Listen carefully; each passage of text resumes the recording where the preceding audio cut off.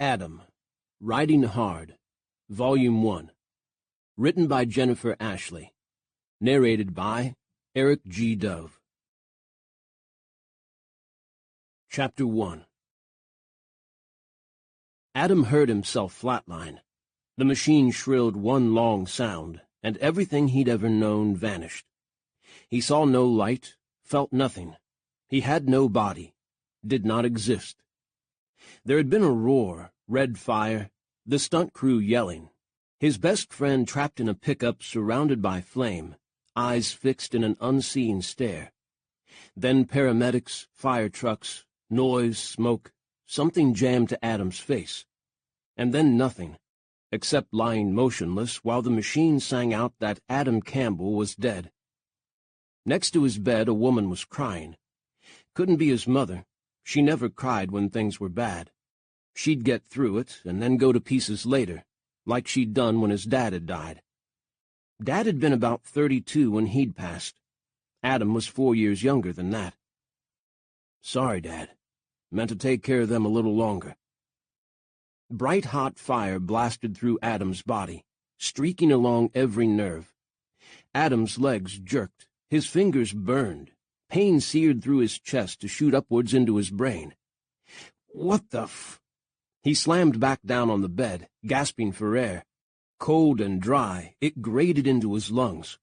The machine stopped their long scream and started a rhythm, soft signals that overlapped one another and pulsed like his heart.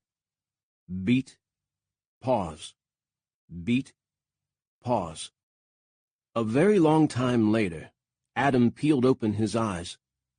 They surrounded his bed, his mom flanked by 4 big, tough-looking men, Tyler, Grant, Ross, and Carter. Carter's large hand rested on the shoulder of his 8-year-old daughter, Faith's hazel eyes enormous in her small face. His family had come all the way from Riverbend to watch him die. "Hey," Adam croaked. His throat was raw with serious pain, his voice barely audible. "I feel like shit." His younger brothers, Faith and his mother, relaxed into wide smiles, except for Carter, who'd never caught on to what smiling was all about. But even Carter's eyes warmed, the hand on Faith's shoulder easing. For some reason, they were all very, very happy with Adam. Chapter 2. Bailey watched the family drive in. She remained in the big corral with Dodie on the other end of the long line, teaching the horse to master her latest tricks for the upcoming movie shoot. "You're supposed to be afraid," Bailey told the chocolate-brown horse, waiting patiently for her cue. "Not enjoying it. No one's going to buy that." Dodie reared up when Bailey gave the signal, pawing the air, then came down and danced aside, shuddering. Perfect shot. That should have been a take. But Dodie looked, well, smug. Bailey refused to actually scare a horse to make the trick work. No one on the Circle C ranch was cruel to horses. So this was the best it was going to get. If the camera caught Dodie's movements and edited out that the mare was overacting, it should work. A black SUV and 2 pickups rolled to the house on the rise, the family climbing out. Bailey moved to the rail to watch. The entire Campbell family had flown to L.A. when word had come that Adam had been pulled out of the burning wreckage of a movie stunt gone wrong, barely alive. He was an experienced stuntman, but Adam performed some of the most dangerous feats in the business, and accidents happened. Adam's mom had stayed out there with him for a few weeks while he began his healing, his brothers going back and forth. But they'd all congregated today to bring him home from the airport in Austin. Bailey's heart had dropped like a stone when she'd heard about Adam's accident. Olivia Campbell, Adam's mother and Bailey's current employer, had asked Bailey if she'd like to come with them, knowing Bailey and Adam had once been close. Bailey had declined, though it had taken all her resolve not to rush to his bedside. She knew the family would want to be together if they lost him. No outsiders. Whether Adam made it or not, Bailey didn't trust herself not to betray her feelings. She and Adam had led very different lives since age 18, when they'd both left the small town of Riverbend, Texas, to go their separate ways. He to Hollywood to wrangle horses and ride in movies, Bailey to Austin and UT. They'd parted as friends, each moving on to other relationships. But when Bailey had heard the news that Adam might not survive, she realized that in her heart it had always been Adam. Bailey stilled as she caught sight of Adam in the passenger seat. The lunge line went slack, and Dodie joined Bailey at the fence, the horse watching with her. Adam was helped out of the truck by Grant on one side, Carter on the other. Small Faith moved like a satellite between them, her hands out as though ready to catch her Uncle Adam in case he slipped. Bailey saw Adam make a curt gesture at his brothers as he adjusted his crutches. She could guess what he was saying. "Don't baby me. I'm older than you." Dodie, recognizing the family, let out a throaty neigh of welcome. Every single one of them turned and looked down to the corrals. Tyler and Grant waved, and Bailey lifted her hand in return. Faith made a gesture to Adam as though telling him not to fall while she was gone, and broke away toward Bailey. She pranced to the corral in her imitation of a horse's canter, and Dodie's ears pricked. Now Adam was looking down the slope. He raised a hand to shade his eyes. "Who is that?" he'd be asking. One of his brothers, probably Grant, the second oldest Campbell, would answer. "Your ex? She works for us now." Grant liked to teasingly call Bailey Adam's ex. A year younger than Adam, Grant had been a good friend the few weeks Bailey and Adam had gone out. At the time, Bailey had kept Adam from flunking out of school by helping him through the last of his exams so he could stand up and graduate with his class. They'd had a small, intense fling, the kind you have when you're young and poised on the edge of adulthood. Then they'd gone their separate ways. No recriminations, no hurting. They'd both been ready to get on with their lives. "Who am I kidding?" Bailey had told herself, when Adam was offered the chance to take his writing skills to Hollywood, that her rosy dreams of marrying him and settling down had been just that, dreams, not reality. Bailey had accepted a scholarship to the University of Texas in Austin and started her own life, quickly earning a bachelor's, then a master's degree in math and computer science, working as a programmer in a large tech company after that. Interesting projects, long hours, lots of money, a new kind of crowd, a 3-year marriage, and a divorce.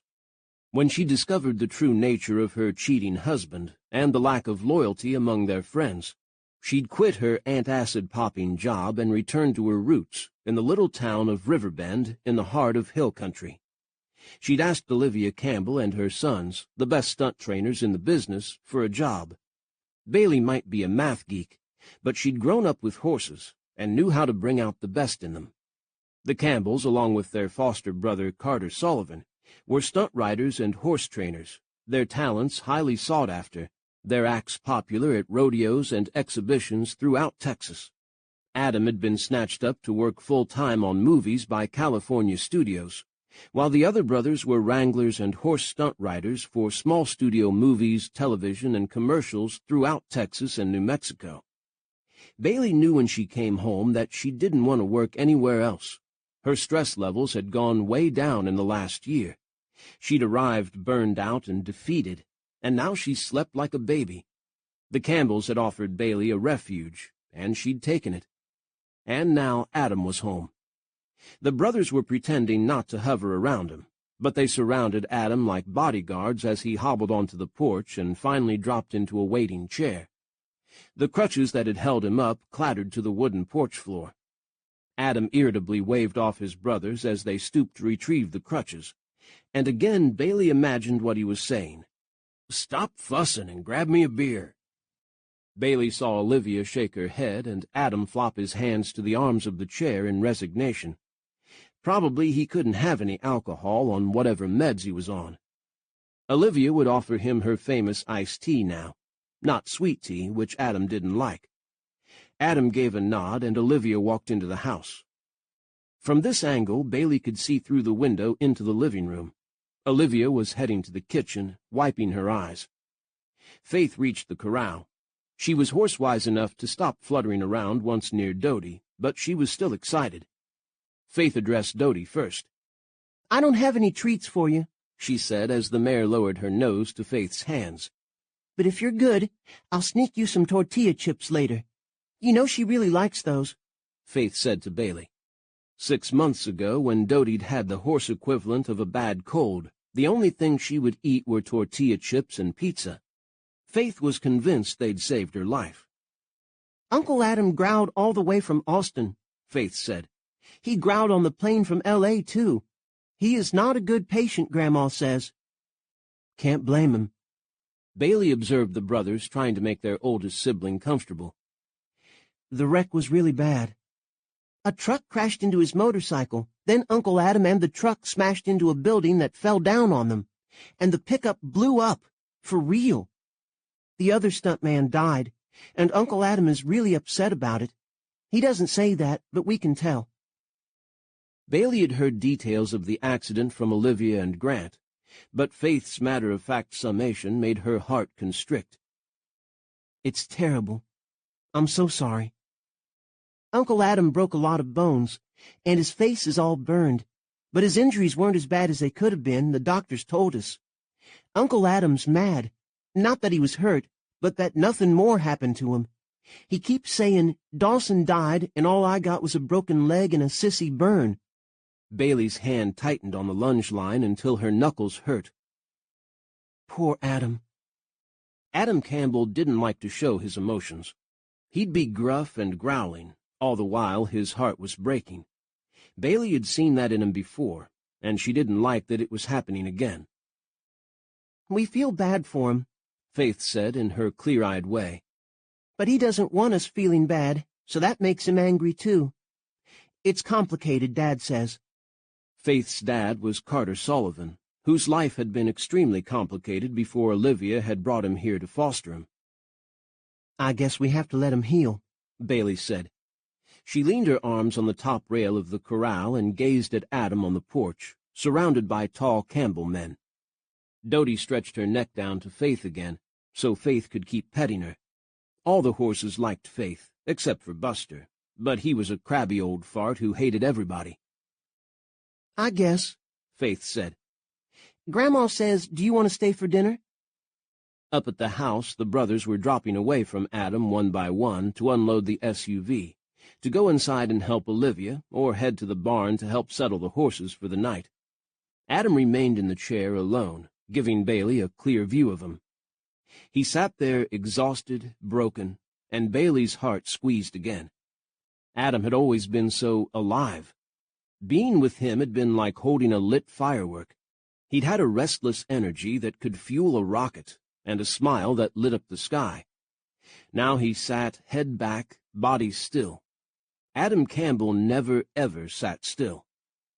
As though he sensed her, Adam raised his head and looked down the hill. Bailey could feel his intense blue gaze, those eyes framed with the blackest lashes she'd ever seen. His hair wasn't black, it was dark brown. When they'd been kids, it had always been burned with blonde streaks. These days he wore it short, and the streaks weren't as obvious, but the short cut revealed every line of his handsome face. Now that face was burned and scarred, she'd heard from Grant, though she couldn't see it from here.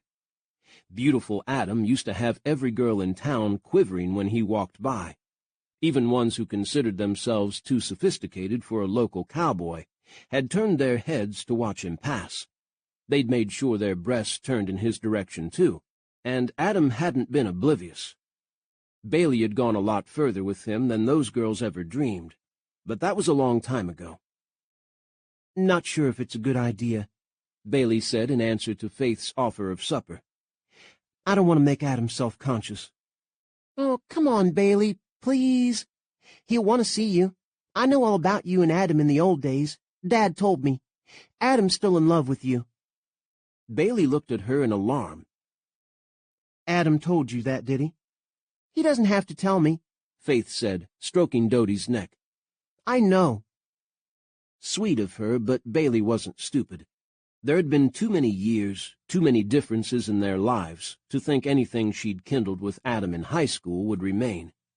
He'd recover from his injuries and return to Hollywood, and Bailey would stay here, working with the Campbells, enjoying the unhurried pace of her life. That was how it would be. Okay, Bailey? Faith said. You're staying, right?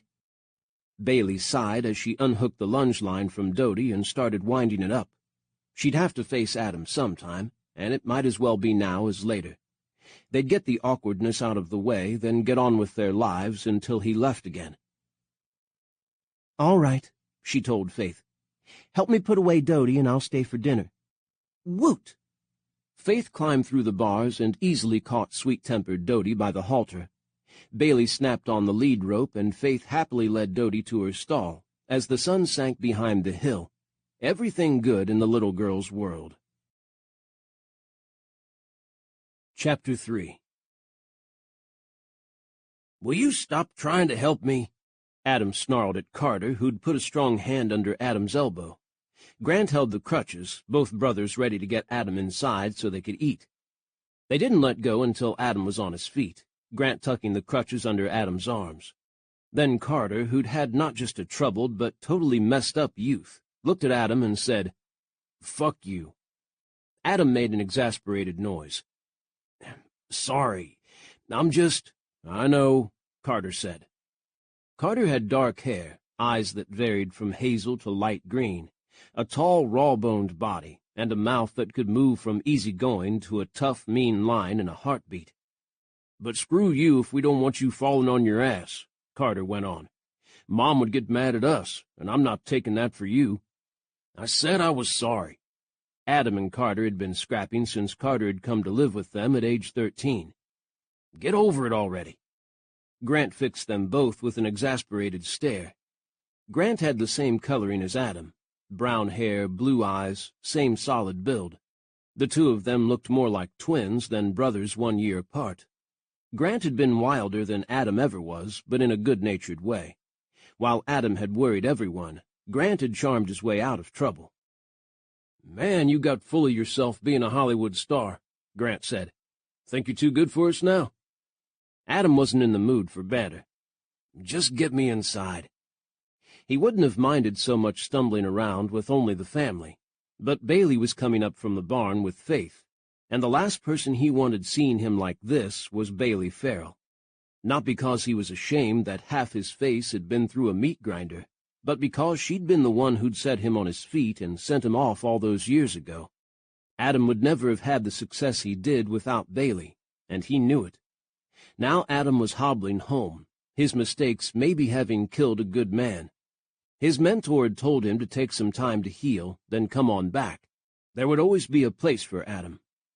Adam was one of the best in the business. He'd had bad crashes before, had been hurt before, worse than this, though he hadn't actually died, and had recovered and gone right back to work. This time, thinking about going back to work clenched something in his gut. Getting into a car to go to LAX, and then again for the drive home from the airport in Austin, had been one of the hardest things he'd ever done. Now he wanted to sit on this porch, crumble to dust, and blow away on the warm Texas wind. It wasn't only the thought of stunt driving again that made him sweat. It was anything that required taking a risk. Even thinking about climbing up on his beloved horses while he was home made him sick to his stomach. What the fuck was wrong with him? Watching Bailey walk up here didn't help his frayed nerves. "What the hell did you invite her to dinner for?" he snapped. "Mom did," Grant answered without heat. "You're old friends, and Bailey's been worried about you. Be nice to her. You had sex with her back in the day, and she deserves a lot of niceness for that. Hell, you should buy her an island for getting into bed with you." "Go screw yourself," Adam rumbled, but Grant's teasing made him feel a little better. He'd missed this. He hobbled determinedly into the house. Maybe if he got himself sitting at the table before Bailey came in, it wouldn't be so bad. She wouldn't watch him lurching and shaking like a little girl. Faith had more strength than he did right now. His mother, God bless her, knew what to do. She always did. Olivia ignored Adam's struggles, letting him make it across the living room to the dining room alone, but poised to help the minute he truly needed it, or at least make his brothers help. Olivia, half the height of her sons, was good at keeping the Campbell boys in line, the only one who'd ever been able to. It was good to see the familiar long table set with plates and silverware, napkins at the sides of the plates, plus a pile in the middle. 5 boys weren't going to eat and not make a mess. When Adam had been little, The plates had been mismatched, Mom putting together whatever she could. Now, thanks to the successes of her sons and the Circle C ranch the whole family owned, the plates were a set from her favorite home decor store, the Silverware New. Olivia had turned the family around since their dad's death had left them alone and dirt poor. As they'd gotten older, the brothers had pitched in and helped every step of the way. They'd made it together. Even Adam leaving for California hadn't meant he was deserting them. He'd made that clear. He came back for holidays and downtime between movies, not that there was much of that. He sent a large portion of his checks home to keep the ranch going, and he was part owner in their business. Yep, he always had a place here. Nice to have that at your back in a world where money ruled and people were hired and fired on a whim, and men like Dawson died so tightwad bean counters could save money. Adam dropped into his chair at the far end of the table, arranging his leg the best he could. This was a smaller splint than what he'd had in the first weeks, but it was still effing awkward. He let out his breath when he finally settled. He was here, looking down the table from the chair he'd sat in for so many years. When they'd had their first family meal after their father died, Olivia had turned to Adam and said, "You sit at the head of the table. It's your place now." Adam, 10 at the time, had been thrilled, sad, and a little scared. Being the man in the family was a lot of responsibility. The entire family entered the dining room in a pack, surrounding Bailey and Faith, the room suddenly filled with people. When everything quieted down, Bailey ended up sitting directly on Adam's right, in the place Grant usually sat. Somehow Grant had moved one seat over to accommodate the extra. He didn't look one bit guilty either, the shithead. Bailey gave Adam a little smile, not at all awkward. Damn, but she'd grown even more gorgeous than ever. She'd been nice-looking back in high school, though she'd hidden it well. Adam had discovered what other guys hadn't, that underneath the geeky bangs and glasses were fine brown eyes and a fresh face, and that her sloppy sweatshirts hid a body of sweet curves. Bailey had grown up a lot since then. She wore her dark hair shorter now, waving back to reveal her whole face. The color on her cheeks was natural, tanned from working under the Texas sun, flushed with life. Her eyes were brown, deep fall-into-them brown. She didn't wear glasses anymore, which meant she'd probably gone with contacts or maybe had vision surgery.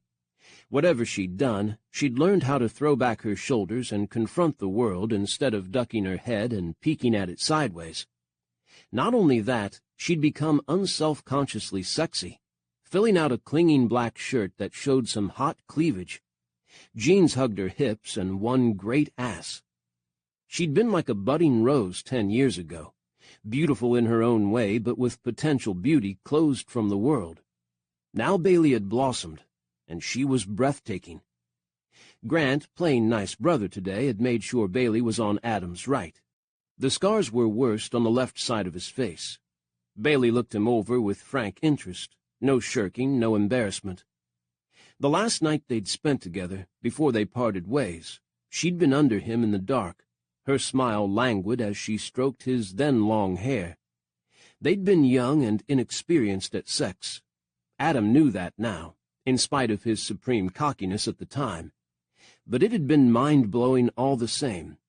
A man never forgot his first love. When Adam caught her eye, Bailey let her smile come, that sexy, lopsided smile that said there was more to her than met the eye. Adam's body, though pumped with painkillers and tired as hell, responded. Bailey had been a hot little firecracker when she'd been his shy math tutor. How much more would she have to give now? And here was Adam, bandaged and splinted, exhausted and aching, broken in body and spirit. Even so, he made the good half of his face tip up in an answering grin. Bailey flushed, and she leaned absently forward, her breasts grazing the edge of the table. Adam couldn't help himself. He was a red-blooded Texas boy. He looked straight down her shirt. Oh, yeah, worth the wait. A loud snicker erupted on his left side. Tyler, 2 years younger than Grant, had his elbow on the table, hand pressed to his face, laughing at his busted-up but horny older brother. The others were pretending not to notice, but smirks were visible all around. The food got set down, and Olivia and Ross, the youngest brother, who was a terrific cook, took their seats. Nice that Ross was home. He was a deputy sheriff, one of the few in Small River County, and worked all hours. "Adam," Olivia said, "say grace for us." All eyes turned to him. Adam dragged his gaze from Bailey's glorious bosom, cleared his throat, and stretched out his hands. Bailey took one. Her fingers were strong, her grip firm. When years ago she'd been hesitant. Now she held his hand without shrinking, met his eye, gave him a smile, and dared him to be embarrassed about staring at her chest. Adam flushed, grabbed Tyler's hand, and waited while the others joined up. The lifeline that ringed the table flowed its warmth into him, and lifted his heart. He was home. He couldn't remember any prayers but one. In his movie life, they grabbed what food they could when they could. Sit-down dinners happened in restaurants surrounded by a ton of other people, and usually arranged to talk business. No time for saying grace. Adam cleared his throat again.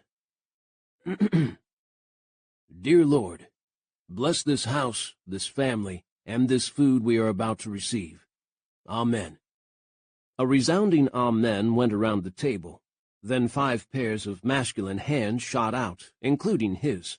The Campbell boys and Carter always hungry. They were polite, though, passing the dishes first to Bailey and Olivia, making sure they got their share, while Carter helped Faith fill her plate. The room soon sang with loud voices, clattering silverware, praises to the cooks for the food, followed by the usual modest answers. "It was just a little something. We had Bailey thaw out some steaks this morning, then we threw them on the grill and scrubbed some veg. That's all." Olivia sat at her place at the foot of the table, her hair a sandy shade of blonde that Adam knew came from the salon, but it looked good on her. She was tanned like the rest of them, her face bearing more lines now than when he'd left home, but her eyes were as lively as ever. Their mother was a strong rider, and though she didn't stunt ride, she helped with the training, kept the stables running smoothly and the horses healthy, and dealt with a lot of the business details, along with Carter, who'd proved good at it. Now she talked with her sons and Bailey, shooting fond mother glances down at Adam when she thought he wasn't looking. She knew Adam didn't like being coddled. The meal was hot, juicy, tasty, savory, satisfactory. Adam didn't have much of an appetite these days between pain and the meds, but he tried to do the food justice.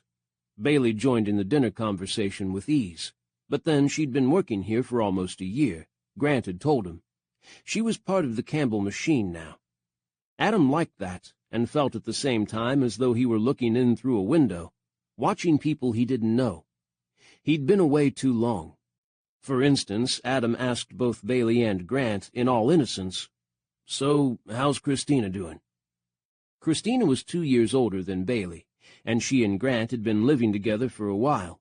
The two of them were well matched in looks, laughter, and a love for a good time.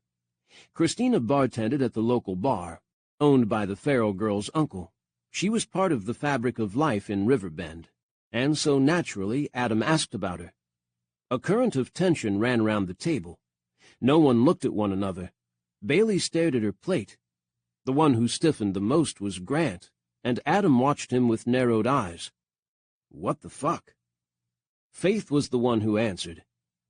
"Christina and Grant broke up," she said, as though wondering why everyone else didn't just say so.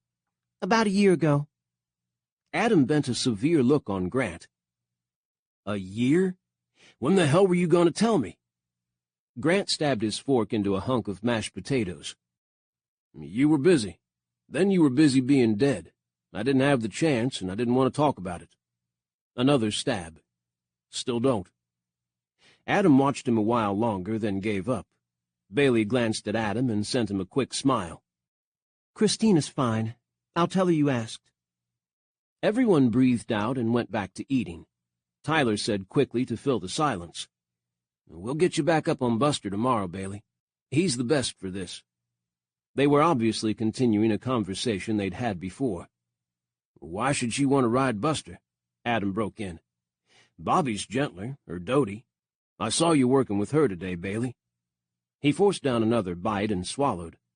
The food was great, and he wished he could better appreciate it. What are they making you do? Grooming and saddling? Warming up the horses? Because they're too lazy-ass to do it themselves? Bailey's smile had fire in it. I want Buster because he'll run in a straight line while I do a vaulting leap.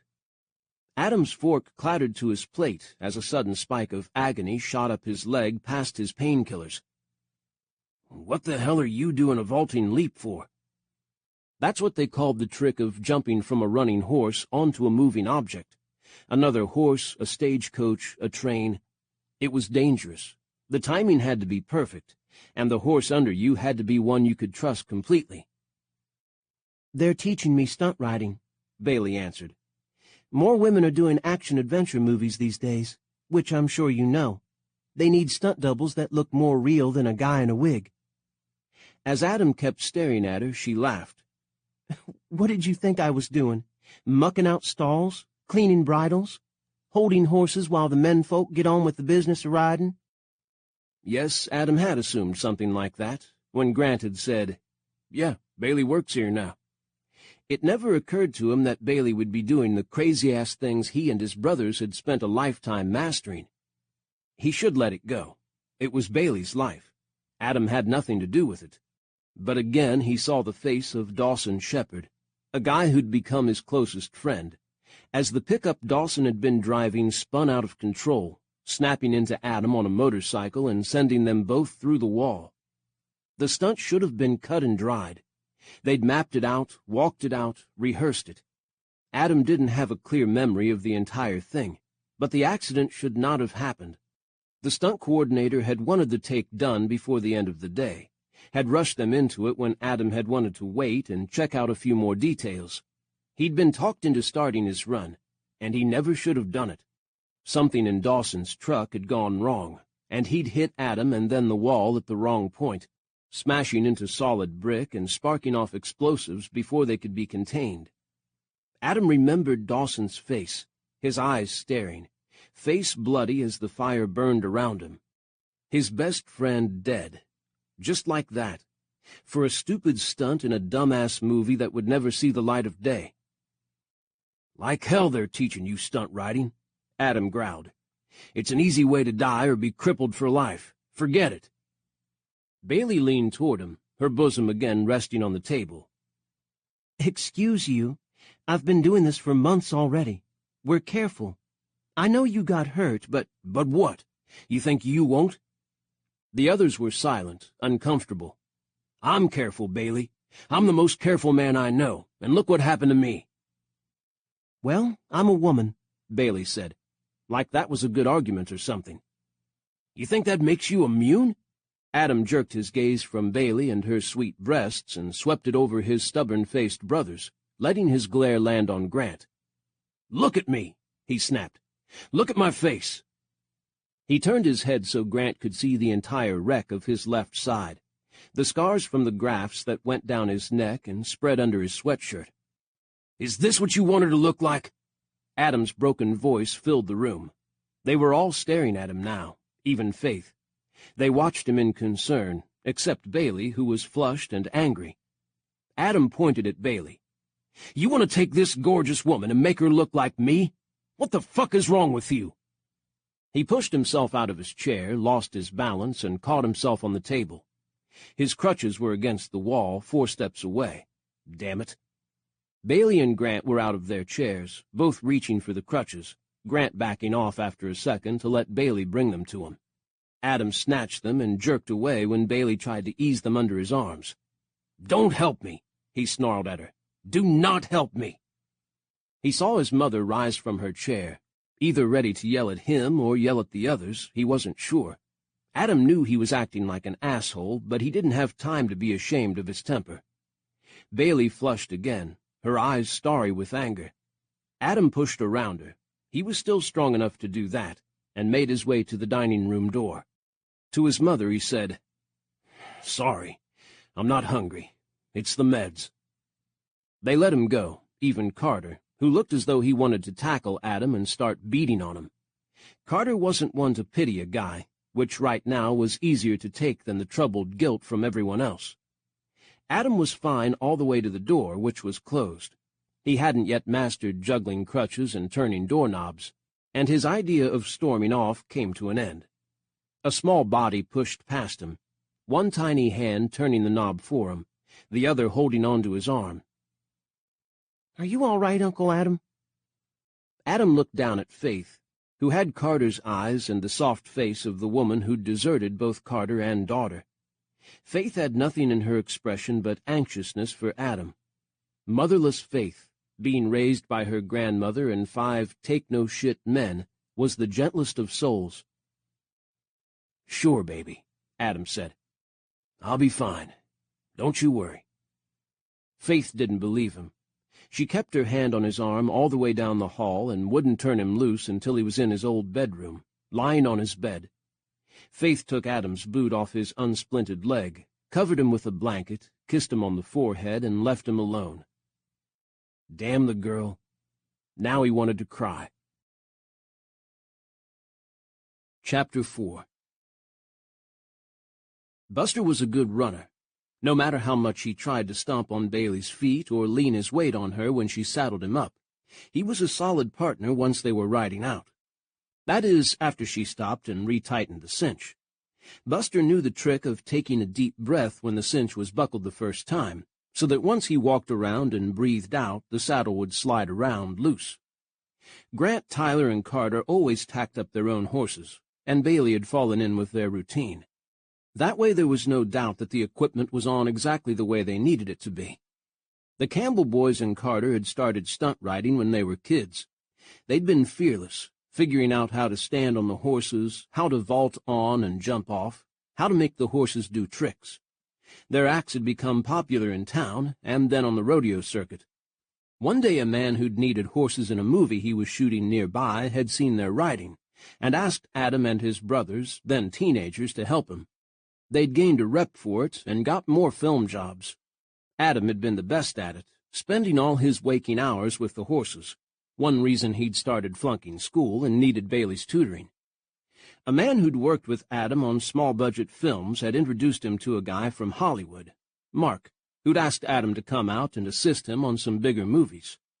Adam had gone, and that had been that. Adam had become known for his effortless riding, and had moved from stunt riding to doing falls from buildings, and other things expensive movie stars couldn't or wouldn't do. Then he'd started stunt driving, and had been fantastic at that, too. Bailey had watched all the movies he'd done, riveted to the screen, knowing that the driver of the car that was flipping over was in fact Adam, not the movie star of the day. She'd worried sick for him, but she kept in touch with Olivia and knew that Adam had made it out of every scary stunt, except for the last one. She hadn't thought about stunt riding herself. She'd truly planned to just help out with the horses until she got her life back together. Bailey had learned how to cue the horses to do their tricks, rearing, bucking, falling without hurting themselves. Most of the horses absolutely loved the job. If they didn't, they were taken out of training. No horse was pushed to do things that terrified it. The Campbells weren't cruel, and they knew that a horse without the heart for performing could let a rider down at the wrong moment, hurting itself and the rider, potentially fatally. One day, about a month after Bailey had started work, Grant had put her on Buster to teach her how the horses were trained to buck. Buster bucked all right, dead on cue, and Bailey had hung on fiercely, riding him until he'd finally unseated her. She'd landed on her ass in the soft dirt of the arena, as Buster had galloped away, stirrups and reins flying. Grant had run to help her, but Bailey had sprung up, laughing and excited, and asked if she could do it again. Grant had sat her down and told her about the dangers, and that if she wanted to do trick riding, she had to be calm, not giddy. It had taken a while for Bailey to come down from her high, but for the first time after years of anxiety, anguish, and outright unhappiness, Bailey had felt reawakened and renewed. She understood why Adam was not happy with her, especially now that he was busted up, grieving, and in a lot of pain. But she sure as hell was not going to let him take this away from her. Under her, Buster sped across the long stretch of ground beyond the arena where they'd been practicing. He ran straight and sure, and at a steady speed. He knew his job. Grant rode up behind her on a horse called Bobby. Buster paid no attention. He liked to run, and he knew the other horses wouldn't give him problems. They didn't dare. Grant was pulling alongside now. The move they were practicing was for Bailey to vault from her horse to his, knock Grant from the saddle, and ride off with his horse. Bailey watched Grant until he was beside her, stride for stride. Then he pulled a little way ahead. He gave her the signal, a slight jerk of his fist, to tell her he was ready. She leapt. Grant was in perfect position. Bailey used Buster's momentum to push herself off and get her legs over the back of Grant's horse. She knew she'd leapt too hard even as she did it. Bailey slid over Bobby's sleek rump and kept going, heading for the ground and Bobby's pounding hooves. As soon as she felt her balance desert her, Bailey went with the motion, letting herself fall, as Grant and Tyler had taught her. She hit the ground, but she was ready, tucking her limbs in and rolling, protecting her head. She came to a dusty stop a few yards away, her hat gone, Texas grasses tickling her nose. Bailey lifted her head, brushing dirt and dried grass from her face. Damn! She'd been trying to get this move right, and she'd been so close. Buster was running happily off to the horizon, while Bobby and Grant circled back. Grant's boots landed next to Bailey as Bobby's front legs, his white socks dusty, stopped in front of her. Grant bent down, hand on Bailey's shoulder. "You all right?" "Fine." Bailey climbed to her feet, using Grant's arm as a lever to pull herself up. She brushed off her jeans, feeling chagrined. "I screwed that up. Sorry." "You missed. You fell. It happens. Try again?" Bailey ran her hands up and down her arms, shook herself out, and waited to see if she felt any pain. None came, except for what would be bruises later. "Yep," she said. "You ride back," Grant said, tossing her Bobby's reins. "I'll go after His Royal Highness." With a nod, Bailey took the reins, accepting Grant's boost into the saddle. Grant turned around and started across the grasses as fast as his cowboy boots would let him. "Buster!" he shouted. "Get your ass back here!" Bailey turned Bobby and rode to the arena. Buster would run, but he'd come back. He always did, when he felt like it. Bailey let Bobby take a steady but slow pace, rewarding him for the good gallop he'd done. In the large ring ahead of her, Tyler worked another horse on the lunge line. Carter came out of the house up the hill. Faith had missed the bus this morning, so Carter was driving her to school. Carter lived here, having moved back when Faith's mother had showed up on his doorstep 8 years ago, shoved Faith into his arms, and disappeared. He'd looked for Faith's mom, but never found her, and after a time he'd been happy to give up. Finding the woman might mean having to give up Faith to her, and Carter, after his initial shock, had fallen in love with his daughter and became fiercely protective of her. The other brothers had moved out and back in several times, depending on their circumstances. Currently, Ross lived in a small house in town near the sheriff's department. Grant, who'd been living here since his breakup with Christina, had recently bought a trailer a few miles down the road. Tyler had been living with a girlfriend until they'd broken up a month ago, and he'd moved back home. Tyler, who loved the ladies, was in danger of going through every woman in the county. He'd have to start repeating soon or move to a city. Of course, he'd lost a girl he loved to tragedy when he was very young. Probably the reason he'd never settled down. The Campbell's ranch house was big, added on to once the training business had started making money. Improved again when Adam had begun pulling in bigger fees for his movie work. As kids, the boys had shared several big bedrooms. These days, each brother had his own little hideaway in the house, with a suite for Carter and Faith. Now Adam had moved back in. For how long? Adam was standing outside the ring watching Tyler as Bailey rode up. Tyler saw her coming, but he moved his attention back to the horse he was working, a filly he'd acquired a few weeks ago. Bailey slowed Bobby to a walk, letting him saunter along as she studied Adam. Adam might have crutches under his arms, and his face might be a healing wreck, but he stood straight and tall. His leg in its brace, bright blue plastic, was bent at the knee, but his head was up, his shoulders and back holding power. He didn't try to hide his scars, though he'd put on a wide-brimmed black cowboy hat to shield himself from the late August sun. Adam turned his head to look at her, and the air burned between them. Bailey could have walked on with Bobby, taking him into the covered arena beyond to cool him down and wait for Grant. But she for some reason pulled to a halt next to Adam and slid from the saddle. The fall had stiffened her, and her leg bent as she landed. She stumbled, biting back a swear word. A firm hand caught her beneath the arm and kept her on her feet. Warmth shot through Bailey as Adam held her with a strength his injuries hadn't been able to take away. He bent his head to look into her face, the brim of his hat darkening his eyes to cobalt. He said nothing, only gazed at her, while Bailey tried to steady herself, his grip not letting her fall. Bobby nuzzled Adam's shoulder. Adam couldn't hold on to the crutches and Bailey and move from the horse at the same time, so he released Bailey to give Bobby's nose a stroke. "I saw you fall," Adam said, his look stern. "What happened?" His voice was gravelly, commanding. Bailey tried to shrug, but her shoulder hurt. "I miscalculated. I missed the horse, but hit the ground." Adam's brows slammed together. She expected him to shout at her as he had last night, to tell her how stupidly dangerous stunt riding was. Instead, Adam lifted his hand and brushed it across Bailey's cheek. Chapter 5. Adam's touch was hotter than sunshine. His gaze was on her face, where Bailey's skin stung. She must have scraped herself in the fall. Adam's fingers moved, brushing, incredibly gentle. When he'd steadied her, his grip had been hard. Now his touch was feather-light. Bailey should pull away, say she was all right, walk Bobby to the covered arena or back to find Grant. But she couldn't move. Adam continued to brush her cheek, his fingers tracing the contours of her face. Just as Bailey began to lean into his touch, he moved his hand to her shoulder and then down her long sleeve. Bailey always made sure her arms were covered when she rode with the brothers, knowing most of the time she'd end up on the ground. Adam's hand was warm through the fabric, as though the barrier between his skin and hers didn't exist. The horse in the ring thundered past, cantering at the end of the line Tyler held. Adam jerked, and his gaze flicked to Bailey's.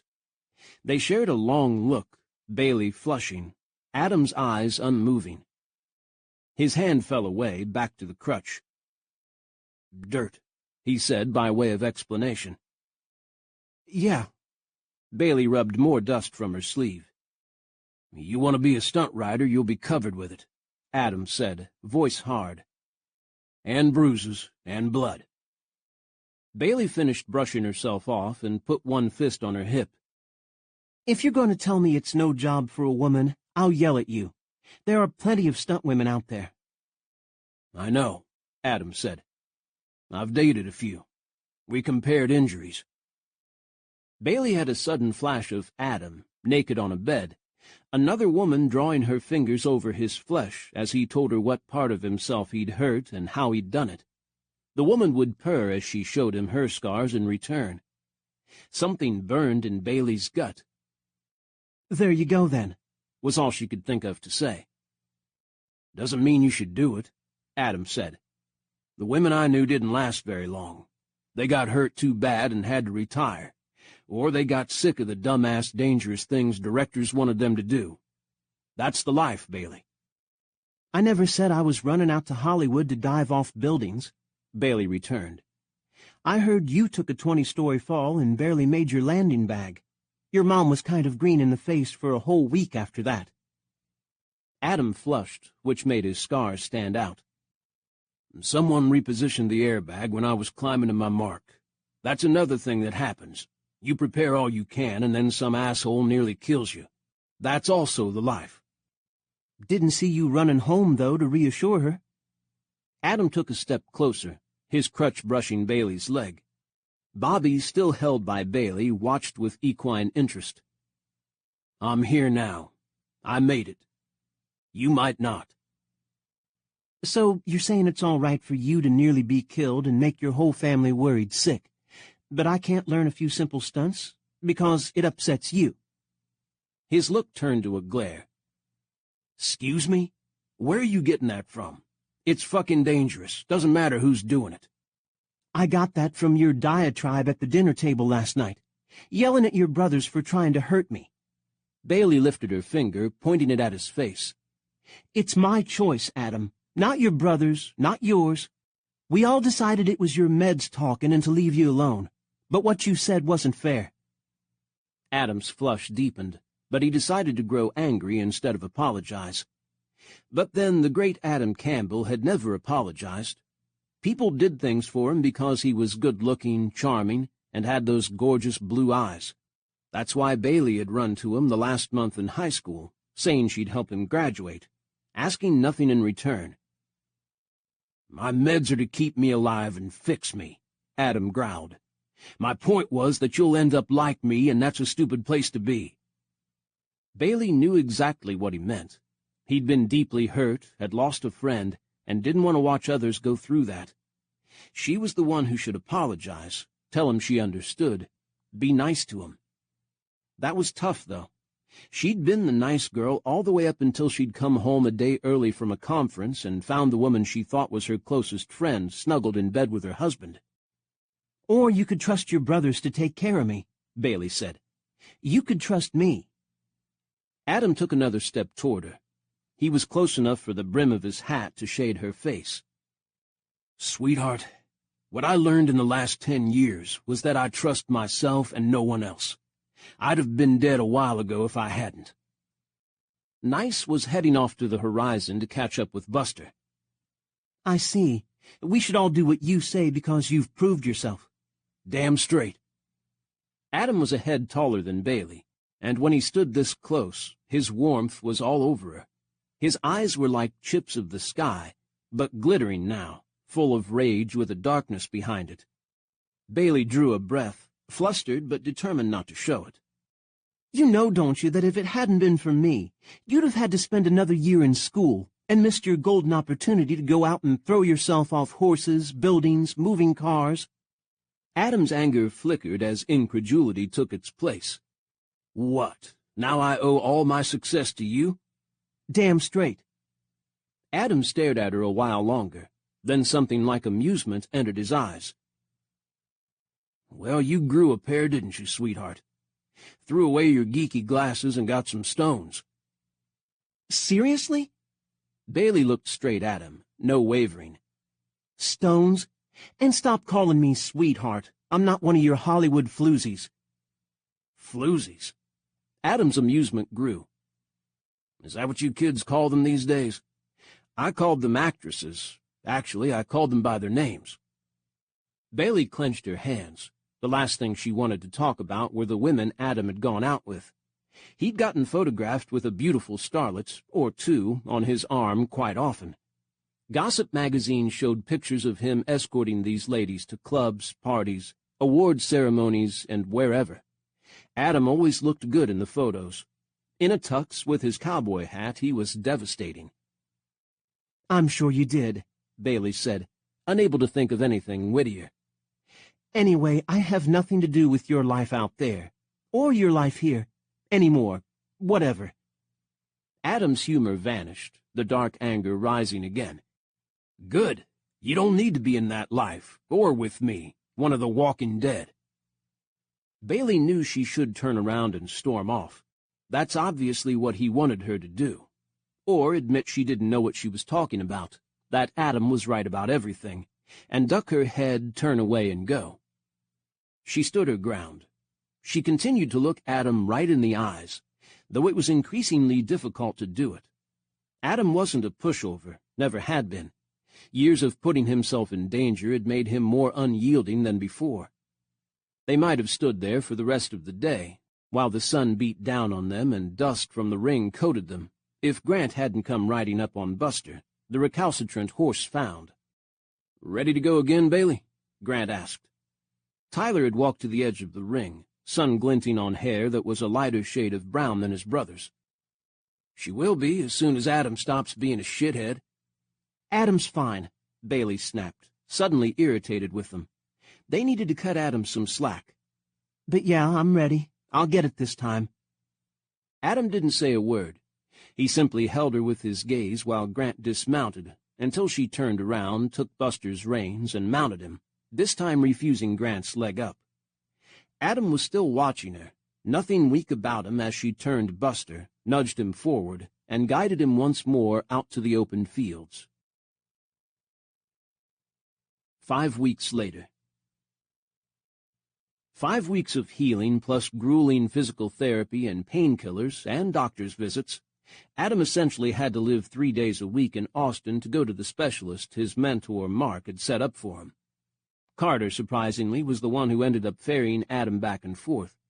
While Carter got along the best with Ross, there had always been a little friction between Carter and the 2 oldest Campbell brothers. Grant and Adam were close, best friends. Didn't matter how far apart they lived from each other. But Carter had been hard to get to know. Adam admitted he didn't let Carter into the twosome when he'd first arrived. But then Carter had been unhappy, resentful, and difficult, only gentling himself for Ross, who'd been 10 when Carter had come to live with them. Carter had protected Ross, walking him to school, keeping him safe from bullies, not minding his incessant questions and little kid prattle. Adam had left home before he and Carter had grown into adults. Carter had been a snarling 16-year-old the autumn Adam had moved to California. Carter had calmed down a lot, Adam had seen during his visits home, especially since Faith had come along, but Adam had never really connected with him fully. Even now, during the 2-hour drives from Riverbend to Austin, he and Carter didn't talk about much, mainly sticking to topics like the horses, Faith, and who'd moved into or out of town while Adam had been in Los Angeles. Regardless, Adam liked the chance he had now to hang out with Carter as a brother, the 2 of them no longer antagonists. Not that Carter was all touchy-feely. He spoke his mind, and whenever he thought Adam was being a dickhead, he said so. When Adam finally was released from physical therapy and had his meds cut down to acetaminophen when he needed it, he celebrated by going out to Riverbend's one bar. It was officially named Sam's Tavern, but the entire town simply called it the Bar. Carter drove him again. Olivia stayed home with Faith and told the boys to go have fun. Adam looked forward to drinking an actual beer, spending time with his brothers, and catching up with old friends. Old friends who weren't Bailey. Adam had gone through the 5 healing weeks avoiding her as much as possible. Easy enough with him in Austin so much. At one point, Bailey had taken off to New Mexico with Grant and Tyler to do a movie shoot for one of the small studios the brothers did contract work for. Adam worried like crazy the whole time, even though Grant had assured him that Bailey wasn't doing any dangerous stunts, only helping with the horses and doing background riding. Still, Adam was much relieved when she returned, happy and sunburned, tired but excited by the experience. He'd watched her from afar as she'd helped the brothers unload the horses, before he'd taken off for Austin again. Carter, as usual, said little tonight as he drove the 5 miles from the ranch into town, and through it to reach the bar. The sun was going down, touching their faces and the old scars on Carter's arms from where drug dealers used to torture him. Carter had never revealed all that had happened to him, but Olivia had not let up until Carter had explained the scars. The dealers he'd worked for had tested the sharpness of their knives on him, as well as cutting patterns into his skin that meant he belonged to them. The scars had faded somewhat, and Carter hadn't talked about them since. It was Saturday night, the bar full. Everyone in town came here if they didn't head out for the cities or to the lakes over the weekend. Adam walked with Carter from Carter's pickup through the maze of vehicles toward the thump of music. Darkness now coated the sky, the lights of the lot and the bar bright against the night. Adam had long since abandoned the crutches, but he still walked with a slight limp. That would go away with more work, his physical therapist told him, but he had to put up with it for now. Adam's face was another matter. He couldn't hide the mottled scarring the fire and then the grafts had left unless he wore a bag over his head. As he walked into the bar through the crowd, he saw people look at him and away, embarrassed to be caught staring at his ruined face. Well, they'd have to get used to it. This was what Adam looked like now. He hated it, but what the hell was he supposed to do? Hide in his room the rest of his life? Christina Farrell, dispensing drinks behind the bar, looked up when Adam and Carter came in. She sent them a huge, warm grin, grabbed the rope of the ship's bell that had hung there for decades, and clanged the bell enthusiastically. "It's Adam!" she yelled as everyone in the bar turned toward the clamor. "Let's hear it for Adam Campbell!" A cheer went up, along with whoops and yells, as beers and drinks were lifted his way. Adam started to relax. They weren't condemning him or reveling in his misfortune. His old friends were welcoming him home. Adam waved in thanks as he pushed his way to the bar and slapped both hands to the top of it. "Give me a beer," he said to Christina. "I've got a load of catching up to do, so keep 'em coming." Christina renewed her smile as she pulled the tap to fill a glass. She had the same curly dark hair as Bailey, though she wore it short, and she didn't hide her ample curves behind long-sleeved button-down shirts and jeans. Her tight white tank top and cut-off shorts hugged everything she had. "You've had a rough time," Bailey says. Christina slid Adam the full glass, the head not too tall, not too skimpy. "You doing okay?" "Better," Adam said. A hell of a lot better. He no longer felt as though he'd fall over dead the moment he stood up. Bodily, he was healing. In his mind, not so much. "Everyone thinks you're awesome," Christina said, wiping condensation from the wooden bar top. "We all thought about getting you a card, but figured you wouldn't like that." "My friends know me well," Adam said. And yet so many faces from his childhood were gone. This was ranching and farming country, and if the land couldn't pay, farms were sold or just went bust, and people moved to the cities or to the oil towns out west of here looking for work. Austin and Midland grew while Riverbend shrank. Adam put the regret of that aside as he lifted his beer and set it to his lips. Tickle of foam, stream of liquid into his mouth, the savory taste of wheat, the bite of hops. Damn how he'd missed it. He closed his eyes, swallowing, and took another long, luxurious sip. Christina laughed at him. "You gonna drink it or buy it lingerie?" Adam gave her a faint smile and set down the mug. "It's been a hell of a recovery. Hell of a crash." "I heard. I'm sorry." Adam shrugged. He closed his eyes for another sip when laughter floated to him. Feminine, sexy laughter that had imprinted itself onto his heart years ago. Adam turned his head and saw Bailey. His mouth, which he'd opened to put more beer into, stayed that way. He'd just been thinking about Bailey's concealing shirts and pants, but she wasn't wearing those tonight. Her legs were sleek and curved under a thigh-hugging skirt. Her arms were bared by a tight little shirt with cap sleeves. The dim light glistened on her dark hair, which she'd pulled back into a ponytail, revealing the entire loveliness of her face.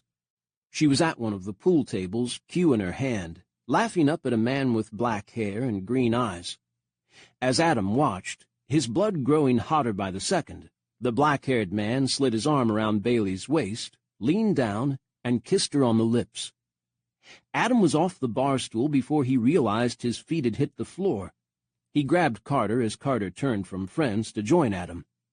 Carter gave Adam a narrow-eyed stare, glancing down at Adam's fingers locked around his biceps, but Adam didn't let go.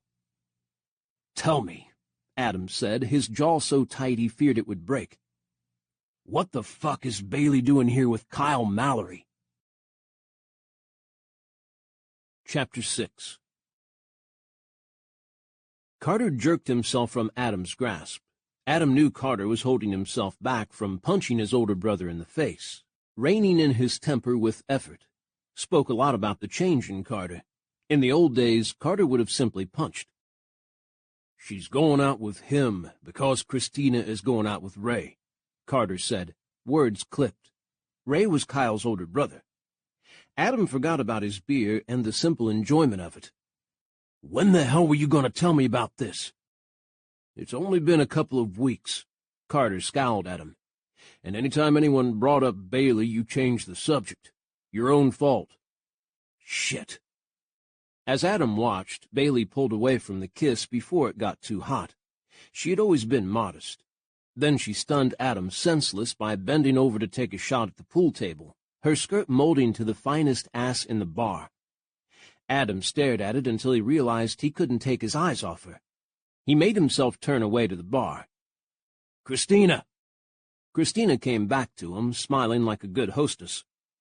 "Another already? You haven't finished the first one." Carter, who'd followed, broke in. "He's going to ask you about the Malorys," he said with a growl, "like it's his business." Christina lost her smile. Come on, Adam. You know how I felt about Grant, but it just didn't work out. It was a painful decision for us, so no, I don't want to talk about it. Ray and me have been friends a long time. Kyle and Bailey, too. It's nice for me. I get to spend more time with my sister. Adam hadn't been worried about Christina and Grant, though surprised they'd broken up and sorry the relationship had ended. Grant still hadn't told him about it, being very prickly on the subject. Adam realized that Christina had no idea that he'd only been thinking about Bailey. Thinking about her as though what they'd shared all those years ago had meant something. Again, shit. Don't be mad, Adam, Christina said. You know I love all you guys, and I want us to stay friends. What? Adam realized he was glaring at her.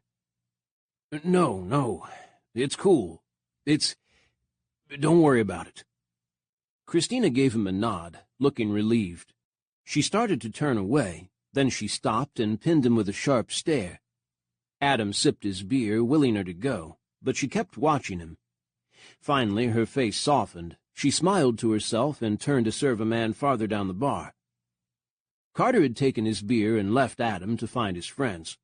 He hung out with guys he'd known a long time, who were not necessarily fans of the Campbells.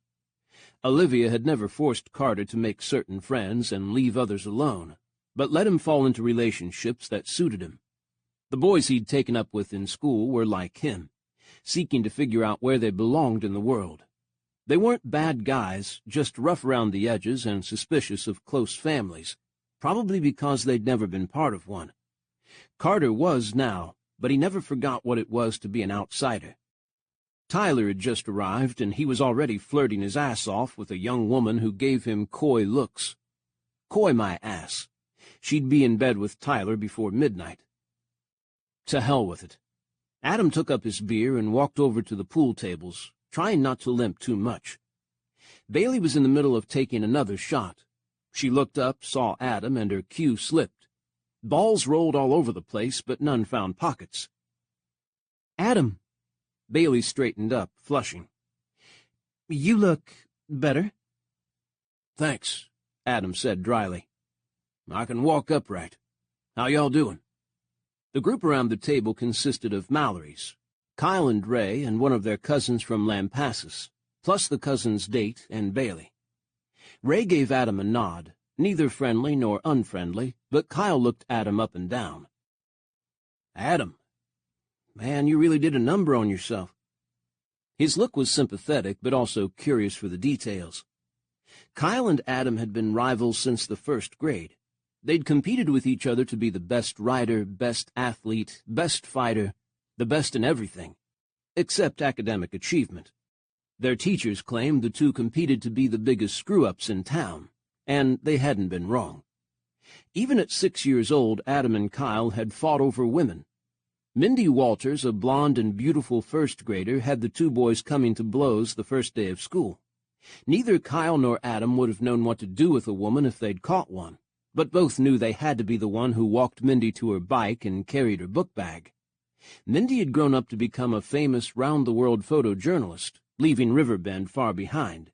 Rumor had it that she was gay, but she'd been their first conquest. Not their last. Adam and Kyle had tried to out-macho each other over every woman since. Except Bailey. Not in high school, anyway. Only Adam had discovered the beauty behind the shyness of gorgeous Christina Farrell's little sister. Now Bailey had blossomed, and Kyle had moved right in. Adam gave a nod at Kyle's assessment of his injuries, but he looked Kyle right in the man's two green eyes. Guys shouldn't have eyes like that. All the Mallory men did. And women were all over them for it. Kyle caught the challenge in Adam's gaze, and his horrified but slightly superior sympathetic look faded. He understood. Didn't matter that Adam looked chewed up and spit out. The rivalry was still on. If Bailey had caught the exchange, she said nothing. She continued talking as though she and Adam hadn't snarled at each other the last time they'd had a conversation 5 weeks ago, and hadn't spoken much since. You're done with the physical therapy, right? Yes, she asked. "Everyone will be glad to have you home more." "Yeah, Carter's getting tired of driving me around," Adam said. If she wanted to be all friendly, he could play too. "I'll have to get me a truck or something so I can drive myself." The thought of driving made cold sweat trickle down his back, but he'd have to get over it. "Tyler and Grant will be glad to see you riding again," Bailey went on, still giving him that false little smile. Too bad any smile made her beautiful. "The fall festival's coming up." The Fall Festival was a county fair with a small-scale rodeo held every year in late October.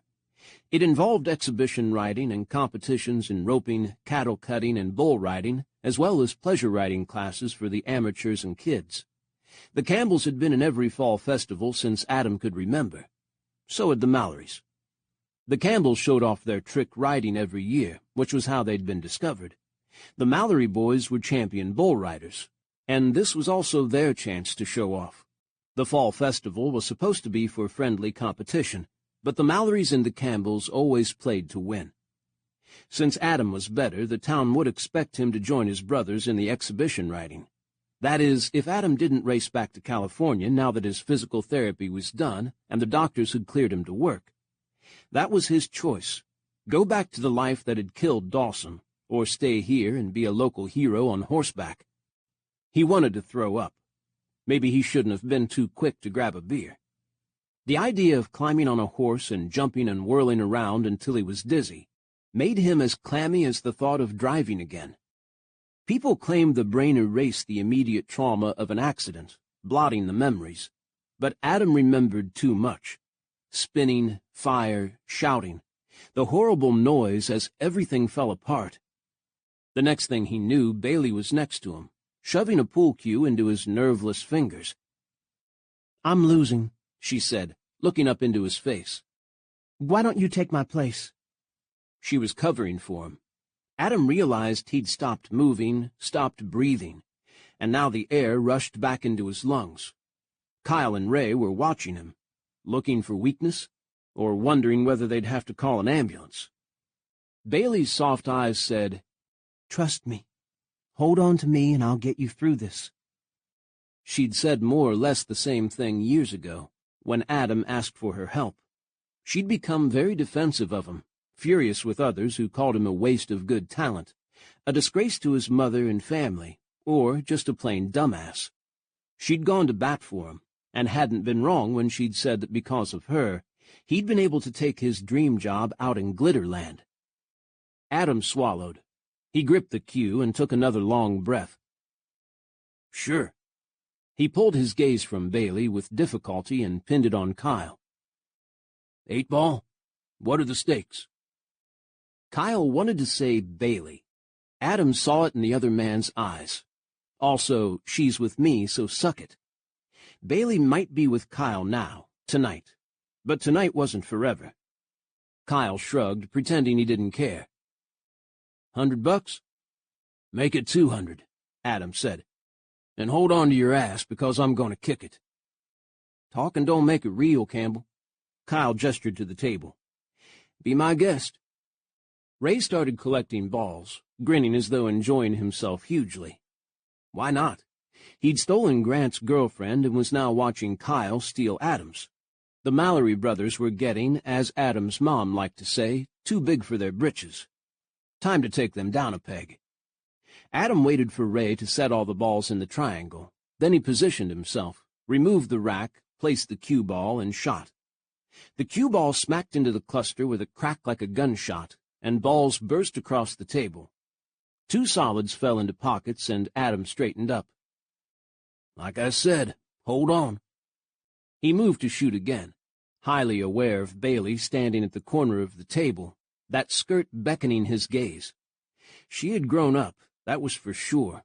All curves, nothing hidden. Kyle went to stand next to her, his cue upright between them. As Adam worked the table, that cue and Kyle got closer and closer to Bailey. Kyle didn't give a rat's ass, Adam saw, who won. The man had Bailey, all that mattered. The distinction made Adam play less well than he should have. One shot had his solid balls lined up against a long rail, the cue ball in an awkward position behind them. He might click one in if he hit it just right, but he'd have to lean lengthwise along the table to do it.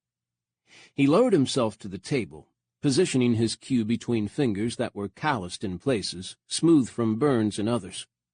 He had the shot, but as he drew back, his bad leg folded under him.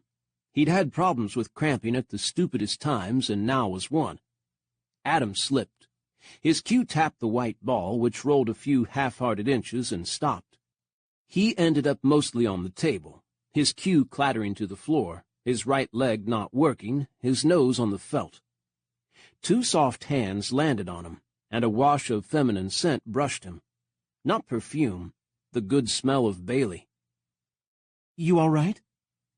Her voice was his lifeline. A long time ago, when Adam had been leaning on his truck, the last vehicle in the school's parking lot, knowing he had to go home and tell his mom he was on the verge of flunking out, a younger version of the same voice had come to him. He'd had his arms folded on the truck's closed door, head bowed, Adam ashamed and unhappy and not knowing what to do about it. "Adam?" the sweet voice had said. "You all right?" "Yeah," he'd said. "Yeah, I'm fine." Bailey had known better. "I can help you." She'd stammered a little, nervous. "If you want. I'm good at math. I could maybe teach you." He'd turned around and seen an angel. Not the nerdy girl other kids made fun of, with her sloppy clothes, heavy hair, and thick glasses. She hugged her books to her chest, which was probably why Adam had never noticed what a rack she had. The brown eyes peering at him through the glasses were wide, honest, and caring. Instead of blowing her off or growing insulted, Adam had grabbed on to the line she'd thrown him. "Sure," he'd said, as though it were unimportant. "You doing anything right now?" And took her home with him. They'd sat on the porch of his mom's house and opened the books. Bailey had come over every day after that, patiently teaching Adam math, and then English and history and anything else he'd struggled with. Adam remembered the day the numbers in the math equations had stopped dancing around and settled down into something he understood. He'd jumped up, euphoria flooding him, enlightenment in his grasp. He'd wanted to shout and punch the air, but instead he'd grabbed Bailey and kissed her. And his eyes had been opened. He'd kissed her thoroughly, there on the porch where they'd been alone, pressing her against a post, his hands on her waist, then her back, and finally her breasts. Her first kiss, he could tell, but her enthusiasm for it was better than cool experience. The next day, when the family went out, leaving Adam behind to study, he'd sneaked Bailey into his bedroom.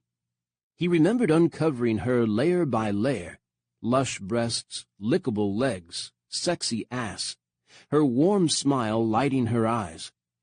It hadn't been his first time. Adam had lost his virginity at 14 with an ardent 16-year-old cheerleader from a rival school. But his first time with Bailey had been seared upon his brain, never to be forgotten. He'd touched her, kissed her body, brought her to her first pleasure with his hands. Then, when she was open with the shock of her first orgasm, he'd slipped inside. Beautiful, tight Bailey had closed around him, embracing him with her arms and her body. That had been the first encounter in their short but intense affair. Every day they'd managed to find a place to be together, to make love, to lie afterward in the sunshine and talk and laugh. Bailey could laugh about anything. Adam was later surprised he'd found time to graduate with all the sex going on. But he'd made it, and Bailey had gotten him there. Her smile as he'd walked up to receive his diploma had bolstered him more than the piece of paper the principal had slapped into his hand. The memories had been burned onto Adam's body, and now, at Bailey's touch, at her words of concern, he remembered every moment. Adam's heart constricted into a tight knot and hurt like hell when it expanded again. "I'm fine," Adam snapped, jerking himself back to reality. "My damn leg just seizes up." A stronger grip landed on his shoulders. Bailey's touch fell away as Kyle lifted Adam to his feet. Kyle stepped back immediately, which was a good thing, because Adam felt his fist balling. "It sucks," Kyle said. Took me forever to get over a broken foot and ribs after a bull crushed me in the chute. Go ahead and take another shot." "Screw that," Adam growled. "I don't need a pity do-over. You go for it. It won't help you." Kyle gave him an I'll-make-you-eat-those-words glance and moved to the table. Adam looked on the floor for his cue, but it was gone. Bailey had it. She handed it to him without words, compassion and understanding in her eyes. Something lodged in Adam's throat. He couldn't talk, couldn't apologize for snarling at her. Bailey stood beside him, regardless of his temper, as though ready to catch him if he fell again. Kyle had better hurry and win the stupid game. Adam had to get out of here before he did something dumbass like grab Bailey and drag her off to have his way with her in a corner. He could barely move, and he'd only end up making a fool of himself. Kyle was right about one thing. This well and truly sucked. Adam ended up winning the game. Kyle was down to his last ball. Then he tried to bank the cue ball into the last striped ball on the table. His aim was off a hair, and the target ball bounced away from the pocket, to the groans of the crowd that had gathered. Adam stepped up, sank the last solid balls, and slammed the black 8-ball into the corner pocket. The crowd cheered and broke up, and Kyle shrugged with an oh-well look. "Pay up outside," Adam said. Christina would throw them out if she saw them blatantly exchanging money. Her uncle's bar wasn't a casino, she'd say. Kyle nodded and extended his hand. "Good game." Adam clasped it, making his grip as strong as Kyle's. Kyle increased the pressure. So did Adam. They'd shaken like this many times. "Yeah, good game," Adam said. They finally broke the clasp when both their hands were in danger of breaking. Kyle shot Adam a grin, in no way worried about the loss. Of course not. Kyle got to walk away with his arm around Bailey's shoulders. She looked back at Adam and gave him a warm smile. Kicked him right in the gut. The next morning, Sunday, Bailey went to church, then ended up at Christina's house for the afternoon. Christina had worked late the night before, closing the bar, and she was just rising when Bailey arrived. Bailey had a key to Christina's place, so she let herself in, first checking whether Ray Mallory's truck was parked in front. It wasn't, so Bailey went inside to hear Christina's shower running. She poured herself an iced tea and settled down on the sofa to wait and think about Adam, warm under her arm when she'd tried to help him from the pool table. He'd been angry and lashed out, but she couldn't blame him. He was used to being strong, and weakness in himself made him furious. She'd been distracted the rest of the night and had decided to go home early. Kyle had seen nothing amiss and had dropped her off at home, only saying good night when she didn't ask him to stay. The shower went off.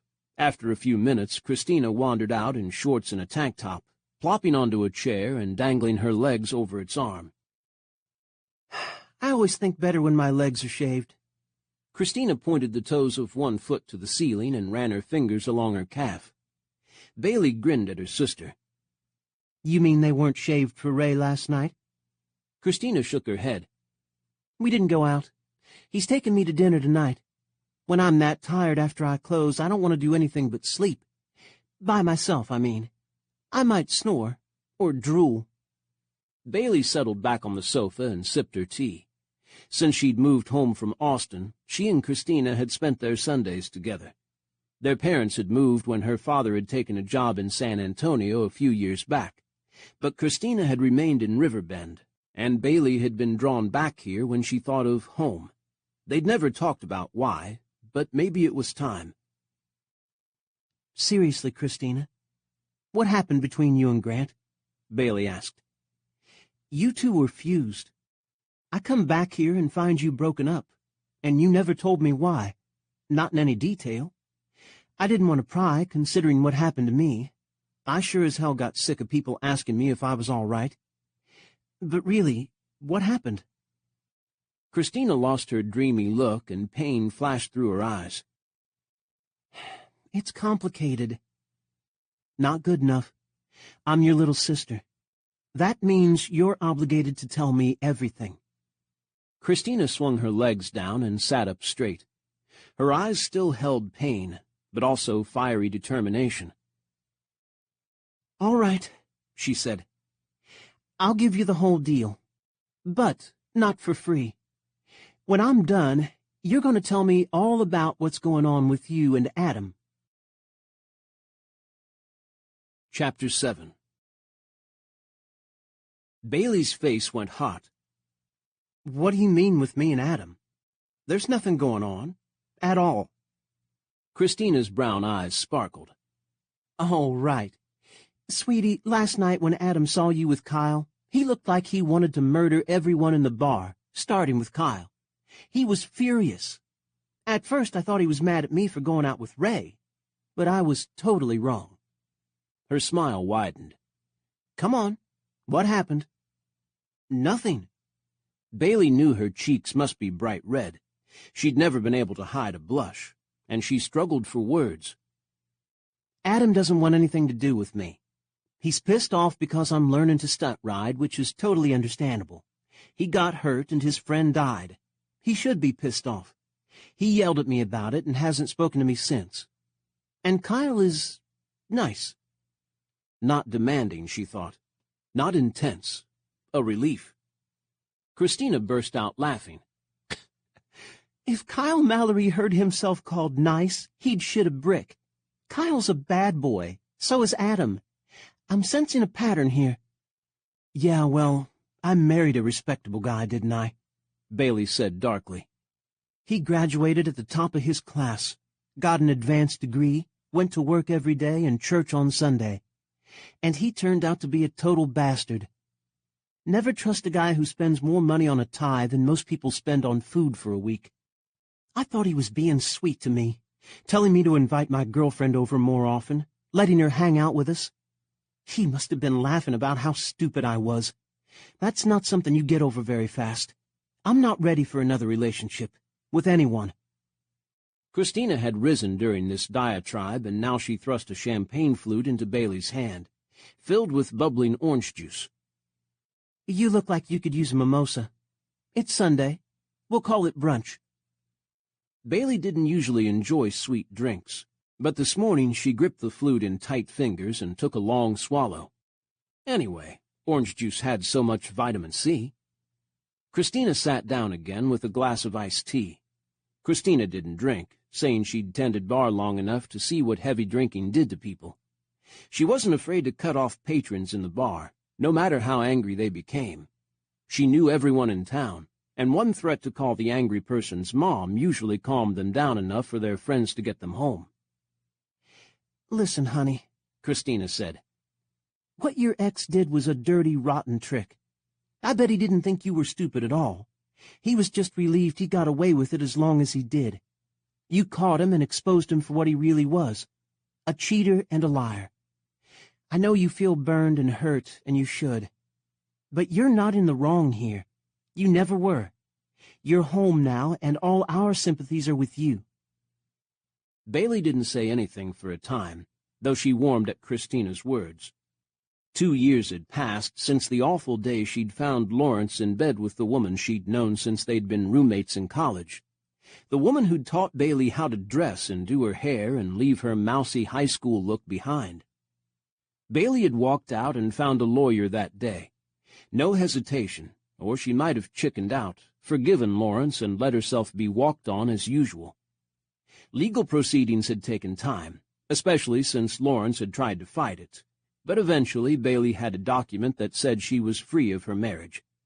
She'd returned to Riverbend to lick her wounds, and only when she'd taken up riding with the Campbell brothers had she climbed out of the pit of gloom her life had become.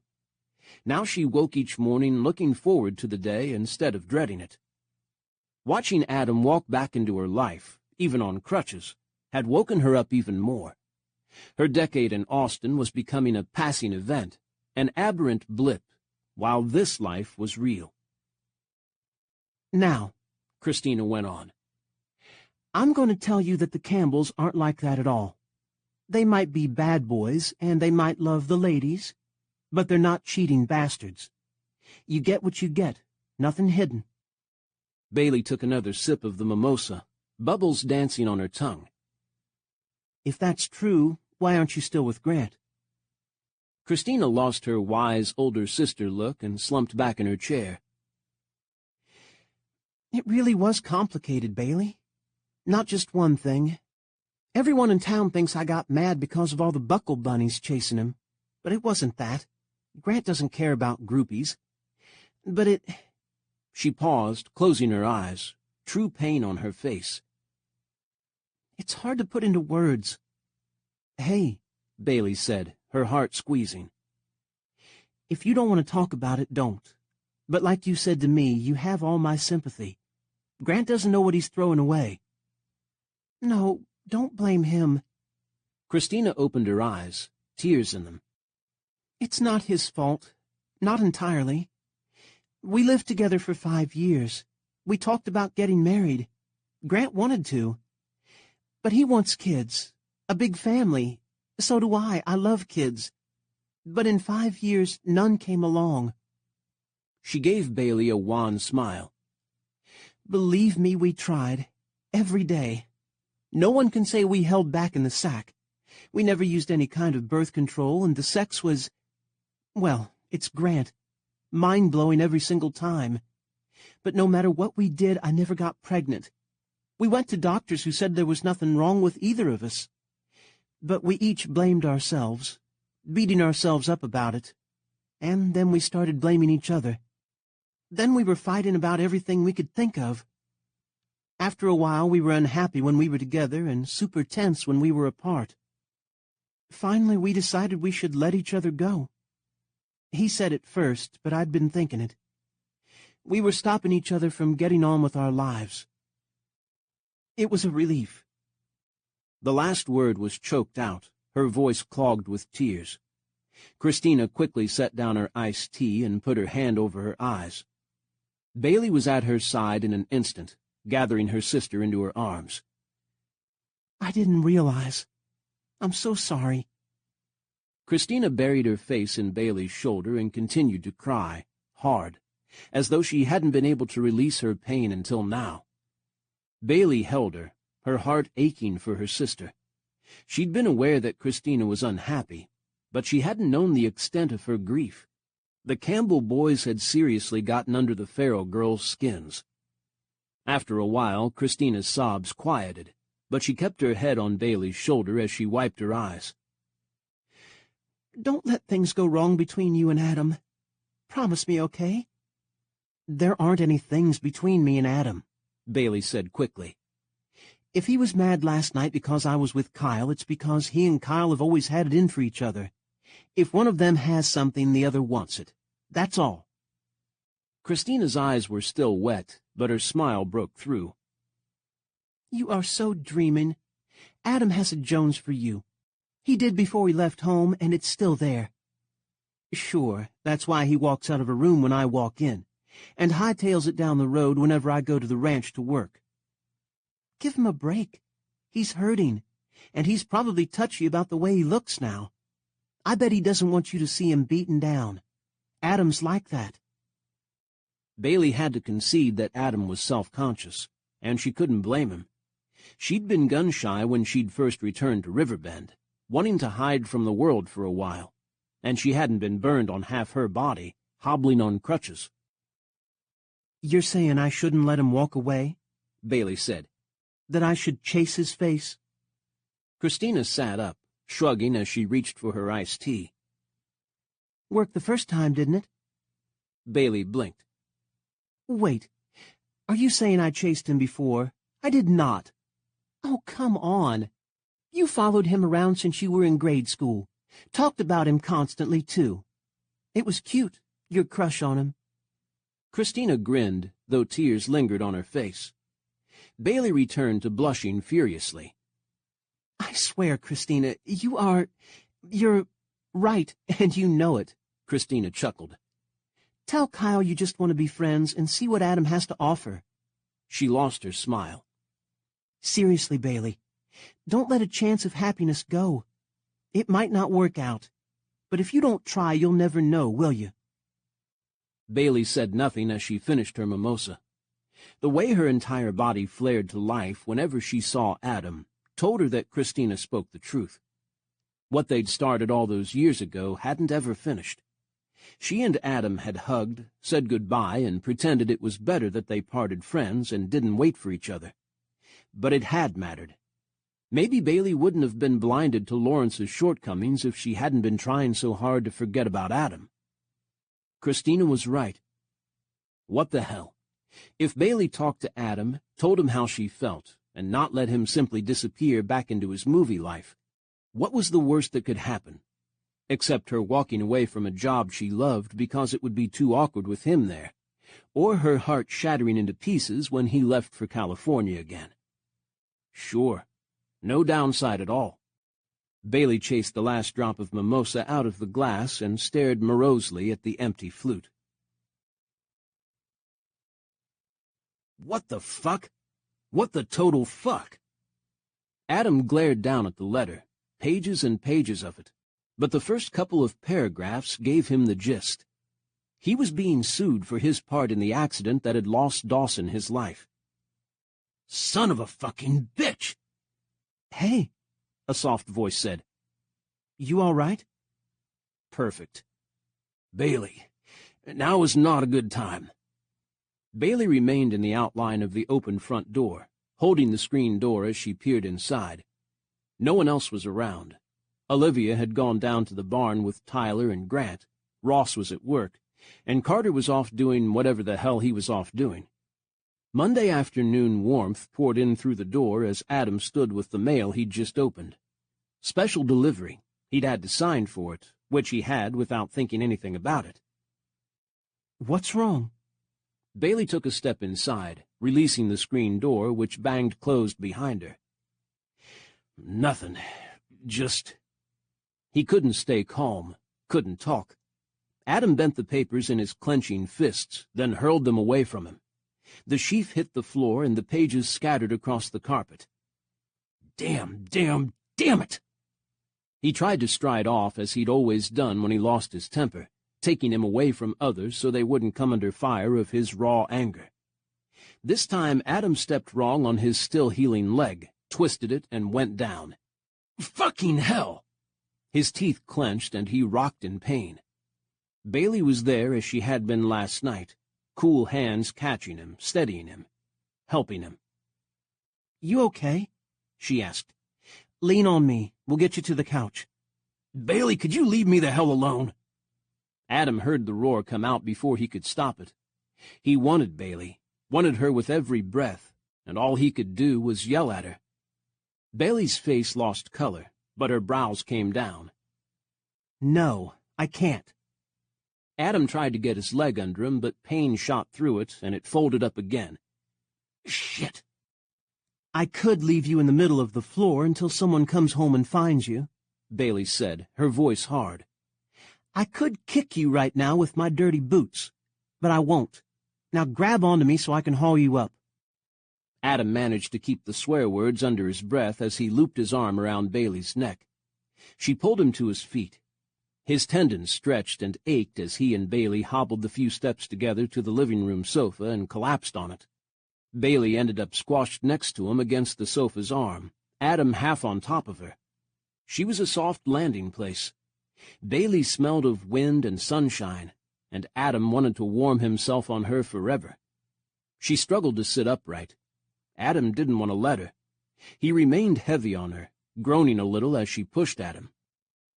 Poor Adam, he thought. He can't move. You'll just have to stay here and let me lie on you. Adam, come on. Adam groaned louder. His anger was still there, and underneath it a blackness that was going to swallow him, but he'd push it aside for the goodness of Bailey. You're faking it. Get off me, you big lump. Bailey gave him a shove, and Adam finally heaved himself upright. Hey, stop pushing. I'm hurt, remember? Yeah, I feel sorry for you. Get over it. Bailey shoved her hair from her eyes, her face pink. What happened? What are those papers about? She waved her hand at the crumpled pages on the floor. Adam dropped against the back of the sofa, resting his head on it and running his hands through his hair. They want to sue me. End my career. Take all I've got. Sue you? Who does? Why? Adam turned his head, his rage flaring, then dying away into quiet bleakness. Dawson's brother and his wife. They don't just want to sue me. They want the ranch, our training business, all of it. My mom's share and my brother's as well as mine.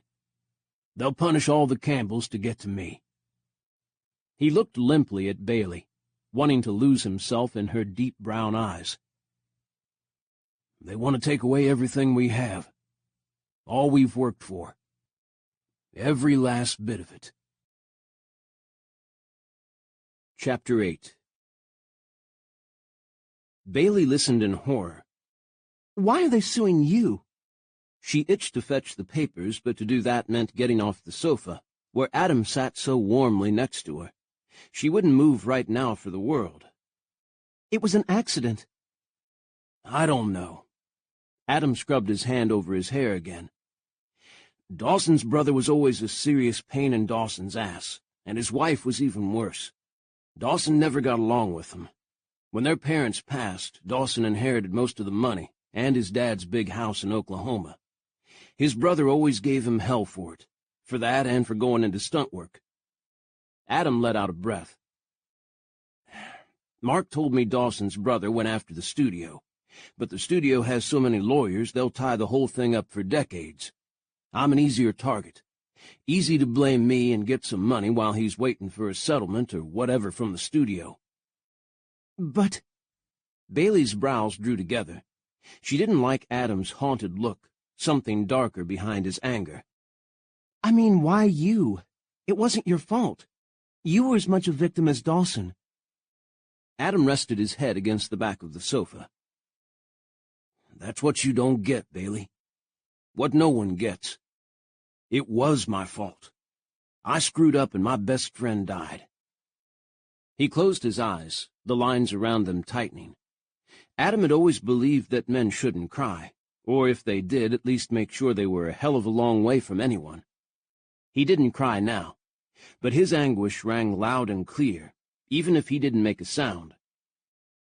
It can't have been your fault. There was an investigation, wasn't there? Accident reports? Bailey spoke confidently as she laid her hand on his shoulder.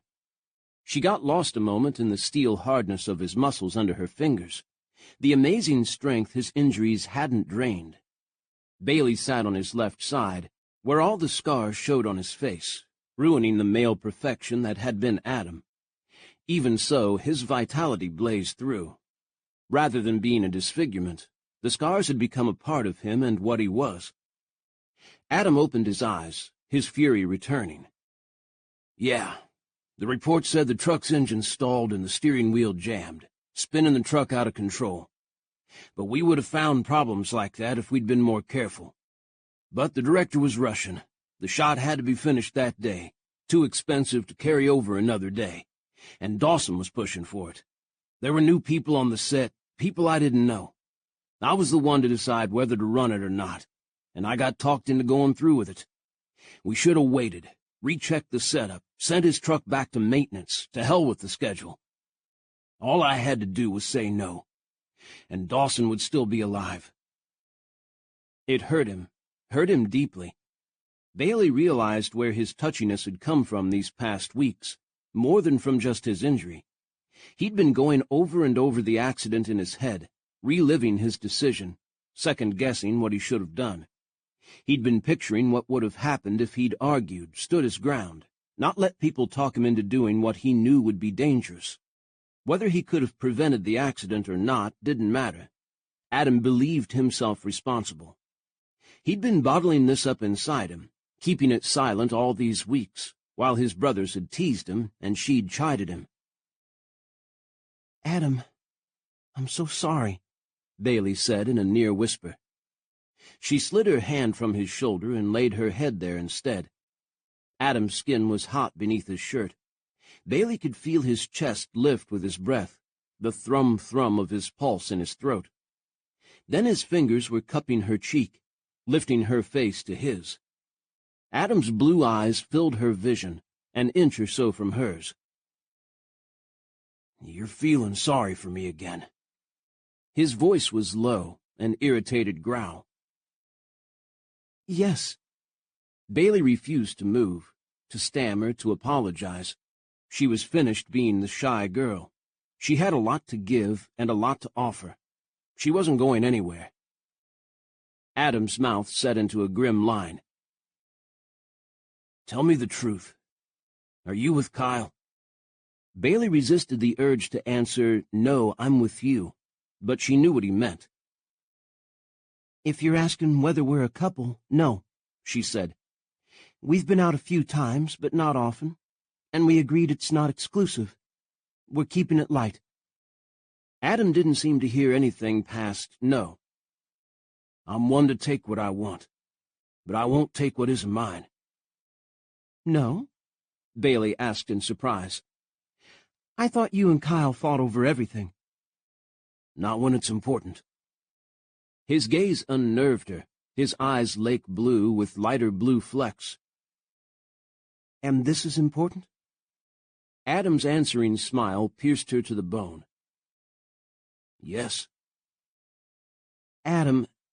There she went, blushing, stammering. I'm the one to take what I want.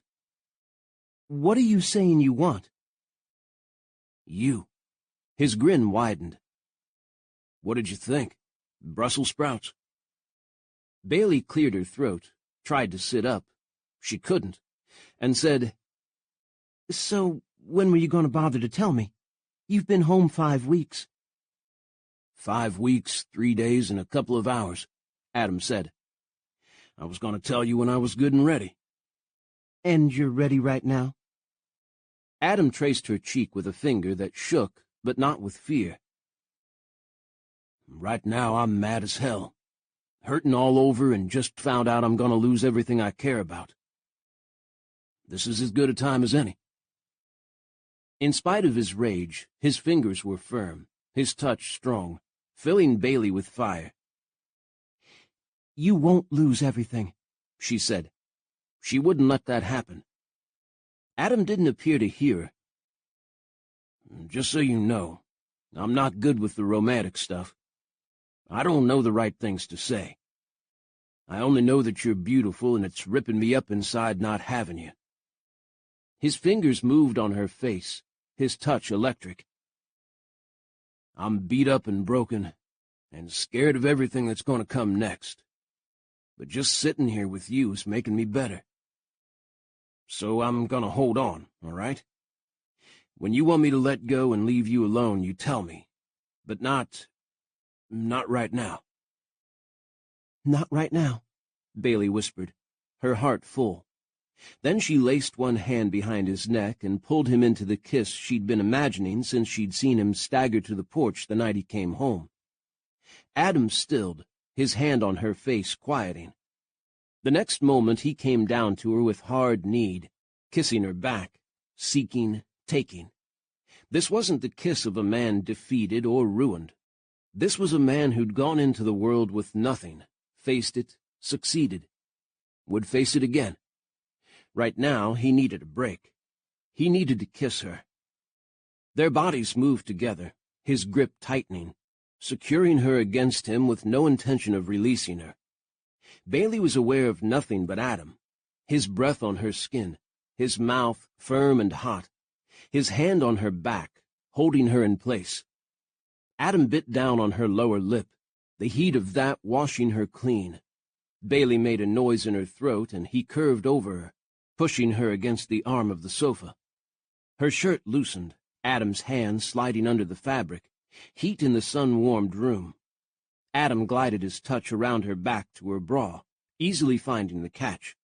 He unhooked the bra as he deepened his kiss, pushing it aside to take his palms to the swell of her breasts.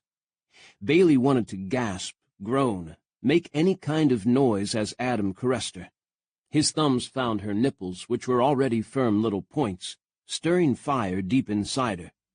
She arched into him and slid her hands down his back, craving his touch. Adam eased away from the kiss, still cradling her breasts in his work-roughened hands. Bailey's shirt had lifted high, and his gaze dropped to her bareness, exposed in sunlight. "You're even more beautiful," he said, triumph in his eyes. "I knew you would be." For a man who claimed he didn't know the right things to say, Adam was melting her heart. On Adam's part, his pulse was pounding fast, the heat inside him making him dizzy. Maybe his head wasn't all the way healed from the beating it had taken in the accident, or maybe it was just Bailey leaning back on the couch, her dark eyes half closed, her hair a mess, her shirt up, revealing to him how gorgeous she'd become. Her breasts were plump, filled out from what he remembered, her large nipples tight and dark. She'd look even better out of her dusty work clothes and wrapped in sheets. Better still, bare on top of his bed. She'd always been sexy without knowing it. Adam had met plenty of women who were aware of their own looks, and what those looks could get them. It made them grasping and cold, with nothing behind their sultriness but hard greed. Bailey, on the other hand, had no idea she was beautiful. She'd called herself a frumpy nerd, and those idiots she'd taken up with in Austin probably hadn't corrected her. Her stupid husband hadn't appreciated what he'd had. Only a moron would give up Bailey. Didn't matter what other woman walked past. Adam wanted to tell her all kinds of things. "I missed you. I thought about you every day. When I saw you here, everything started to come together again." Coherent speech was beyond him, though, which right now didn't really matter. Bailey let out a gentle sigh, her body moving under his touch. Adam's heart beat faster, his cock so hard it was aching. He needed her hand on it, or her lips, her tongue. Damn, but he shouldn't think of things like that. Adam leaned down, ignoring the twinge in his bad leg, and licked between her breasts. Her soft gasp had him growing even harder. Bailey laced her fingers through his hair and pulled him to her, encouraging him. Adam licked again, moving to trace her nipple with his tongue, teasing the point before he closed his mouth over it. He liked the noises she made, the little moan as he suckled her, the half-squeal as he gently bit the tip of her nipple. Adam had known women who'd faked every feeling. Bailey showed nothing but honesty. Adam knew that if he worked his way inside her jeans, he'd find her wet, her honey beckoning his fingers and his mouth. The thought of Bailey spread while he licked her, tasting every bit of her, made his wild need ramp high. It had been way, way too long since he'd had any sex. He was in danger of coming right there, without undressing, like a crazed teenager. But with Bailey, Adam would be forever young, and it would be forever new. The one syllable cut into the room, Grant's drawl unmistakable. Bailey jerked in alarm and tried to squirm away, but Adam grabbed her and held her back. "Wait, it's only Grant." Bailey subsided, wide-eyed as Adam drew her shirt down to hide her nakedness. He took his time lifting away from her, turning to his brother, who stood just inside the front door, hat in hand, staring awkwardly at the ceiling. "What?" Adam asked him. Grant took a swift glance at Bailey, saw she was covered, and relaxed slightly. "Yeah, it's only Grant right now," he said. "The rest of the pack are heading up the hill, with Faith. It's a half-day at her school. Carter picked her up, and they're coming in to make a big lunch." "Oh, God!" Bailey scrambled up, smoothing her shirt back into place, her face red. Grant gave her a wink. "Hey, I can keep a secret, and it's a good secret. Adam and Bailey back together, as it should be." "We're not." Bailey huffed, regaining some of her dignity. "This was just—" "Adam groping you?" "Yep, I saw." Grant grinned. "If you're not back together, then you're friends with benefits. But even friends with benefits don't do it on a couch by the front door with a ton of people about to walk in." Adam heaved himself from the sofa and stood at Bailey's shoulder. "Leave her alone, and keep your mouth shut." "Don't I always?" Grant made a show of zipping his lips, locking them, throwing away the key. "No, you don't. You gossip like a girl." Adam put his arm around Bailey. "Don't embarrass her." She pulled away, anger in her eyes. "He can't embarrass me any more than I already am. I'll see you guys later." Adam couldn't believe how empty he felt as Bailey left the circle of his arm, determined to go.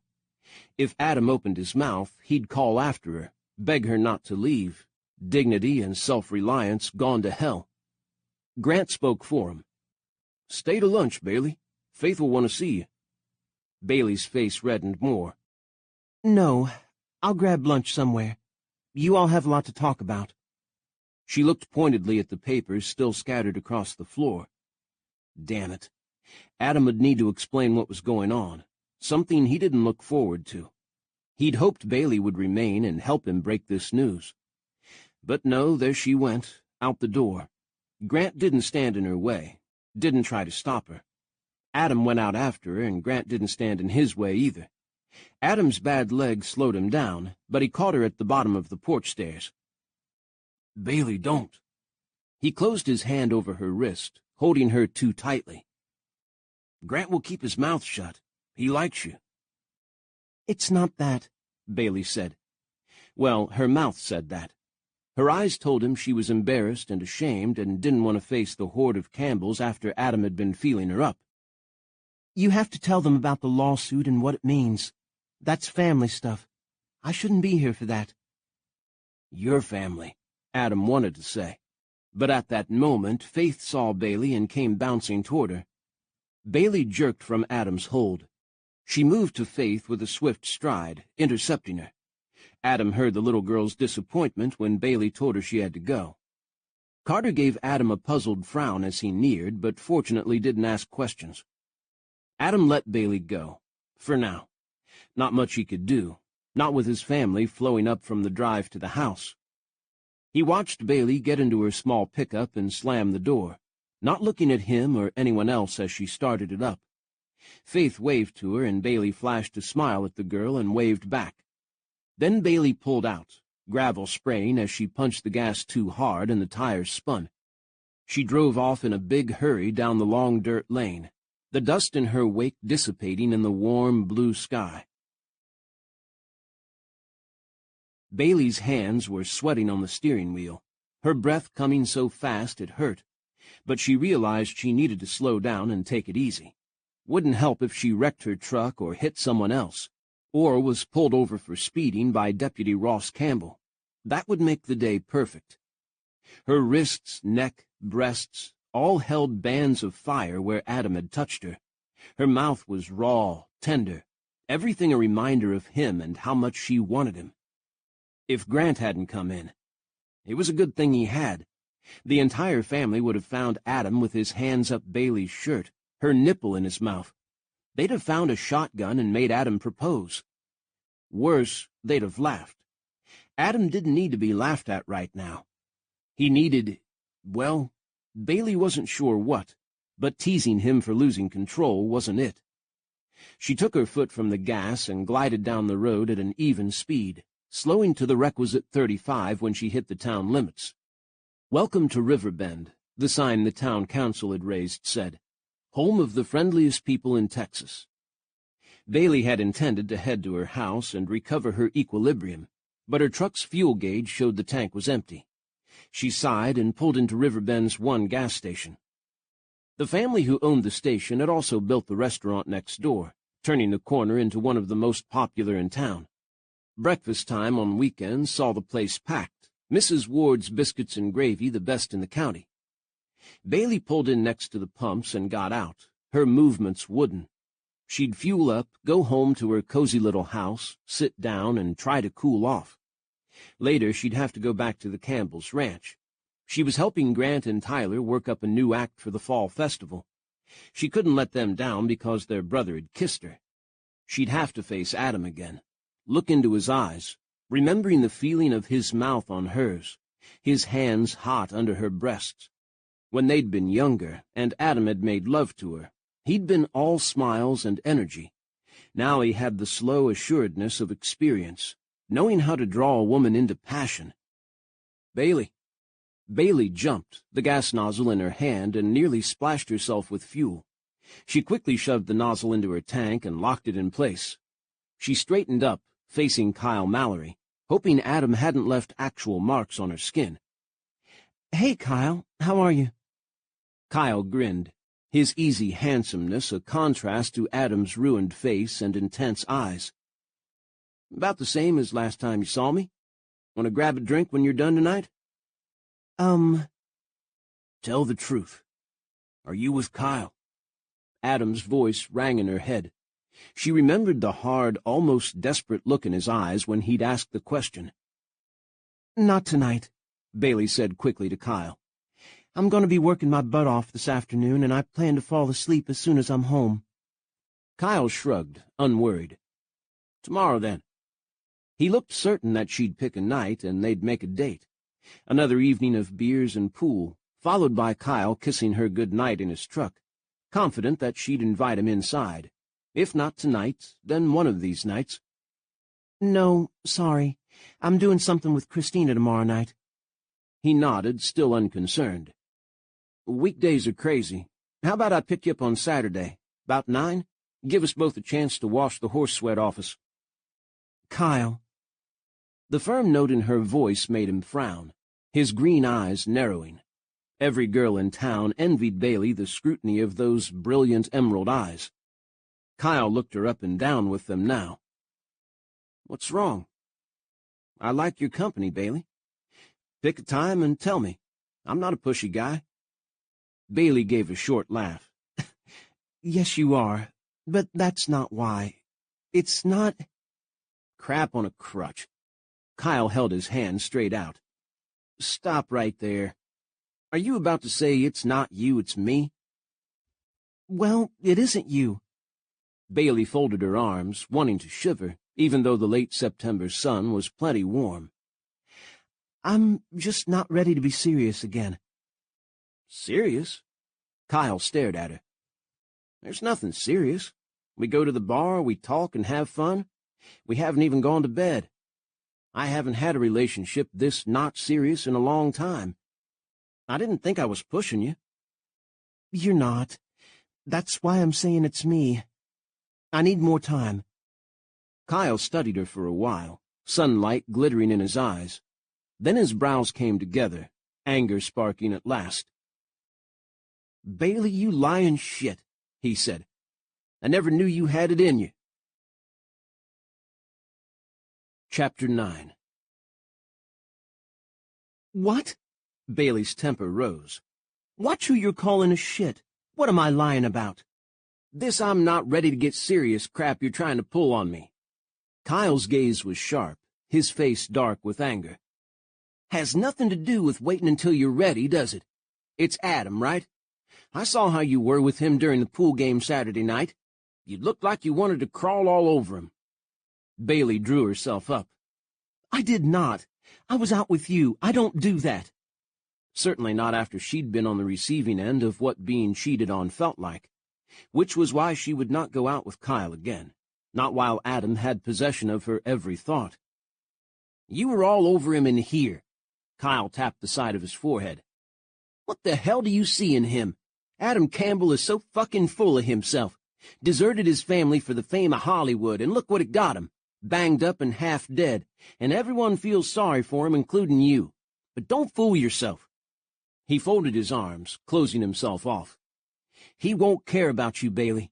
He only wants to win. Me and him have been scrapping since we were 6, and I've learned a thing or two about Adam. He'll do anything to get what he wants, but that don't mean he wants it forever. I've heard stories of what he did out in L.A., the parties with escorts, the women he dates and drops like they were nothing. Women are all over him, but he takes the ones he wants, uses them, and he's done." His speech stabbed uncertainty through her, which only made Bailey angrier. "How do you know?" she snapped. "You've never been to L.A., and I doubt he'd text you about his conquests."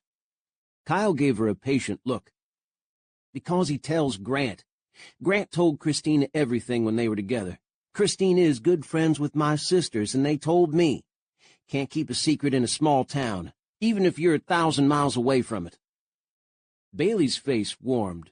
She knew stories like that would get around. She'd been oblivious of them in her closed-off life in Austin, but she also knew they got exaggerated. "I'm sure there are great stories about him," she said, "told over and over until there's a little bit of truth left, but not much." "Sweetheart, If Adam had had a long-term relationship with a woman, any woman, you'd have known it. Everyone in town would have told you, even when you were living with your high-tech city friends. Look around. Do you see him married with kiddies, bringing home a steady girlfriend to meet the family? Trust me, as soon as Adam feels better, he'll be running right back to his non-stop action life, and you'll be just another conquest. Don't let him do that to you. I am not a conquest. Bailey drew a sharp breath, unable to banish Adam's dark voice, saying, I'm one to take what I want. It doesn't matter. I meant it when I said I didn't need anything serious, with you or with him. Kyle studied her a moment longer. Then he gave a little nod, as though deciding something. What's sad is you really believe that. Tell you what, you do what you think you have to.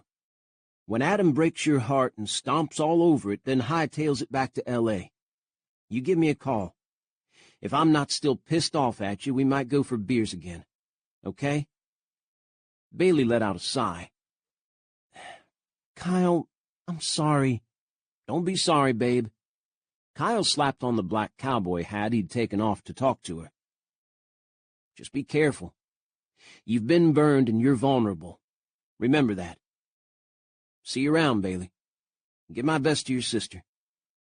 He gave her a polite nod and stalked off toward his truck he'd left in front of the convenience store.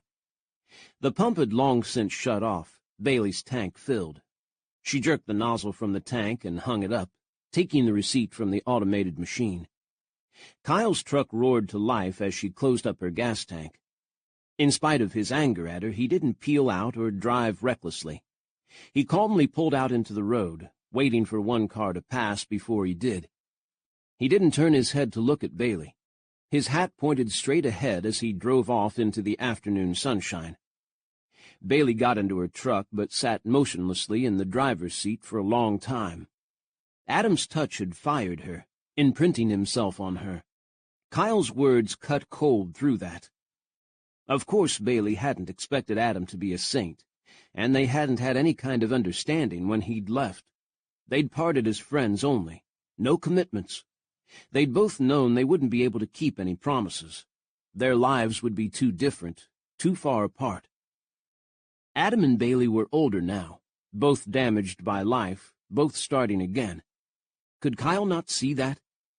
Or could Kyle see the truth because he had a better perspective, not being too close to either of them? No, Bailey decided. Kyle was Adam's rival and always would be. Kyle would do everything he could to keep Adam from having what he wanted. They'd always been at odds. Bailey sat in her truck so long as her thoughts churned that one of the guys who worked at the station came over to her. "Can I help you with anything, Miss Farrell?" he asked, peering in through her open window. He was a nice kid, about 18. He called any woman over 21 Miss, regardless of their marital status. No, I'm fine, Bailey said, smiling up at his scruffy face. I was just daydreaming. Hey, if you're hungry, Mrs. Ward's bringing in the first harvest pies of the season. Take one home. Thanks, I might. Bailey started her truck and drove slowly across the parking lot toward the restaurant. Still troubled, she did go inside and buy a pie to take home. She'd have a slice for lunch and take it to the Campbells with her this afternoon. They'd eat every crumb of it before dinner. Guaranteed. Adam's family took the news of the lawsuit surprisingly well. Or not so surprisingly. They were angry but ready to fight, all of them behind him. Adam looked up and down the dining room table, warming at the determination on their faces. "I know a lot of lawyers," Carter said when Adam finished. "Want me to call one?" "No, I have lawyers," Adam said. "But I'll keep it in mind. Who knows if I might need the extra help." Carter had hired a private detective and lawyers when Faith's mother had dumped her, then disappeared. He'd wanted to find the woman and try to make her care about the daughter she'd abandoned. Didn't work. After a time, Carter had decided Faith was better off staying with him and stopped trying. "Thanks, Carter," Adam said, touched. Carter rarely liked to mention, even indirectly, his problems with Faith's mother. Carter gave him a steady look. You're a dickhead, but you're my brother. Now, boys, Olivia said, folding her tanned arms on her placemat. No name-calling at the table. We're behind you, Adam. You've worked too hard to have this happen to you. It wasn't your fault. Adam didn't correct her. He didn't feel right talking about it with anyone but Bailey. This doesn't only affect me, he said. They want to shut the whole business down. We'll fight it, Tyler said, reaching for another helping of potato salad. Don't you worry, Adam. Nothing can stop Campbell's once they team up. And Sullivan's, Faith said. Don't forget us. Like I could. Tyler sent his niece a grin. His family looked concerned, but not unduly worried.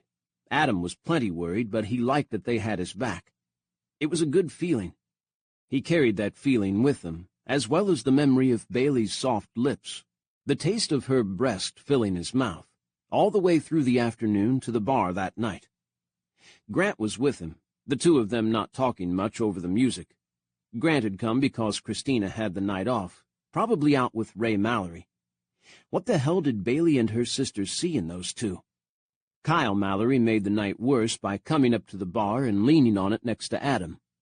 He ordered his favorite beer from the pretty female bartender, who responded to his smile with a swift one of her own. He winked at her when he took his beer, and she said, "Oh, come on, Kyle, quit," before turning away to another customer, leaving Kyle with Adam. Over the blast of the music, Kyle said to Adam, "I'm going to kick your ass, Campbell." Grant, hearing, craned to look around at him. "Picking on a man when he's down, are you? Just like a Mallory." Kyle scowled at him. "This is between me and Adam. You coming outside?" he asked Adam. Adam closed his hand around his beer bottle. "Not going anywhere with you until you tell me what the hell you're talking about. If this is about the pool game, I won that fair and square." "I don't give a shit about the pool game. This is about Bailey." Adam was off his seat before Kyle's last syllable was swallowed by the thumping beat of the latest country rock band.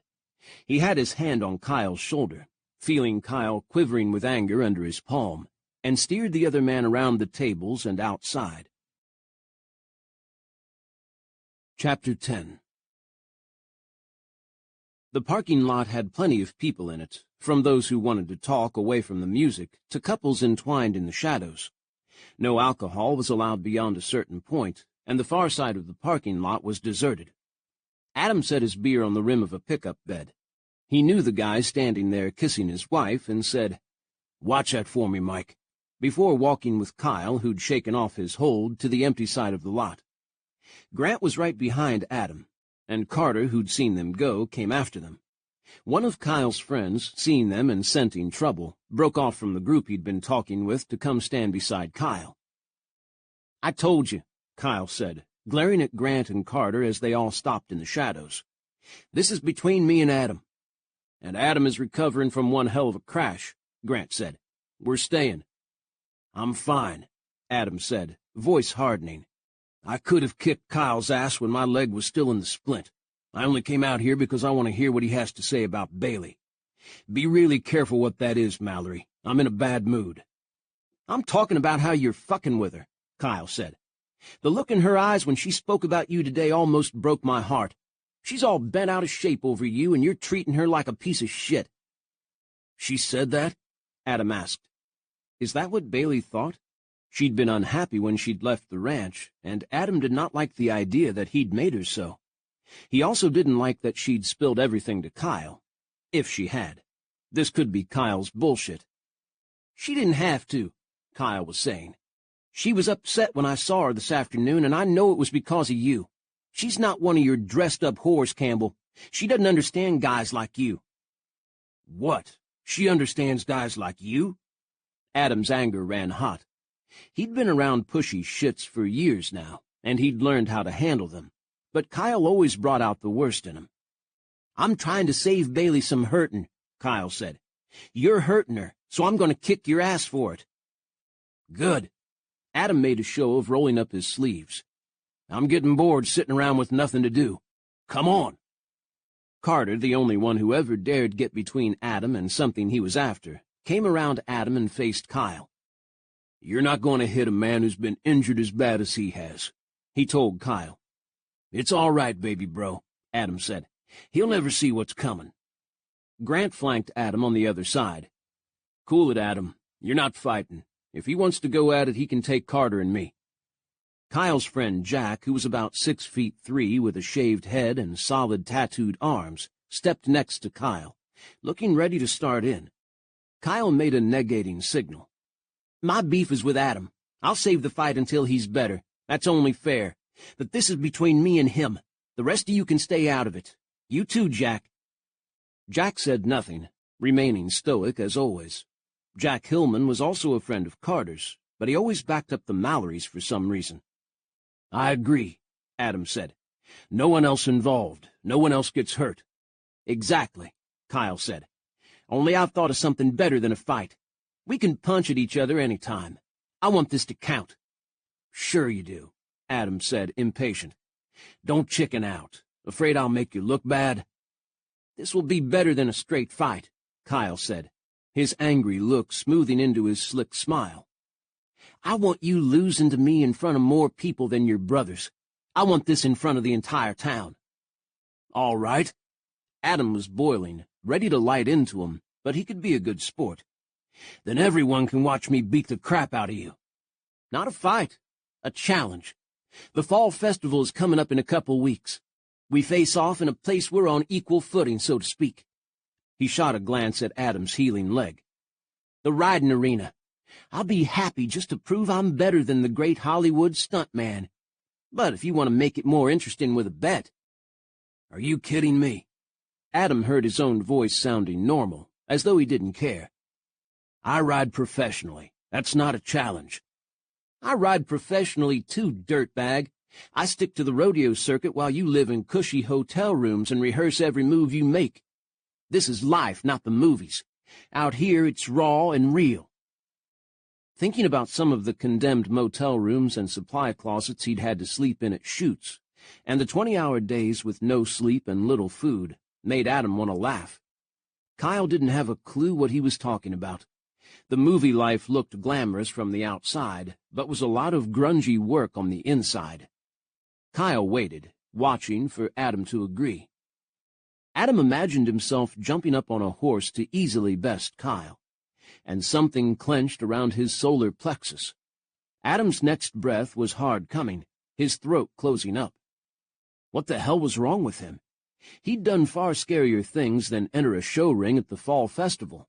He'd fallen backward off a 20-story building, hit the corner of his landing bag instead of the middle, broke his foot and his hand and scuffed himself bloody, and still had climbed back up to the roof for another take. Now the idea of mounting a horse and riding it around, doing the tricks he'd done since the age of 4, scared the shit out of him. The night receded with a rush and a roar. Adam heard the crackling of fire, the shouting, the horrified yells, the screech and groan of metal, the popping sound of exploding brick. Flames filled his vision. They receded slightly to show him Dawson, a tall man who hadn't been considered very good-looking, but the ladies had loved him. Dawson had been a heavy partier, up for anything, but always ready to roll in the mornings. He'd had a warm laugh and a deep compassion that Adam hadn't ever found in anyone else, except Bailey. Adam saw Dawson smile now, heard his drawl. Dawson was from Tulsa, and Adam, a good Texas boy, was supposed to despise him for being an Okie, but he never could. "Don't you worry none," Dawson had said on his last day, giving Adam his infectious grin, when Adam had voiced his concerns about the stunt. "We'll be okay. We've done this hundreds of times." "Not this rushed. They're cutting corners." Dawson's grin widened. "You worry too much. Let's show 'em how it's done." Dawson had waved from the truck when he'd been ready to go. He'd smiled at Adam again, just before everything had spun out of control, and Dawson had been engulfed in flames. Adam couldn't breathe. Darkness was pulsing around him, consumed by fire. He had to be dreaming he was standing in the parking lot of Riverbend's bar, surrounded by his brothers and Jack, facing Kyle, who waited smug for his answer. Adam viewed the scene as though from somewhere beyond, watching himself stick out his hand and take Kyle's sunburned one. "You got yourself a challenge," he heard himself say. Kyle clamped down on Adam's hand, but even the familiar handshake, with each of them trying to outgrip the other, didn't snap Adam out of his daze. "Good, that's settled," Grant said, sounding relieved. "Can I go have a beer now? Kyle, you're buying." "Sure," Kyle said, finally releasing Adam. "A round for everyone on me." Jack grinned and led the way, Grant and Kyle following. Carter was the only one who didn't relax. He watched Adam closely as usual, waiting to see what he'd do. Adam couldn't go tamely back into the bar, especially not with Kyle playing host. He couldn't go home either, where his mother and Faith would ask why he was back so early, and was everything all right. He walked away, his emotions in turmoil. He strode as fast as he could, hoping the flames and the darkness would recede if he walked swiftly enough, but they didn't. Carter caught up to him, gravel crunching under his boots. "Want me to drive you somewhere?" he asked. "No." Again Adam watched himself from afar, unable to feel himself doing anything. Reminded him of when he'd flatlined, a dead man walking. Carter kept stride with him. "Where the hell are you going? If I lose you, Mom will kill me." Adam swung on him, some of the darkness receding as his anger surged. "Will you leave me the fuck alone?" "No." Carter remained stubbornly with him, the untamed boy he'd been, now a not-quite-tamed man. "Tell me where you're going, and I'll get out of your face." Adam told him. It wasn't far. He could make it on foot. He knew exactly where his destination was, though he'd never been there before. Carter scowled. Indecision warred on his hard face, but finally he nodded. "You need me, you call, all right? You got your cell phone?" Adam gave him an irritated look. "You know, you and Grant fuss like old men. I'll be fine." Carter didn't believe him, but at least he fell silent. He watched as Adam walked away, but he didn't follow. Thank God Mom had chosen Carter to look out for him tonight. Grant, Tyler, or Ross would never have let Adam do what he needed to. The small houses in an older corner of the town had been falling down wrecks when he'd been a kid. But in the last decade or so, when people had started wanting small-town life again, though not too far from the big cities, these old houses had been bought and renovated, the area gentrified. Number 5 was painted a dark brown-red with crisp white trim. It was a shotgun house, meaning it had a door and one window in front, with the rooms placed one behind the other with no hallways. The doors from room to room were all on the same side of the house. Shotgun because, in theory, a man could fire a gun through the front door, and if all the doors in the house were open, the slug would go straight out the back door without hitting anything in between. A little porch fronted the house, with 2 steps leading up to its wooden floor. A porch light was on, highlighting the screen door and the dark brown door behind it. The front window glowed with light, and Adam heard a TV going. The roar of fire finally started to fade as he raised his hand and knocked.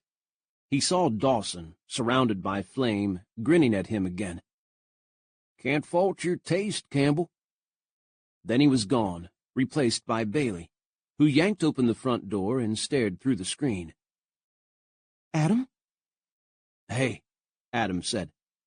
Bailey pushed open the screen door and took a step to him, her brows drawing together. She looked so good, in a tight black shirt with a little satin bow on the neckline, her hair loose, her brown eyes full of concern. Dignity went to hell. Adam grabbed her hand and hung on. "Bailey," he said, barely able to form the words. "For God's sake, you've got to help me." Chapter 11. Bailey couldn't quite believe that Adam sat in her living room, on the center cushion of her sofa, leaning on his knees, his head bowed. He'd staggered past her when she'd let him in, ending up on the couch, growling at her to close the door and not let anyone see him. Bailey locked up, then pulled heavy drapes over her living room window's lace curtains. "Adam?" He didn't respond. He stared down at her carpet, hands dangling between his knees, not moving, not speaking. Lamplight burnished his hair, bringing out the light streaks among the darker strands. Bailey shoved her small coffee table out of the way and sank onto the sofa next to him. She put her hand on his back and found it moving a little. Not the shaking of a man crying, but of a man shivering and unable to stop. "You okay?" Bailey caressed Adam's back, his muscles hard beneath her hand, and tried to look into his face. "What did you want me to help you with?" Adam scrubbed one hand over his face, then his hair. He rubbed his hair again, over and over, until finally he sprang to his feet with a snarl. "Everything! I need your help with everything. This is all so... damn it! Fuck to hell!" "You mean the lawsuit?" Adam's hands came down to his sides, rigid in fists. His short hair was a mess, scars white on his red face, eyes glittering. He was a man going wild and trying not to. Adam had never contained himself, rushing after whatever he wanted, doing whatever he pleased, and always coming out on top. His world had changed, life had changed, and he didn't know how to face it. "Screw the lawsuit. I don't know what the hell's wrong with me, Bailey. I used to be fearless. I'd do anything. I've been thrown out of helicopters, crashed cars and motorcycles, jumped from galloping horses and out of windows, rappelled down buildings and climbed back up them. No matter how hurt I was, no matter how dangerous, I got up and did it again.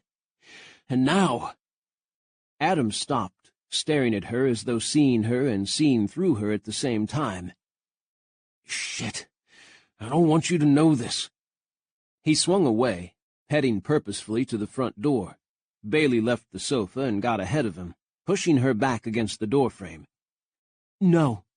She placed her hands on his chest. Adam halted, but impatiently, his look angry. "Whatever you tell me will never go beyond this room," Bailey said. "You know that. You asked me to help you." She flattened her palms against him, soaking in the warmth from his T-shirt. "So let me help you." Adam stared at her a moment longer, the anguish in his eyes fierce. Emitting another growl, he closed the space between them, crushing her between him and the door. "Stop," he said savagely. "Stop being so... you." And he kissed her. Bailey felt the change in him as soon as their mouths met. The man furiously angry became a man aroused. Adam's fists relaxed so his fingers could furrow her hair, and his mouth opened hers. His body softened, giving instead of taking, sharing instead of demanding. Bailey curled her hands on his back, digging into his shirt, starting to tug it upward as he kissed her. He'd bared her on the sofa this morning. Now she wanted to see him. Adam deepened the kiss, arms going around her, lifting her against the door. He hooked one hand under her hip, drawing her leg up, making it curve around him. Bailey hung on to him with pleasure. She pulled him closer with her calf on his thigh, the position digging his rigid hardness against her. Her bedroom was behind the door on the other side of the living room. She'd been picturing Adam in there, as much as she tried not to, since he'd come home. Adam pushed her shirt upward from the back, making a noise of satisfaction when he found she'd already removed her bra. He released her to pull the shirt off over her head, then helped her pull off his. Maybe the bedroom wasn't necessary. Adam lifted her again, winding both of her legs around him this time, her breasts against his bare chest. His next kiss left her no doubt what he was going to do. No playing, no feeling her up for the fun of it. He meant to take this all the way. Did Bailey try to fight him off? Tell him to go? Grow offended that he'd assumed she'd be willing? Nope. Bailey's heart thumped with excitement and anticipation.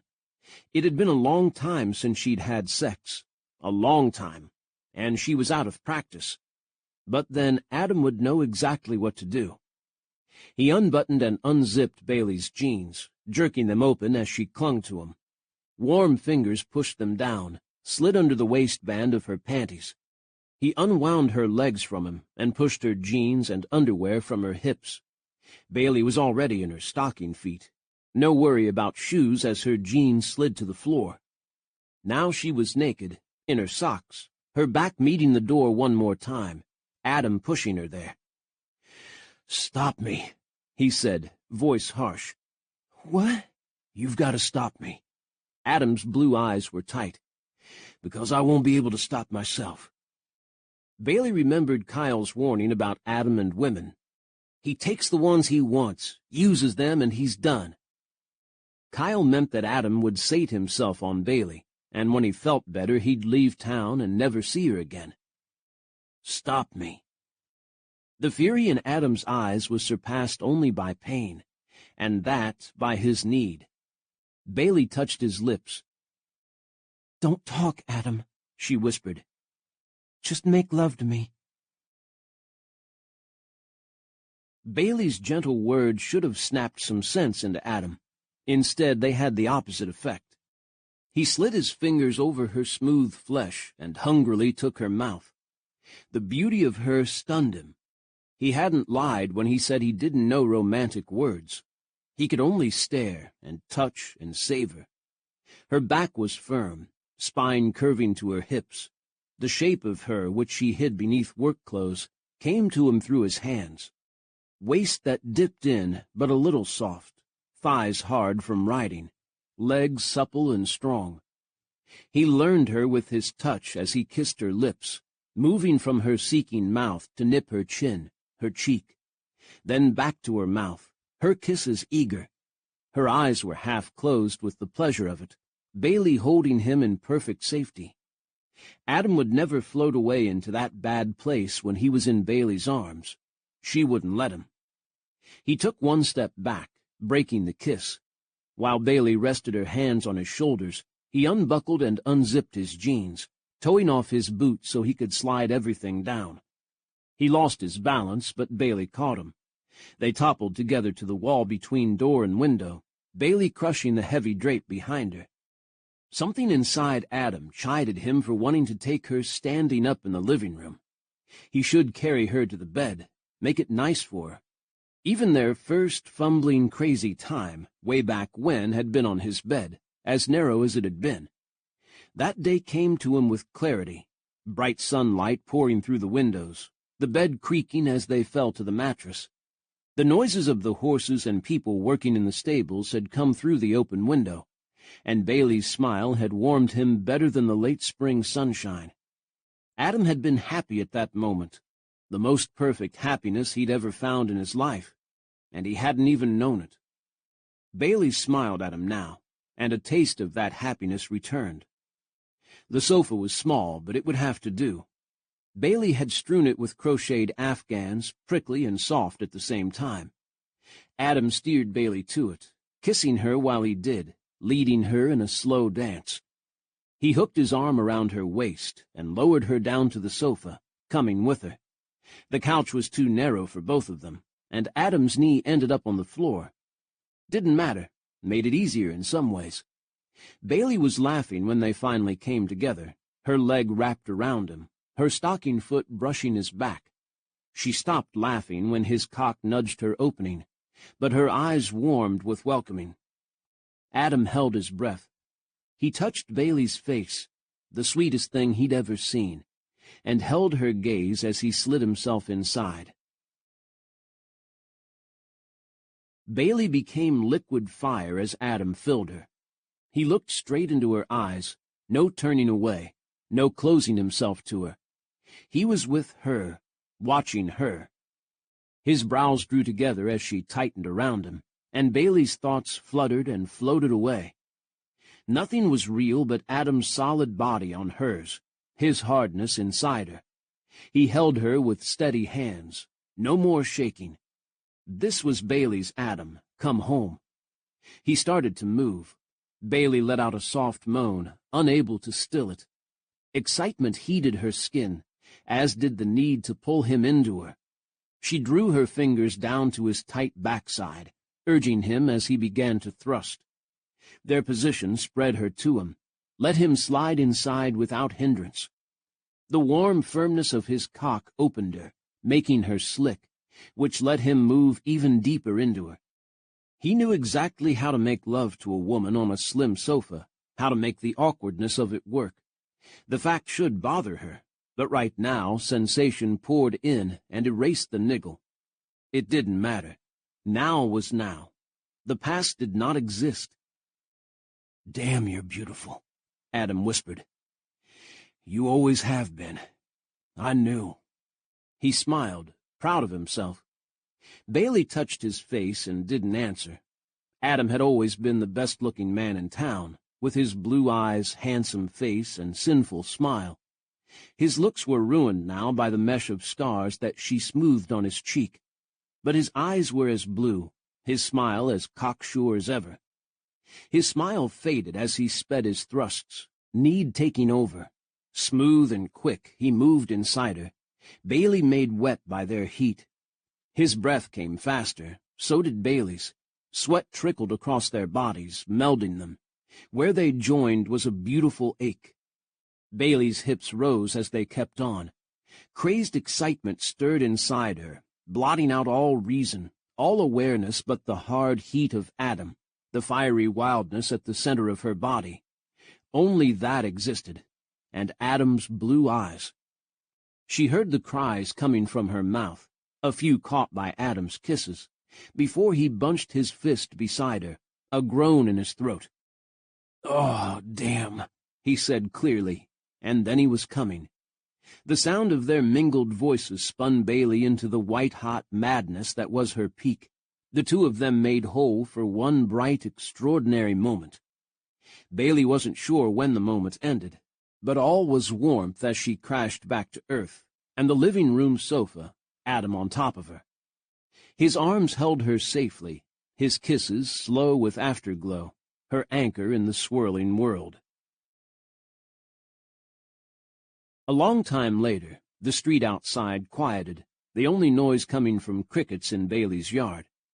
Adam made himself open his eyes and raise his head from the cushion of Bailey's chest. She was awake and greeted him with a faint smile. Something broke in his heart. He'd never seen anything so beautiful. Adam wanted to say her name, but ended up kissing her instead.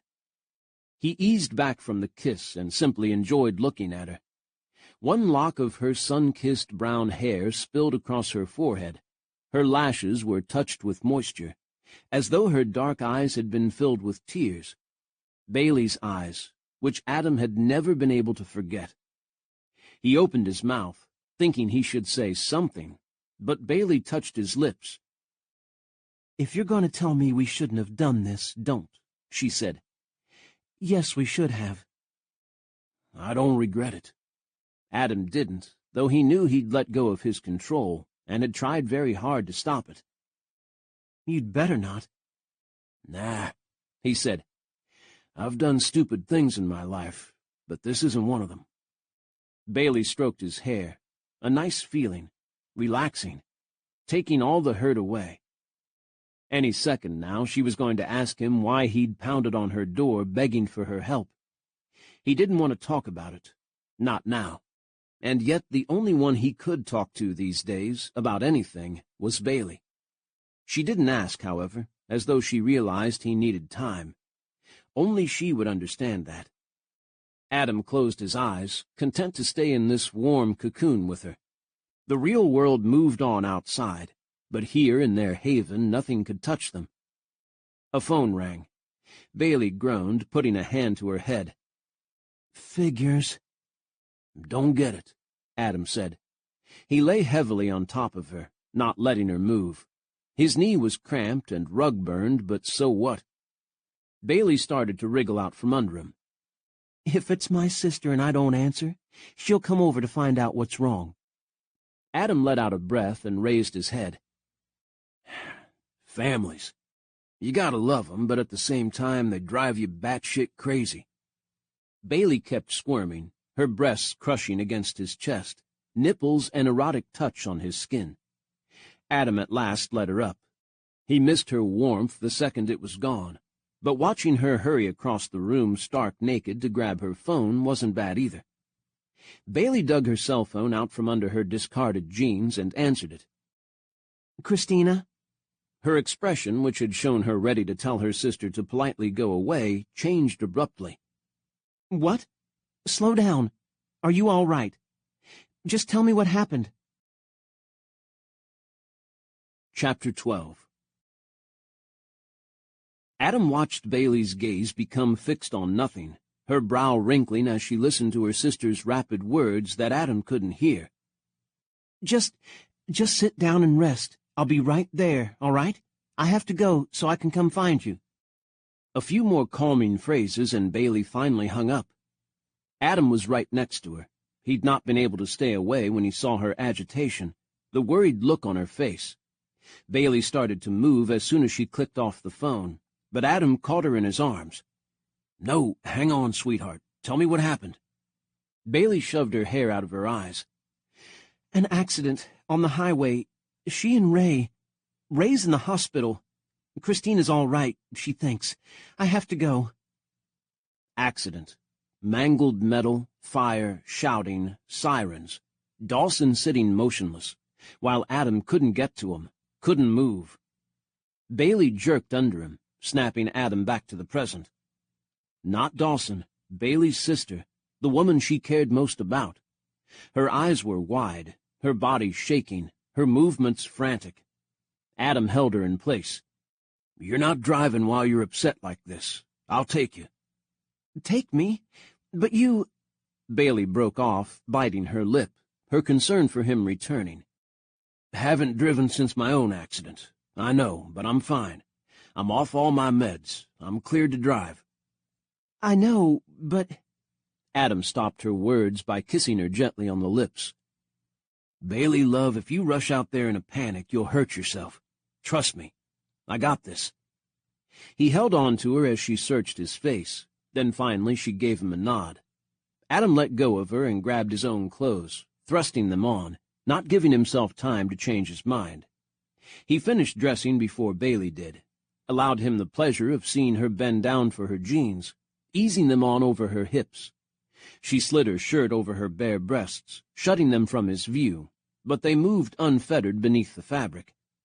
Adam used Bailey's sexiness to distract him from the ordeal before him, but he knew he had to face it. He held out his hand. "Keys."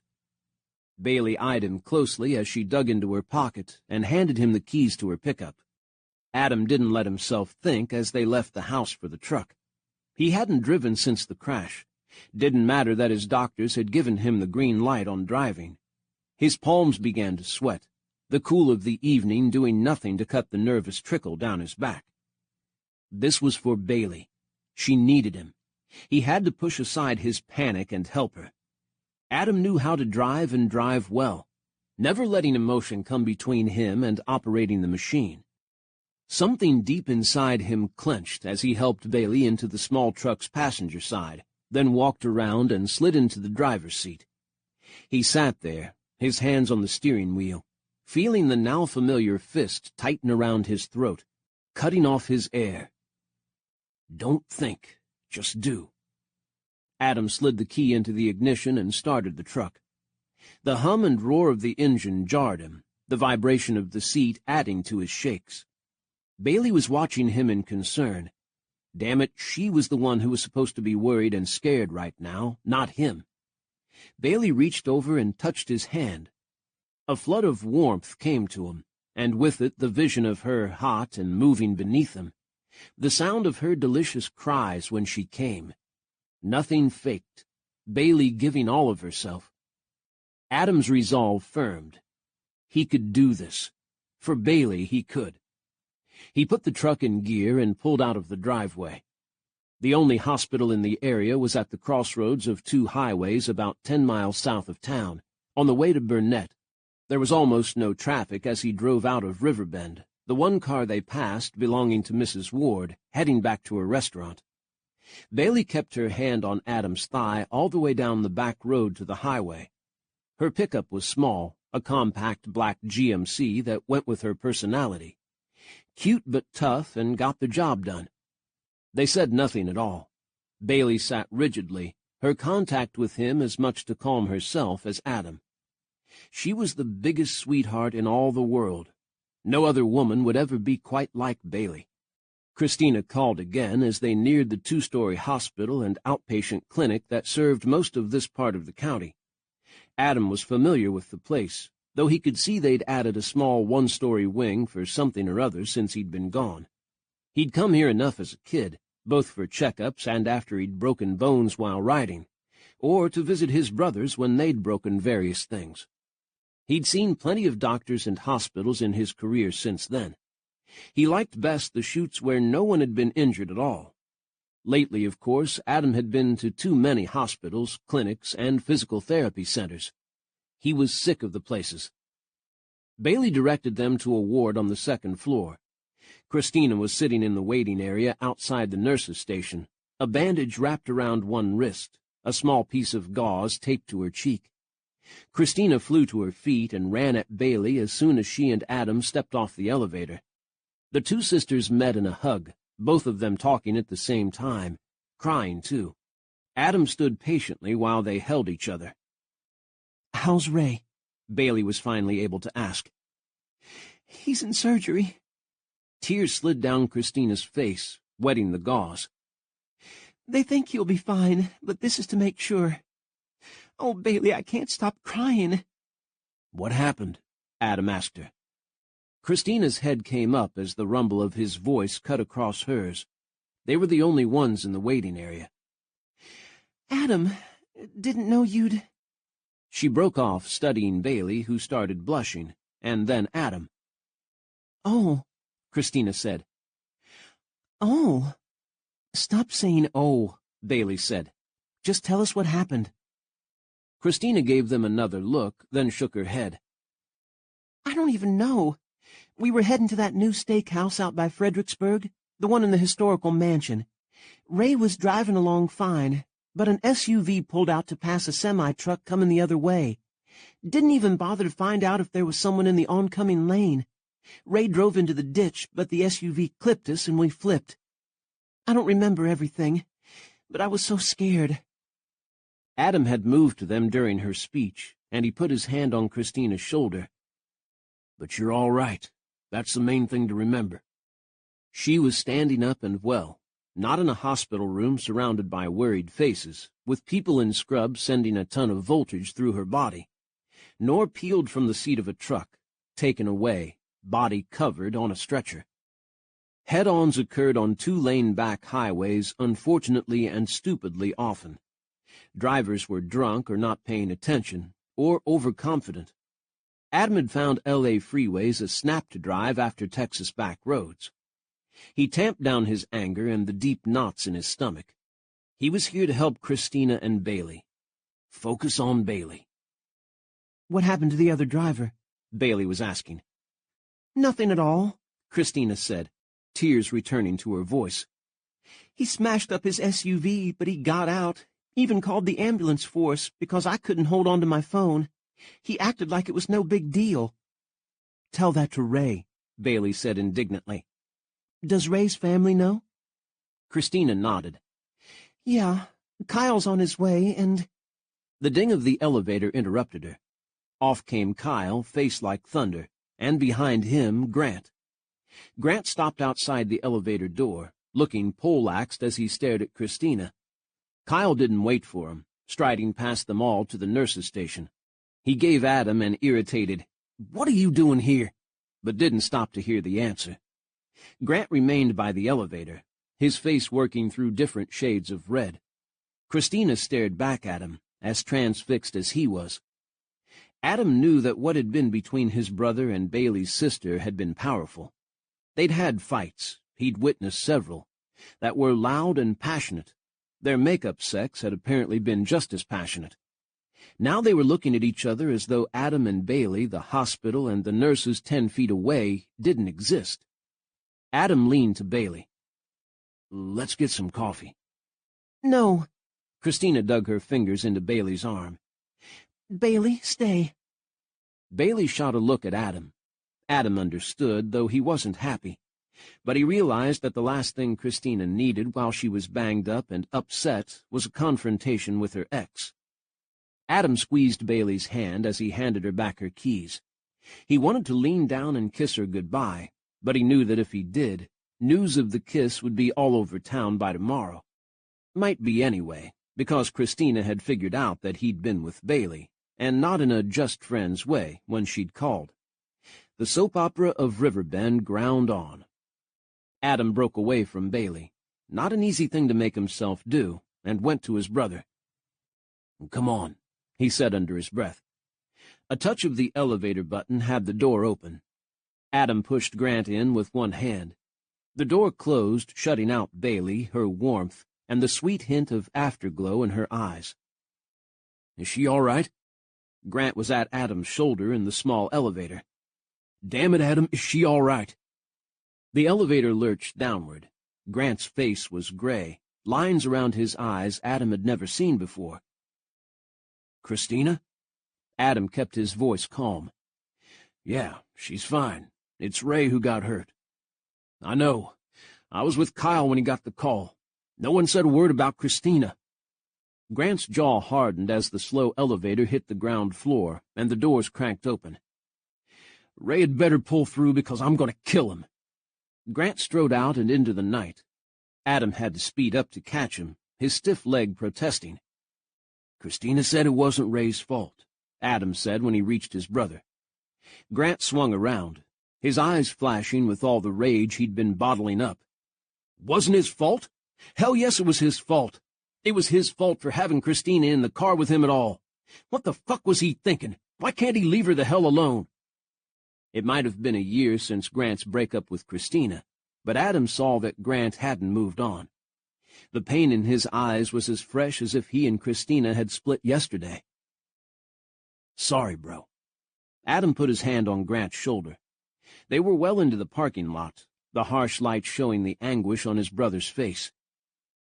"You need a drink, or maybe a coffee? Either way, at home." The last thing Grant needed was to get roaring drunk and thrown out of the bar. The manager would call the cops, and Ross would have to come and arrest his own brother. Ross was always embarrassed when that happened. Grant wanted to argue, Adam could see, to rage and do something violent.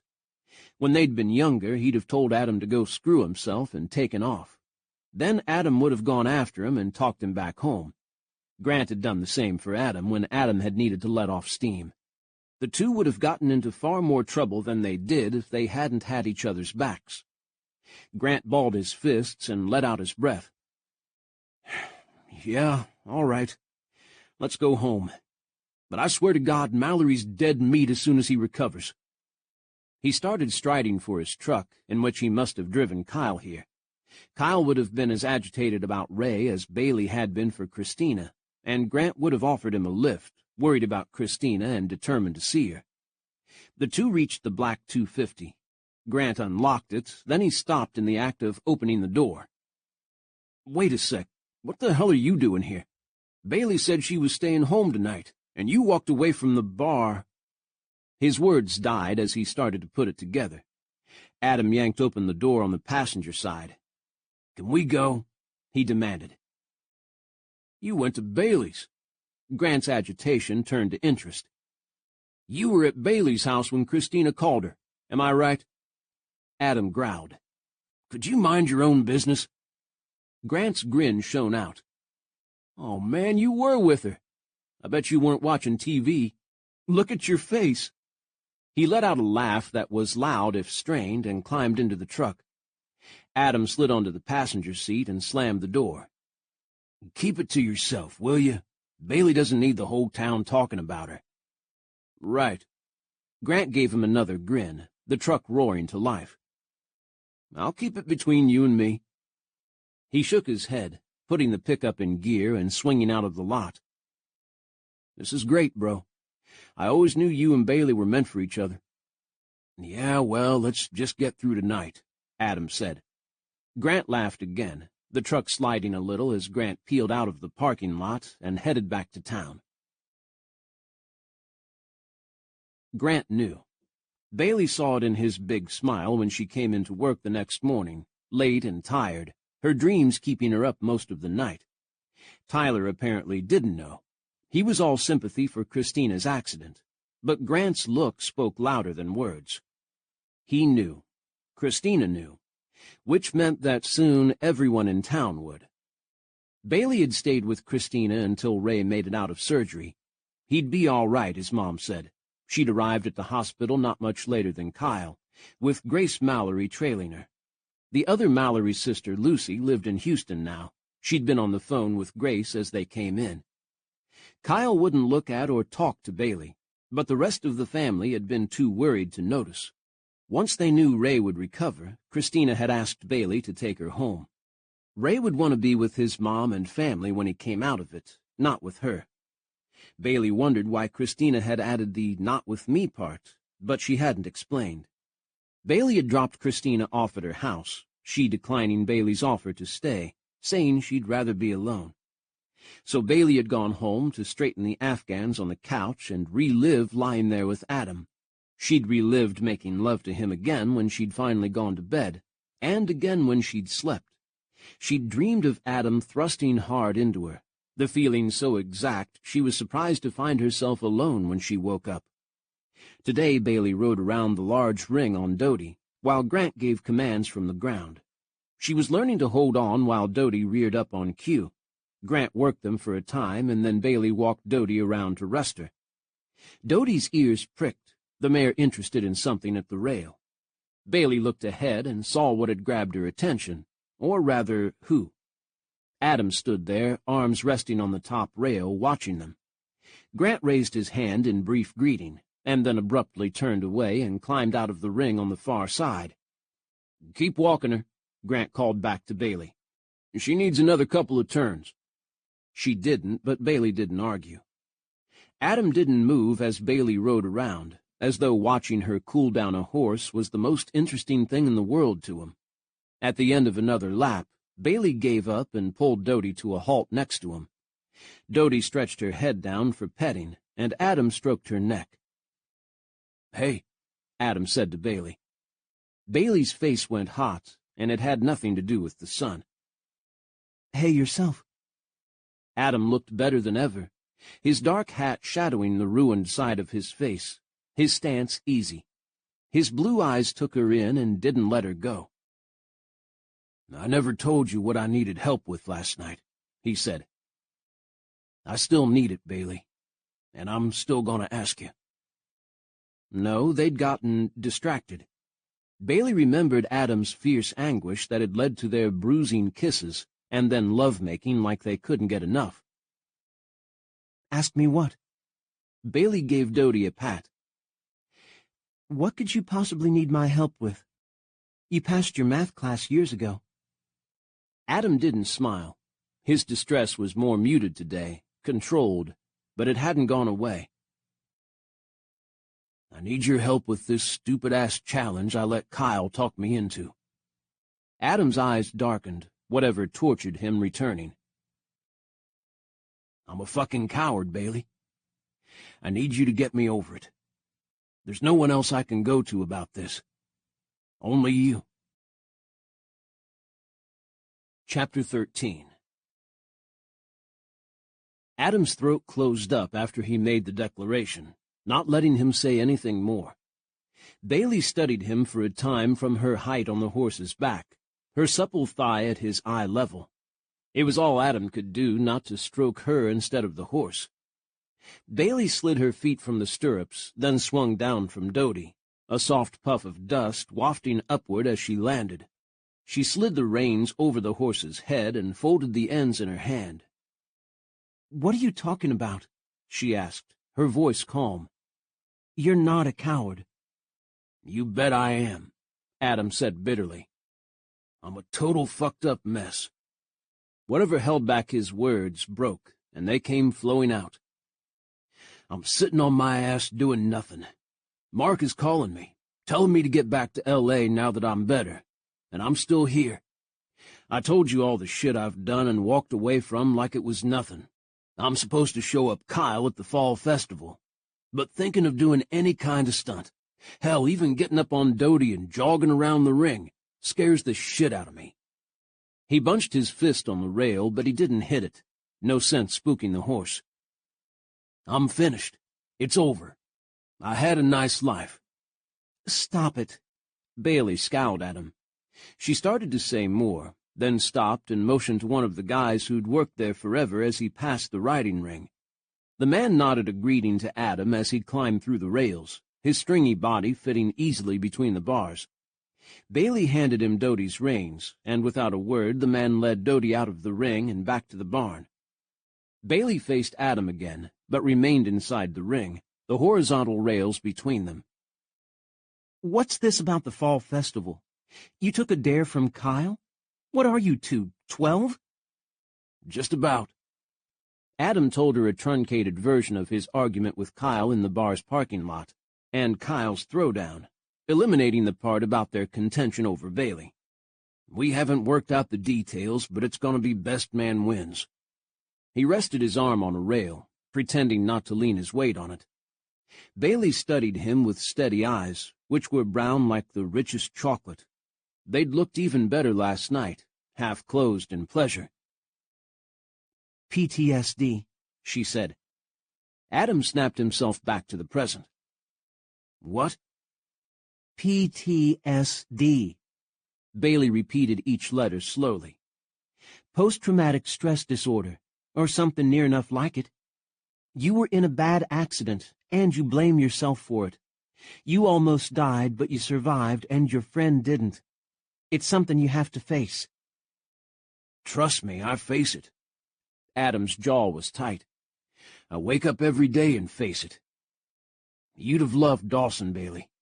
He was the wildest, most partying guy I ever met, and at the same time the kindest man I knew." His eyes stung. No, this couldn't happen. Not out here in front of Bailey, when his brothers could walk by at any time. They'd find Adam leaning on the rail, bawling like a baby, and they'd feel sorry for him. "You have to let yourself grieve, Adam," Bailey said. She wasn't admonishing, she just said it. "Yeah, what the hell do you know about grief?" Adam heard the harsh words come out, but he couldn't stop them. "I lost my dad when I was 10. I had no idea how to deal with that. I couldn't cry and locked myself in the basement. I had to be the man of the family. I had responsibility, same as now. I'm part of a business that my actions could lose, which will cost my mom her home, everything she's ever known. My brothers can handle it, but my mom shouldn't have to worry like this anymore. I can't fall apart." His scarred hand clenched the rail, whitening the skin around his knuckles. "I can't. Not now." "I'm not telling you to fall apart," Bailey said in an even tone. "I'm telling you to let yourself grieve, to miss Dawson. He deserves that." "Bailey, will you stop with the counseling shit? I got enough of that crap in L.A. "No." She gave him a scowl, not moving an inch. Adam remembered that about Bailey. Her shy, timid exterior hid a backbone of steel, a determination that put to shame the most hardened men he knew. She went on. "I do know about grief. Catching my husband in bed with another woman kicked my ass. I grieved for a long time, missing the bastard at the same time I hated him. I didn't miss him, the person he revealed himself to be. I missed what we'd had, the fun, companionship. I'd relied on him, confided in him, told him things I couldn't share with anyone else. All that was taken from me in 2 seconds. For a long time after that, I didn't want to think or feel. I didn't have anyone to talk to, not really. I know there were plenty of people who thought it was my fault. He'd never have gone to her if I'd been keeping him happy, right?" Bailey's fists were clenched, her eyes swimming with tears, and yet she stood there and told Adam what had hurt her deeply, ripping the lid off what she'd kept buried. Adam didn't like the barrier between them. He climbed smoothly up and over the railing, happy his leg didn't protest too much. He landed in front of her, boots sinking a little into the thick dirt, and she took a startled step back. Adam followed that step. "Where does he live? Your ex? I'm going to kick the living shit out of him." Bailey shook herself out of her sad place and gave him a look of impatience. Is that your answer to everything? Hitting it? Pretty much. Makes me feel better anyway. There it was, Bailey's smile, flashing warmth through the gloom. Well, I'm not going to tell you. You don't need 2 lawsuits. Hey, I've been living in California. Everyone sues everyone there all the time. It's like a state pastime. Bailey folded her arms. What do you want from me exactly? What do you want me to do? Adam looked her up and down, once again comforted by her nearness. It crept up on him, that comfort. Stealth comfort, Bailey style. What do I want from you? Adam let himself smile. How about you in a warm shower, me soaping you down, then getting on my knees, licking between your thighs. Bailey's face was scarlet. Adam! Sweetheart, you can't stand there looking all sexy and being nice to me without my brain going where it's going. I'm not sexy. I'm covered in horse sweat and a little bit of horse shit. Adam burst out laughing. He thought he'd never laugh again, but around Bailey anything was possible. Sexy's not about what you look like, he said. It's about what you are. And what I want from you is to be inside you, finding out what you like, giving that to you, but mostly just being inside you. He liked how she gaped at him, the lush lips he wanted to kiss parted, moist. She'd never had any idea how beautiful she was, and that shithead she'd married hadn't helped. Adam wanted to punch him for every second of pain he'd caused Bailey, and then some more just for the hell of it. He went on. What I need you to do is get me back up on a horse. I've tried to come out here before, grab a horse and ride off, but I can't. I pick up a saddle and start shaking. I can't figure out why, because I was on a motorcycle when I banged myself up, not a horse. But it's like I can't do anything I did with the stunt business, from riding to jumping off a wall.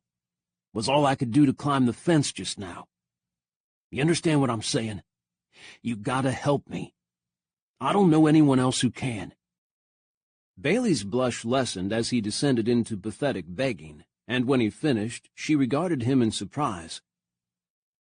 Seems like there's a lot of people around who could help you. Your brothers, your friends, Faith. I can't tell them. They'd say they understood, but they wouldn't. Not really. Carter, maybe, with the crap he's gone through, might. But he'd just tell me to suck it up. And he wouldn't be wrong. Bailey frowned. You're still not telling me what I can do that they can't. Well, for one thing, you're prettier than my brothers. Come on, Bailey. I can talk to you like I can't talk to them. It's always been that way. Always? She stuck her thumbs into her waistband and cocked her head. I don't know. In high school, you never talked to me at all. Years at the same school, and you never even said hey to me in the hall. Then one day you're smiling at me, saying, sure, you could use my help. All of a sudden you think I'm the smartest girl in school, your only hope, giving me that handsome Adam smile, enticing me into your bedroom. I'm thinking nothing's changed. That little tilt of her head, the assessing look, was heating Adam's body. He pointed a finger at her chest. Sweetheart, you were the one chasing after me in the parking lot, telling me you could help me pass my classes. My guardian angel come to life, I thought, when I looked at you. Her eyes lost their teasing light. Save it, Adam. You charm your way into getting whatever you want, and you know it. I'll help you, all right. But you didn't have to come out here and sweet-talk me into it. You only had to ask. I did ask. I ran to your house last night, making a big-ass fool of myself asking. Like I'm doing now. No, you looked at me with your hot blue eyes and seduced the hell out of me. It's what you do. Bailey gave him a severe look. Fine. I'll be your trainer. I'll get you riding again and into fighting shape to face Kyle. But I'm going to be a ball-buster, all right? I'm not going to give you any slack for being cute. Adam put his hand to the left side of his face, brushing his scars. You call this cute? That's gone forever. Being attractive isn't about what you look like. It's what you are.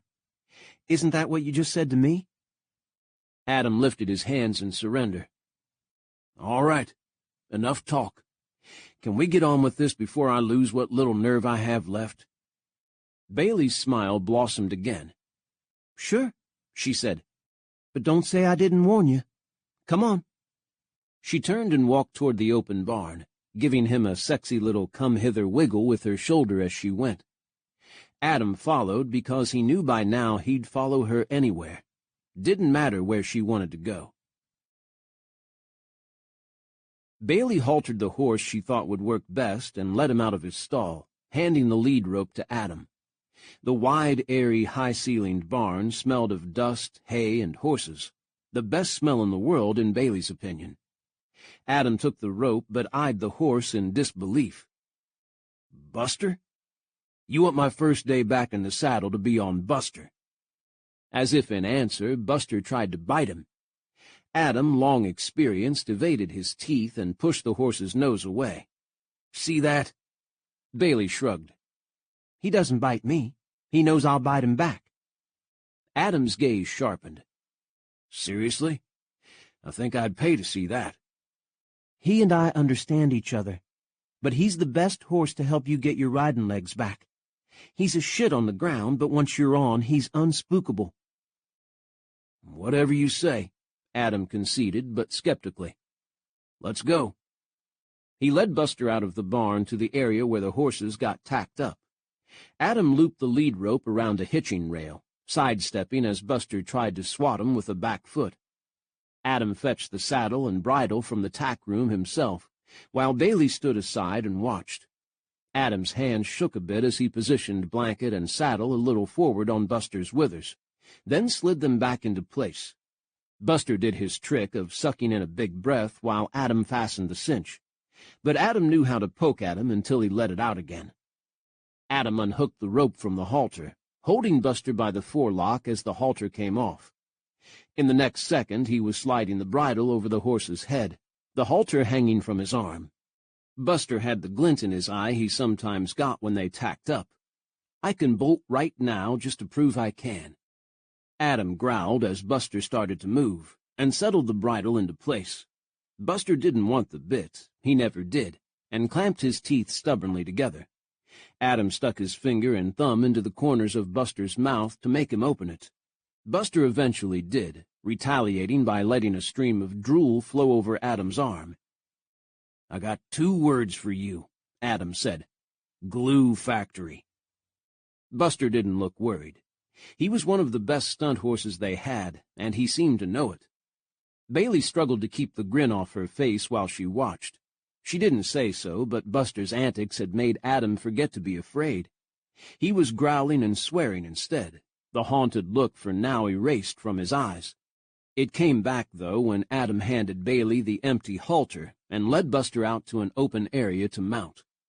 Adam stilled next to Buster, who whacked Adam with his tail, holding the reins as his limbs stiffened. I don't know, Bailey, he said. At least I got this far.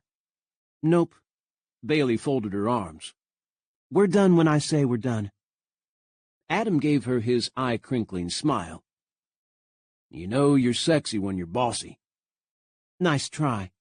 Put the reins over his head and get on that horse. I'll give you a leg up if you need it. I haven't needed a leg up since I was 3, and then only because I was really short. Adam's words were light and quick, hiding the tremor in his voice. He took his time lifting the reins over Buster's head to rest them on his neck.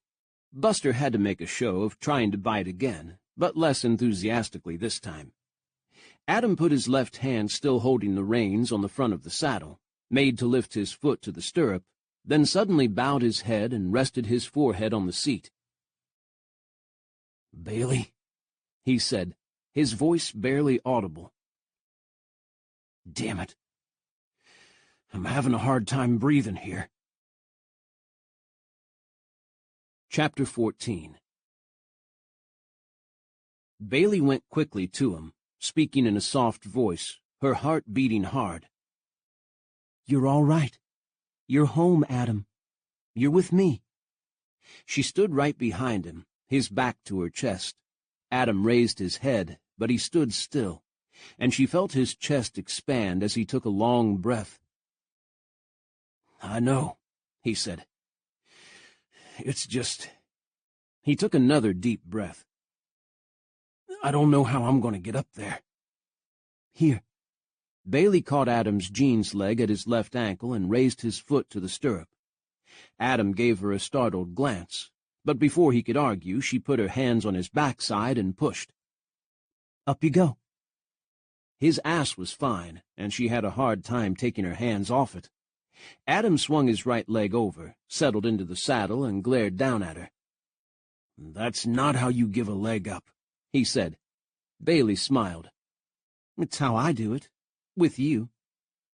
"Wipe that grin off your face. If you give anyone else a boost like that, I'll kill 'em." "Nope. Only you. Now walk him to the covered ring." Adam gave her an irritated look, but turned Buster and headed him for the long covered ring where the brothers trained for their acts. The huge roof let them ride even in the rain, and also protected them from the brutal sun in the summer. Buster walked slowly, as though wanting Bailey on foot to keep up. Adam sat well despite his injury, his body knowing how to ride. He was fine physically, but the bleak light in his eyes worried her. They reached the ring and Bailey opened the gate. Adam turned Buster in, looking up at the roof as though he'd never seen it before. Buster moved to the rail and started around, familiar with the routine. Bailey shut the gate, moved to the middle of the fence, and climbed up to sit on the top rail. "A couple times around to warm up," Bailey called. "He hasn't been off his butt all morning." Adam lifted his hand to show he'd heard and kept Buster going at his quick walk. Watching Adam in the saddle was a treat.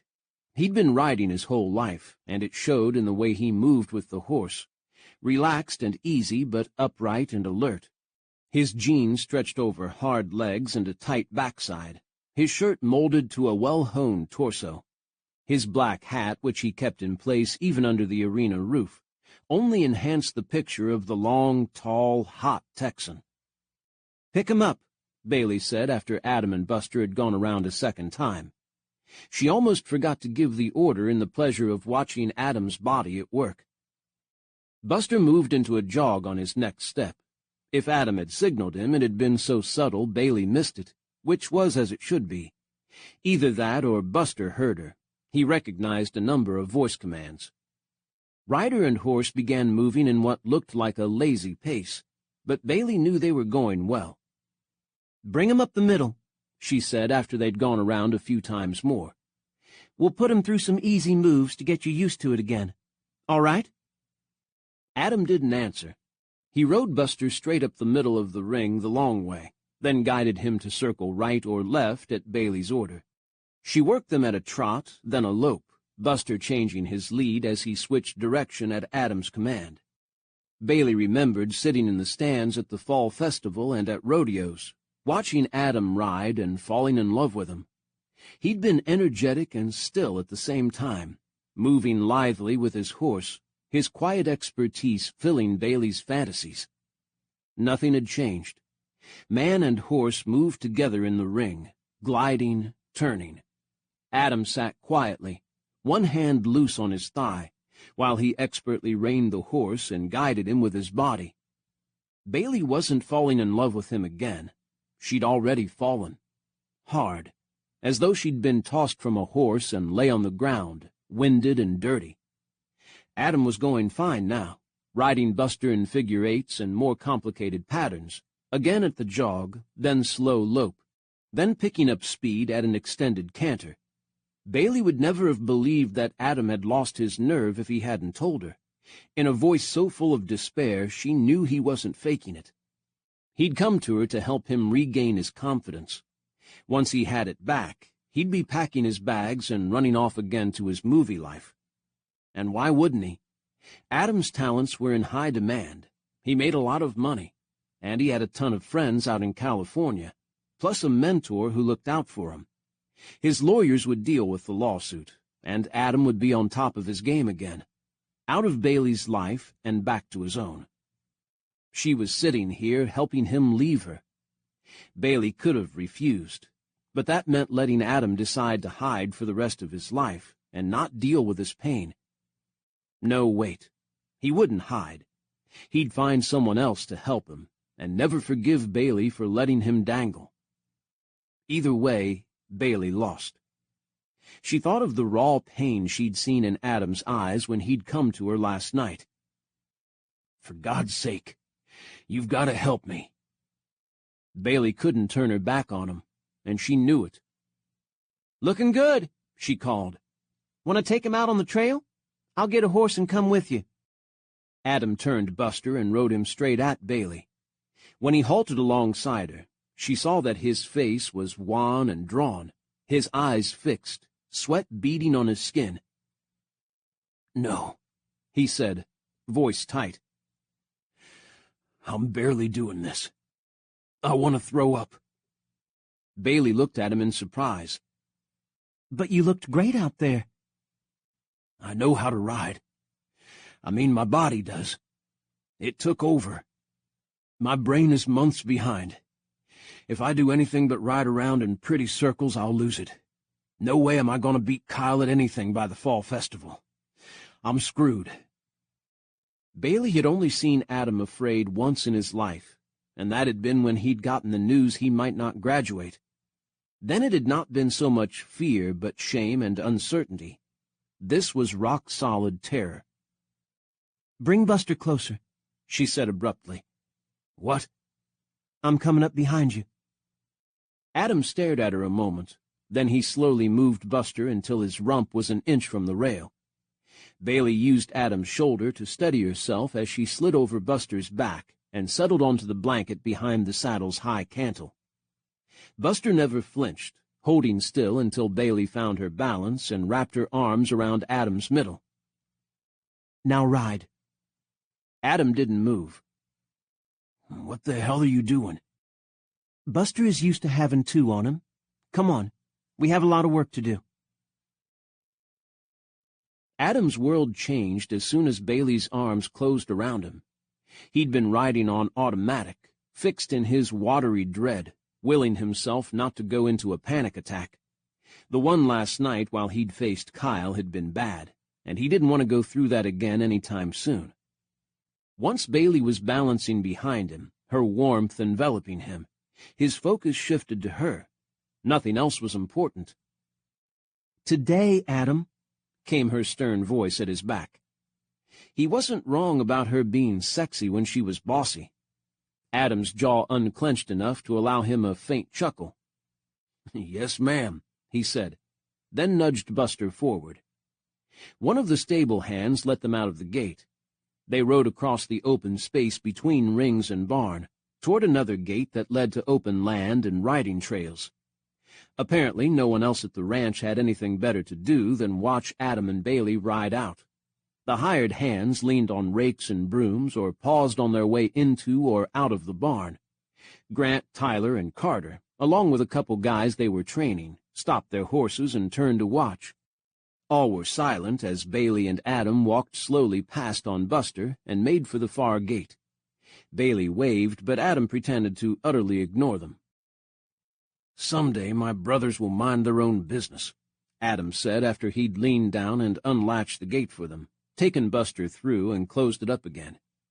"It'll be really cold that day in hell, too. Pigs will be flying around all over the place." "They're worried about you." Bailey's sweet voice, so close, relaxed him another notch. "They're nosy," Adam growled. "It'll be all over town by tonight that you were on a horse with me, hugging me tight." "Oh, well, so what if it is?" Adam let out another chuckle. He really didn't mind if the whole town knew that Adam and Bailey were together. Kyle could eat shit. Bailey became all business again. "Take the north trail. Once we get up the hill, put him into a trot." Adam stiffened. Buster felt his tension and swished his tail. "I don't want you falling off," Adam said. "I know how to fall," Bailey said. "So do you. It's the first thing we learn. We'll be doing that later. We also know how not to fall." She sounded so logical, as though Adam was in control of everything he did. But the sun was warm, Bailey behind him was warmer, and it was a fine Texas late September day. If he didn't think too much, he could ride, guiding Buster with his weight, giving him the slightest touch with reins and legs. Bailey was a glorious distraction, with her arms firmly around Adam's waist, he steadying her at the same time she steadied him. They made it to the top of the hill, and Buster moved into a jog with the barest nudge from Adam. Adam could do this, he thought. He'd been riding since he could walk, and stunt riding for years. The Campbell boys were fearless. At least, that's what everyone said. Buster jogged along, liking to be out. Bailey had been right to put Adam on him. In spite of his bad manners, Buster was solid and knew his job. They rode down the other side of the low hill, the gentle green just fading from its grass. The rise hid the house, barns, and rings behind them. No one would be able to watch them out here unless they deliberately followed, which was likely why Bailey had chosen this trail. Adam wouldn't put it past his brothers to find some excuse to be out here, though, so he urged Buster to go a little faster. "Great," Bailey said brightly behind him. "Take him into a lope, and we'll practice some falls." Shit. Adam's vision began to cloud, and the roar of the accident started to blot out all other sound. "Not yet," he managed to say. "Let me get used to this first." "Your whole business is falling," Bailey said in a reasonable tone. "Getting your nerve for it back is the first thing you need to work on." "Bailey?" The flames were coming for him again. Bailey's arms tightened around his waist. "It's all right, Adam. I'll catch you." Oh, right. Adam would fall on her and squash her. What the hell was she talking about? "She sure looks good," Dawson's drawl came to him over the noise in his head. Adam had once shown Dawson a photo of Bailey that his mom had sent him. The picture had dated from after Bailey had graduated from college and begun her first job in Austin. She'd started pulling her hair back from her gorgeous face by that time, and in the picture wore a dress that, while modest, didn't completely hide her curves. Dawson had said, "You left that behind? Are you crazy?" Yes, Adam had been crazy, craving a fast-paced existence, money for his family, approval. He'd been seduced by the movie business and brushed aside his home life. And Bailey. "She's with you now," Dawson's voice went on, and Adam wondered what his messed-up brain was doing to him this time. "Keep her there." Messed-up brain or not, whether Dawson was reaching out to him or not, the man was right. "We can fall tomorrow," Adam said over his shoulder. "Let's just enjoy the ride." "Nope. You're going to move your lazy ass." Bailey wasn't taking any shit today. "Ride him over to where we practice." Grant, Tyler, and Carter had raked out a flat area, still on Campbell land, and hauled out extra dirt and shavings to make a landing place for practice falls. They rehearsed more difficult stunts there, the ones that needed a lot of room. "We'll do something easy first," Bailey said. "Get some momentum, and then take a dive." Adam's throat closed up, his mouth drying, but he sucked in a breath and told his brain to calm down. He could do this. He approached the beginning of the run and put Buster into a lope. Buster knew the drill. He moved on, picking up speed into a faster canter, which scooped Bailey tight against Adam. Good horse. "Like this," Bailey called, and then her warmth was gone, and there was empty space where she'd been. Adam swung back to see Bailey heading for the ground, tucking in her arms, letting her shoulder take the fall, rolling with it. A good landing, but Adam wheeled Buster around in alarm, vaulting out of the saddle before he was aware of what he was doing. He landed on his feet, but his busted-up leg bent. He went down into a roll, automatically coming out of it and ending up on his feet again. He ran to Bailey, reached down, and pulled her up. "What the fuck?" he demanded. Bailey broke his hold to brush herself off. She had dirt on her cheek, dried grass in her hair. Adam pulled at the bits of grass, distracted by her softness. "You all right?" he asked. Bailey regarded him in surprise. I'm fine. Your brothers trained me. She grinned. I meant to do that. I know. Adam tightened his grip. But seeing you fall, I don't like it. Bailey's bright smile vanished. We've had this discussion before. I love to ride. I love the stunts. I had a great time on that shoot with Grant while you were recovering. When I'm riding, I feel alive. It's the only thing that knocked me awake after my awful divorce, and I'm not letting you take it away from me. Understand? Chapter 15. Adam went still as Bailey's voice rose with her agitation. If he wasn't comfortable with himself when he was in danger of crying, he was even worse when women started in, Bailey in particular. Her smiles were gone, her face was flushed, her eyes bright. This was important to her, desperately important. Adam got that, but all he wanted to do was protect her. He didn't care about anything else right now, not even Buster flipping his tail as he ran for the hills. "I'm not trying to take it away from you," Adam said, impatient. "I'm trying to keep you safe." Bailey planted her hands on her hips, furious at him, again. Well, you can't. Life isn't safe. It's always waiting to whack us in the ass when we least expect it. People get hurt. Friends and family die. We can't stop it. We have to grab onto what we have and love the people we love as hard as we can while we still have them, 'cause you never know what shit will happen. Bailey's eyes shone with tears. "Hey," Adam rested his hands on her shoulders. "I'm not trying to take anything from you. But thinking of you being hurt, that kind of kills me inside." The tears overflowed. Stop it.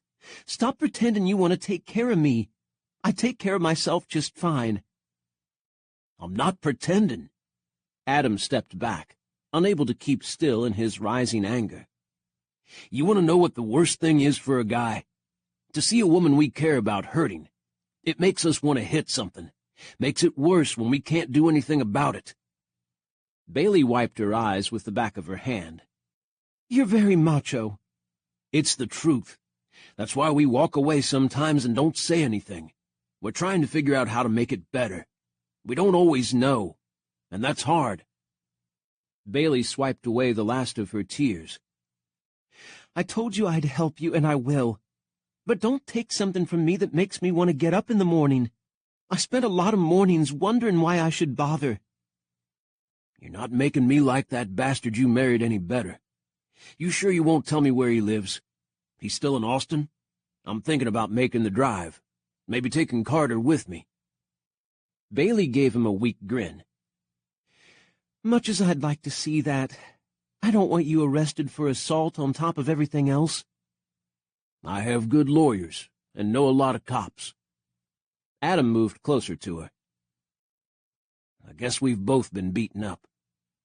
We're both hurting. Maybe we should have stayed home and left the world alone." He took her dirty hand between his. "It's you and me now, Bailey. How about we help each other?" She flushed a brighter red, her agitated look gone. Adam hoped she'd step against him, agreeing, maybe sealing the bargain with a kiss, but instead she did a brief eye roll.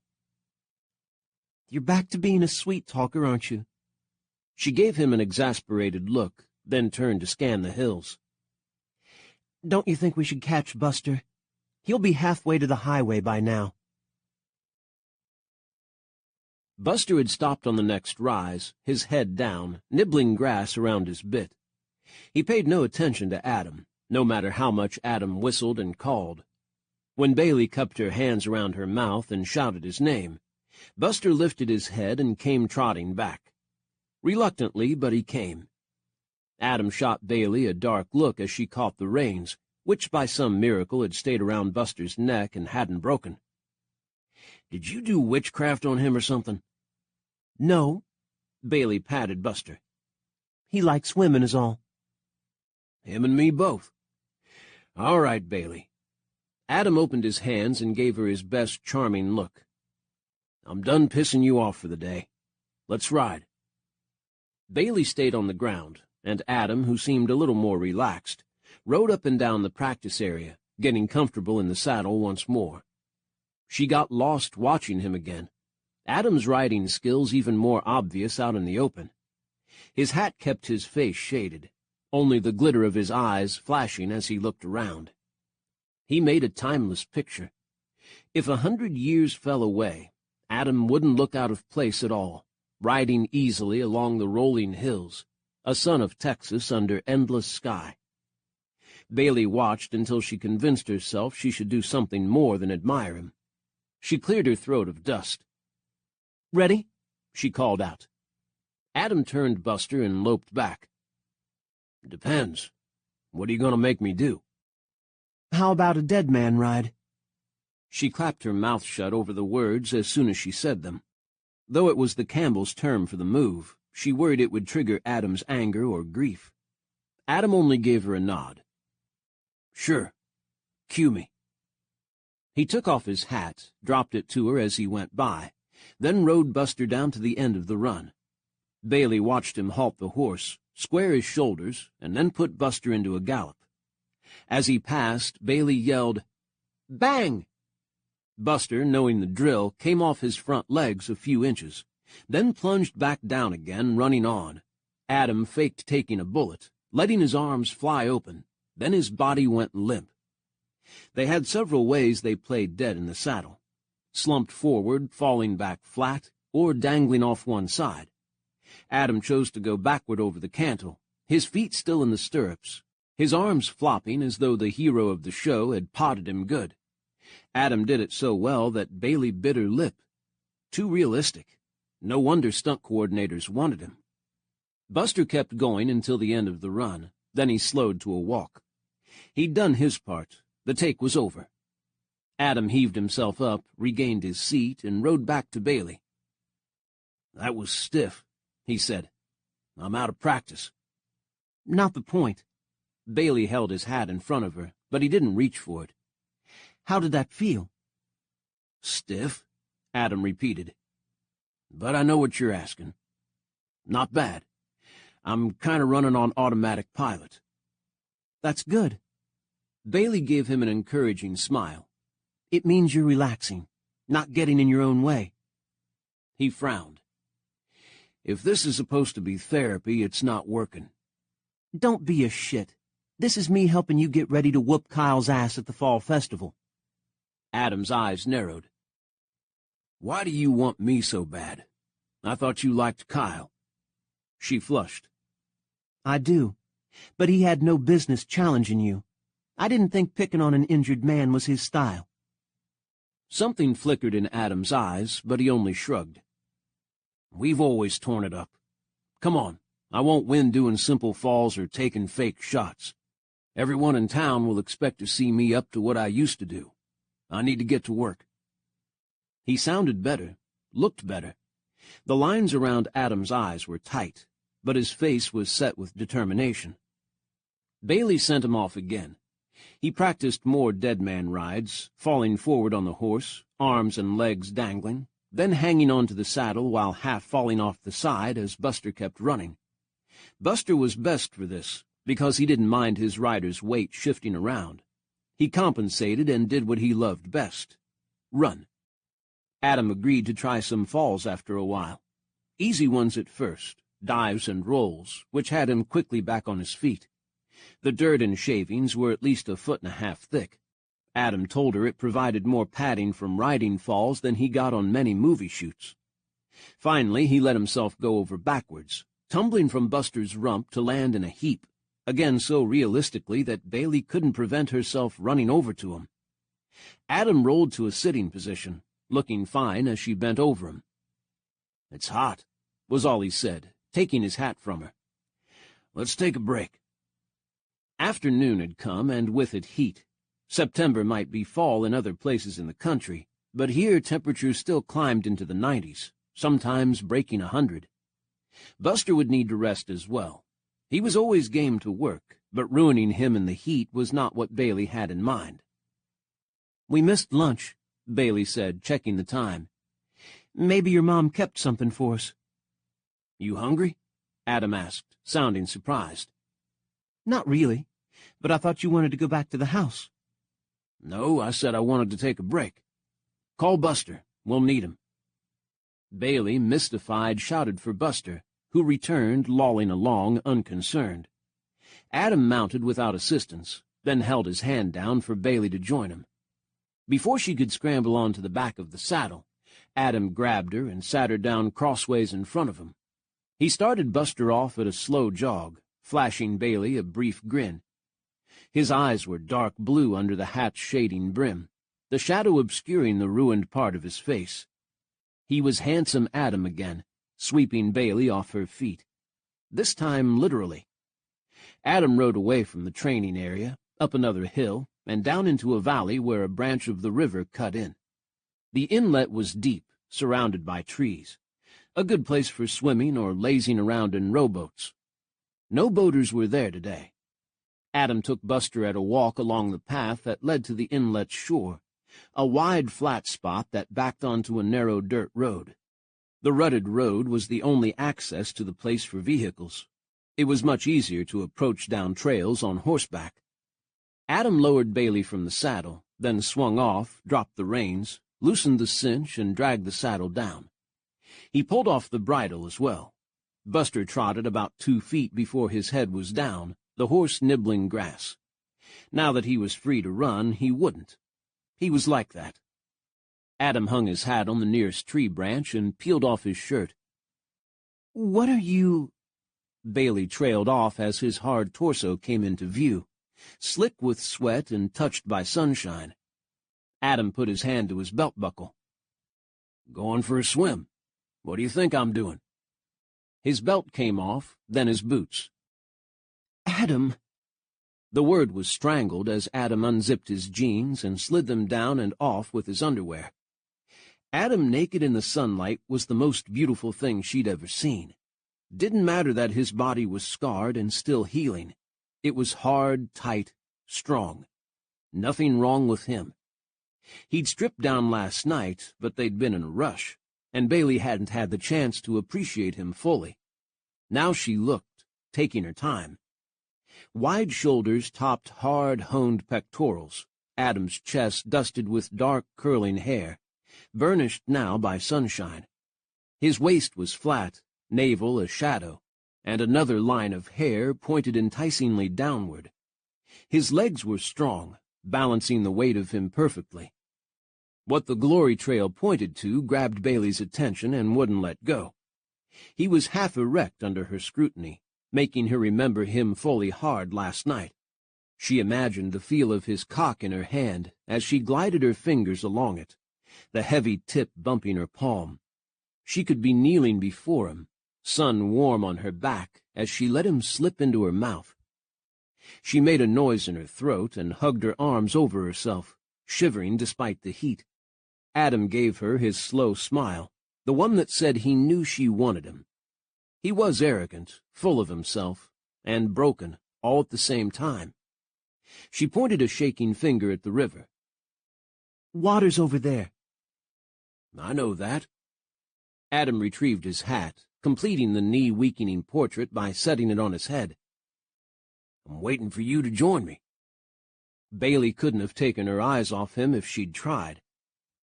"There might be snakes." Of course there would be. The whole state was crawling with them. Adam shrugged. "I'll scare them away. Come on." He delivered the command in his slow drawl, the old Adam returning. He gave her a final look, then walked the few feet across the dried grass to the water. The back of him was as good as the front. He strode, head up, hat firmly on, the sun kissing down his back to the firm muscle of his ass. "I am the luckiest girl in the world just seeing that," she thought. "Come on, Bailey," he called. "You chicken?" He made clucking noises as he turned around and sank into the water, pushing off to swim on his back. He wanted her to strip off all her clothes and run into the water with him. She'd be crazy to. Or maybe she'd be crazy not to. Bailey gave the surrounding area a quick glance, making sure that they were truly alone. Then she fumbled off her clothes as rapidly as she could. She hung them on the limb next to Adam's and started for the water. Adam stood up, water lapping his hips, watching her come. He was looking over Bailey as hard as she'd looked over him, and she hoped he liked what he saw. Cool water closed over her then, making her gasp. Adam's smile widened, and he swam lazily to her. "Hey," he said, his voice low. Water beaded on his lashes, his blue eyes dark. "Ain't you pretty?" Bailey went hot, never mind the coldness of the water and mud sucking at her toes. She didn't notice anything but Adam's warm gaze, and his hands coming up to rest on her shoulders. "Remember when I said what I mostly wanted was to be inside you?" Adam waited until Bailey gave him a frozen nod. "I figure if I can stay inside you as much as I can, then the rest of the shit in this world won't matter." Bailey wet her lips, which shook. "You can't hide from life by having sex all the time." "Why the hell not? Sex is life, Bailey. It's the most basic part of life. Without it, there is no life." "I suppose you've got a point." "You bet I do." He paused. "You never had kids." "What?" Bailey blinked at the incongruity. No, I didn't. We said we'd wait." No, Lawrence had said they'd wait, until they had more money, a bigger house, higher positions in the company, whatever his excuse had been each time. Bailey realized now that kids would have taken his attention from what he wanted: wealth, success, his own pleasure. "Bet you'd make a great mom," Adam said. Bailey's heart filled with longing. "I never really thought about it." Liar. "When we do have kids, you can tell them." Adam carefully removed his hat, floated up out of the water, and snagged it on an overhanging branch. "You can tell them what we did together in the swimming hole." He grinned. "When they're old enough. We can embarrass them." Did he mean having kids with her, she wondered, her heart pounding? Or was he talking about children who'd come along at some point in each of their lives? Bailey stopped thinking when Adam slid his arms around her, pulling his wet body into hers, and slanted a warm kiss across her mouth. Bailey was like sunshine in his arms.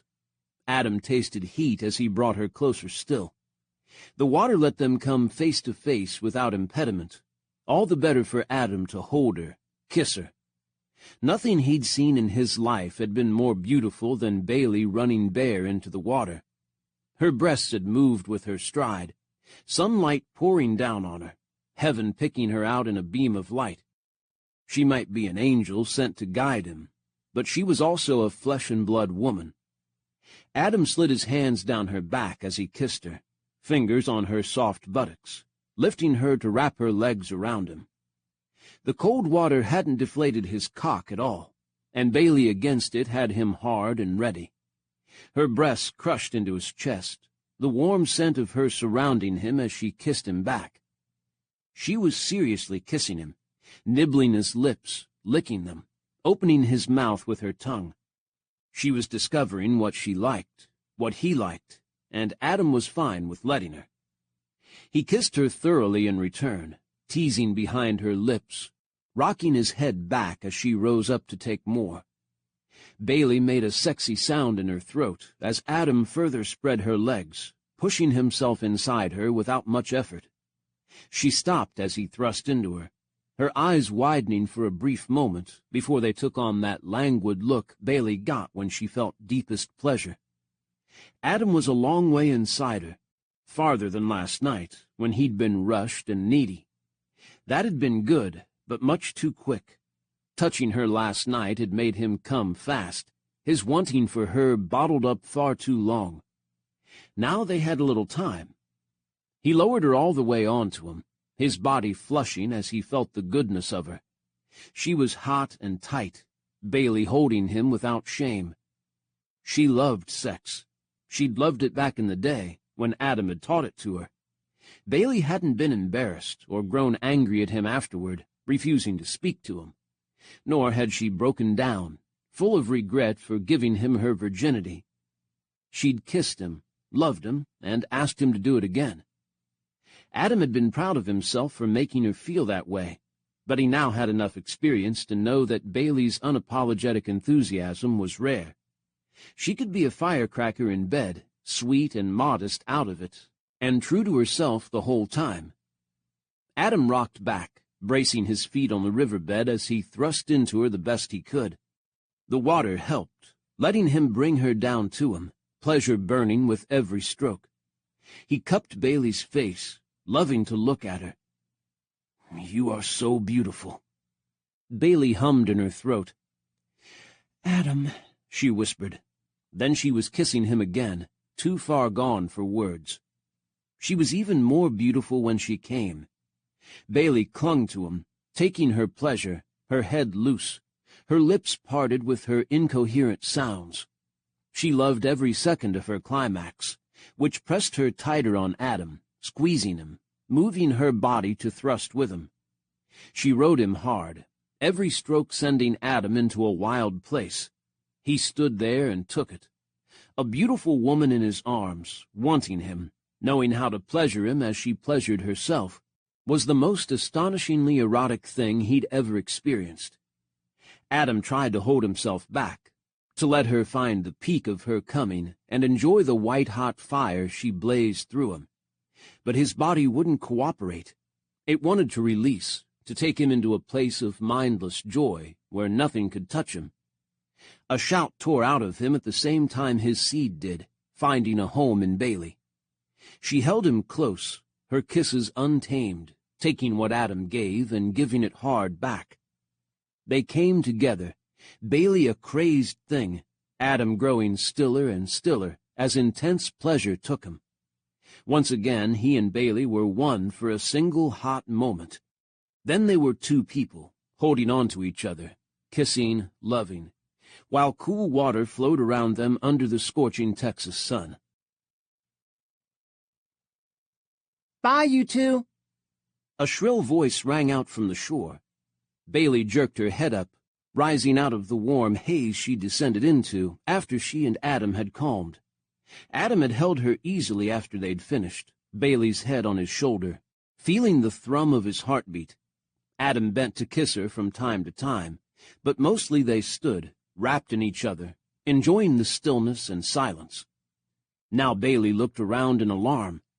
Buster was halfway up the hill, his bridle restored, a little girl perched on his bare back. Faith grinned and waved at Adam and Bailey as they stared at her, Adam making sure Bailey's body stayed hidden by his and the water. Laughing, Faith turned Buster and expertly trotted him on up the hill, leaving them behind. "Faith!" Bailey called. She struggled out of Adam's arms, shivering as her feet touched the rocky, muddy bottom. Adam hauled Bailey back before she could plunge out of the water in all her nakedness. A stream of giggles came back to them, but Faith was gone. "You know, sometimes I think she's the sweetest little girl alive," Adam said as they watched her disappear. "And then she proves she's Carter's daughter." "Doesn't matter." Bailey rubbed her arms, cold without Adam against her. "The walk will do us good. Give us a chance to dry off." She spoke with more conviction than she felt. It was more than a mile back to the house, with a lot of hill climbing thrown in. Adam leapt to grab his hat from the branch with a dripping hand. He started for the shore, pausing to give Bailey's backside a caress. Bailey watched Adam's fine rear view emerge from the river, a beautiful man nude in the sunshine. "Damn it," Adam growled as he shrugged on his shirt. "Now I have to carry that effing saddle all the way back up the hill." Bailey made herself climb out of the water. "We'll carry it between us. A burden shared is a burden halved, they say." Adam reached a scarred hand down to help her, his long-sleeved shirt dangling, unbuttoned. He pulled her the rest of the way from the water and caught her around the waist. "Stop being so damn cute," he said, then kissed her hard on the lips. Bailey softened to him, arms going around him, loving the feel of his sun-baked clothes on her damp skin. He deepened the kiss, a strong man loving his lady, and then he straightened up, gave her another pat on the backside, and moved off to dress and retrieve the saddle. Adam was late to dinner that night.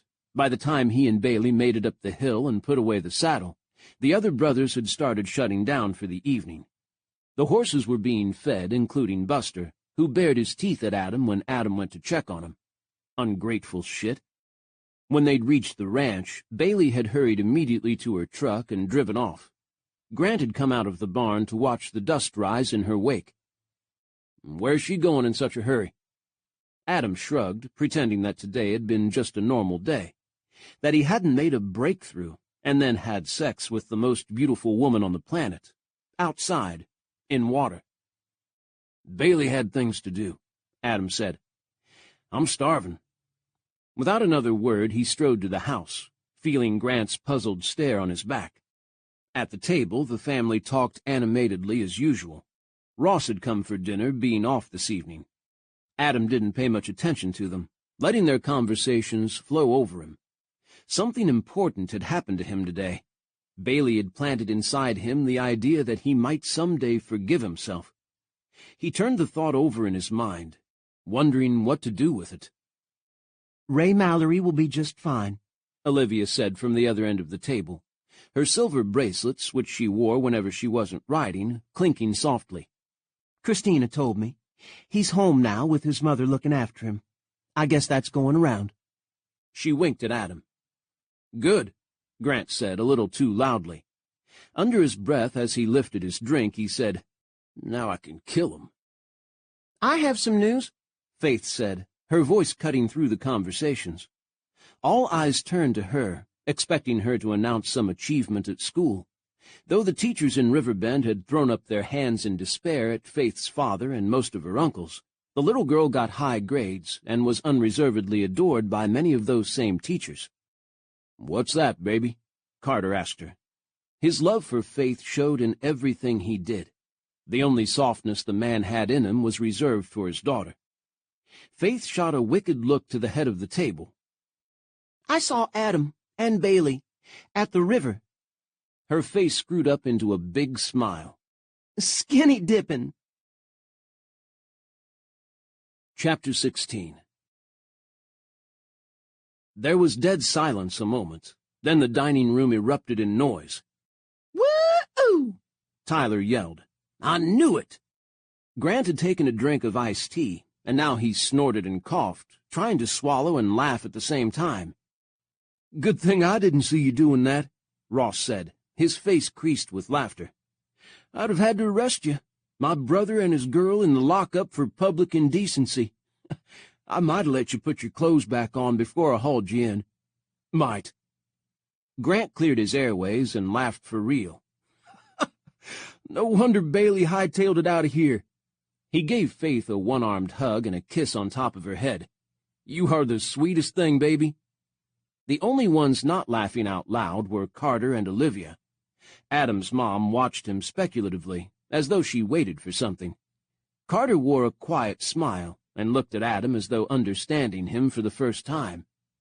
Adam's face burned, and he reached for a glass of cold water. But somehow he didn't mind their laughter as much as he thought he would. "My brother and his girl," Ross had said. They weren't surprised at all, nor were they condemning, as though it had been inevitable that Adam and Bailey would find their way together. Faith didn't have any doubt.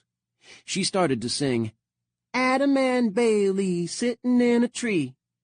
Tyler and Grant joined in, their deep voices blending with her small one. "Kissing." Adam picked up his fork and went back to eating, letting them laugh at him. The cold inside him was easing off under their smiles. It felt good. The story of Bailey and Adam in the river was all over town by the next day. Bailey had one calm evening of freedom from it, but when she went to pick up a few groceries the next morning, knowing smiles from every customer in the store turned in her direction. The woman who owned the little corner grocery grinned across the counter at Bailey. "Adam's such a handsome boy, isn't he?" she said as she rang up and bagged Bailey's purchases. Any announcements we should know about? Bailey flushed and grabbed the filled bag. No. No. It's not what you think. Of course not, dear. She looked wise. Don't forget your card. Bailey swung back, snatched her bank card from the woman's hand, and fled. Delighted laughter followed her. Not everyone was laughing, Bailey discovered at the gas station, where she'd stopped to put air in her tires. A tall, willowy blonde woman who'd been one of Adam's girlfriends in high school approached as Bailey straightened up from the machine, wiping black smears off her hands. "You're not Adam's type," the woman announced, looking Bailey up and down. Bailey remembered her well. Donna didn't live in Riverbend anymore, but in a big house with her oilman husband west of here.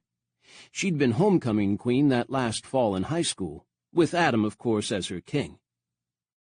"Adam's different now," Bailey said. "I've known him a long time." Donna's lifted brows said she was skeptical. "He's not cut out to be a small-town boy. I knew that when we were going together. He wanted out of here, while I was happy to settle down near home. I bet he hasn't changed that much." Bailey had no idea. Adam was a charmer, and even without Kyle's warning, she'd always known he didn't stick with one woman for long. Donna was living proof. She and Adam had been broken up by that Christmas. Donna gave Bailey another once-over. "I thought you got married, right? After you went off to Austin?" "I did." Bailey lifted her chin. No reason to hide. "Divorced last year." "Oh, well." Donna looked superior in her secure marriage to a rich man twice her age. "It doesn't always work out." "No, it doesn't," Bailey agreed. Nothing else to say, really, except bitch. "Don't break your heart on Adam," Donna advised, adjusting her designer silk cardigan as she turned back to her Mercedes convertible. "He's not worth it. Trust me." Bitch, bitch, bitch. If Donna thought Adam not worth it, she didn't know him, had never known him. Lucky for Adam.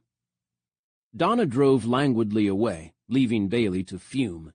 She made herself feel better by buying another pie from Mrs. Ward, who also hinted that she was waiting for a happy announcement from Bailey about Adam. That night, Bailey decided to go to the bar with Christina when she went into work, to make herself face people and talk to them. She refused to hide in her house just because the whole damn town knew she'd had sex with Adam. Well, they only really knew she'd gone swimming naked with him, but they'd extrapolated. Besides, Adam might come in tonight, and she needed to talk to him. Kyle Mallory entered, followed by his big friend Jack. Kyle saw Bailey, hesitated, but stopped next to the bar stool where she sat and ordered a beer from Christina. "Hey, Kyle," Bailey said, trying to sound friendly. "How's Ray?" Kyle shrugged, not looking at her. "He's fine," he said, also pretending to be friendly. "Whining and moaning, but fine. Doc says he's out of danger and just needs to heal a little." "I've been fixing him chicken soup," Christina said brightly as she drew a beer from the tap for Kyle. "Nature's perfect cure." Her smile was too brittle. Christina had been stiff, touchy, and unhappy since the accident. Bailey had seen that, but she had the feeling that right now was not a good time to push her sister. Christina would tell her what was up when she was ready. Kyle didn't appear to notice. He took his beer and turned to Bailey as Christina moved to serve Jack. "I heard about you and Adam," he said. "I couldn't not hear about it. At least 20 people stopped me this morning and told me. But don't worry, I know when to step out of the way." Kyle paused, giving her a frown. "Tell me the truth, though. Were you out with him when you were going out with me?" "No." Bailey frowned at him. "I told you I'd never do that." Why was he so quick to believe she'd cheat on him when she'd been cheated on herself? Adam had been worried about it, too, at first. They all should realize she'd be the last person to do such a thing. Fear, she decided. We're all so afraid of betrayal. Okay. Kyle gave her a conceding look. But when he runs back to L.A. and his movie chicks... He tailed off as though reconsidering what he'd been about to say. His grin broke through. "Give me a call," Sure, Kyle. Kyle turned away, to find Adam standing directly behind him. Adam? Kyle said, giving him a faint nod. Kyle's voice was neutral, not threatening, but his eyes told a different story. He was furious at Adam, but Adam couldn't be paid to care. Heard your brother was on the mend, Adam said, also playing it cool. That's good. Yeah, he'll be up in no time. Accidents are tough, Adam said. Give him my best. Sure. Kyle looked him up and down, then a spark lit his eyes. You gonna be ready to eat dirt? Adam waited for the clamor of the wreck, the hot flames of the fire to fill his head, as Kyle challenged him. He felt a quiet warmth at his shoulder instead, as though Dawson stood beside him, watching over him. I'm ready to feed it to you, Adam said. What did you have in mind? Jack had closed in behind Kyle, and Carter and Tyler came to stand near Adam. Bailey remained where she was, not looking happy, and Christina stopped serving to listen. Kyle set his beer on the bar. I've been thinking about this. You're good at stunt riding. I'm the best of the best at bull riding. I've got a rack of trophies to prove it. If we try to compete in each other's best sport, we'll both lose. I don't know, Adam said. I've watched you fall off plenty of bulls. It doesn't look that hard. A couple guys, including Jack, chuckled, but Kyle ignored them. So what I came up with was a special competition, just for you and me. I set it up with the Fall Festival coordinators and judges. They'll decide what you have to do to prove your best skills and what I have to do to prove mine. And they and the audience will be the final judges. Sound good? Seems fair, Adam said. He wouldn't put it past Kyle to sweet-talk the judges into doing exactly what he wanted. But Adam couldn't argue, not with the whole bar watching. All right, then. Kyle stuck out his hand, always having to play the good sport. May the best man win. All right. Adam shook his hand. What's the prize? A woman in a skimpy top asked. She eyed the two with an eager look, as though ready to offer herself to the winner. Kyle winked at her. We haven't decided. How about the loser does whatever the winner tells him to? Adam shrugged. Sounds good. He glanced behind Kyle to Bailey to see how she was reacting to this, but Bailey was gone. Shit. The rest of the bar crowded around them, talking and laughing, starting to take bets. Adam pushed through them, leaving Kyle behind, but Bailey was nowhere in sight. I saw her leave, one man said and grinned. Don't tell me you lost track of her already, Campbell. Adam resisted the urge to punch him, thanked him instead, and walked out of the bar. You going after Bailey? Kyle asked behind him. The night was mild, just right after a hot day, or would be if Kyle weren't following him. Yes, Adam said tightly. Kyle fell into step beside Adam, not trying to stop him, but not dropping away either. She picked you, Kyle said. I'm not happy about that, but it's her choice. But I'm just going to tell you, I don't like the way you treat her. Adam stopped and swung around, forcing Kyle to a halt. What the hell are you talking about? I'm talking about the way you don't stick with anyone. When Bailey's around you, she looks happy and miserable at the same time. Probably because she knows you're a love-'em-and-leave-'em kind of guy. That's a polite way of saying man-whore. She doesn't need that, especially not right now. She's still hurting, and I don't want to see her hurting more. Hurting Bailey isn't at the top of my list, Adam said in a hard voice. She's the best thing this town will ever see. Yeah, you have an answer for everything. The anger in Kyle's eyes was true, and went deeper than his usual rivalry with Adam. She might not want me for anything serious, but no matter what happens between her and me, Bailey is my friend, always has been. You treat her right, or I will come after you for real. I don't care if you just recovered. I'll break your leg again, and your other one, and mess up the side of your face that's still pretty. Adam took a step back. His heart burned, and for once he didn't want to come back at Kyle's threats with a few of his own. "If I hurt her," he said, "I'll deserve it." He gave Kyle a nod, turned, and strode away from him. Bailey opened the door to Adam's knock. He stood under the circle of porch light, the glare brushing his dark hair and not hiding the scars on his face. He didn't smile, didn't push his way in. He just said, "Hey." Bailey folded her arms, her throat tight.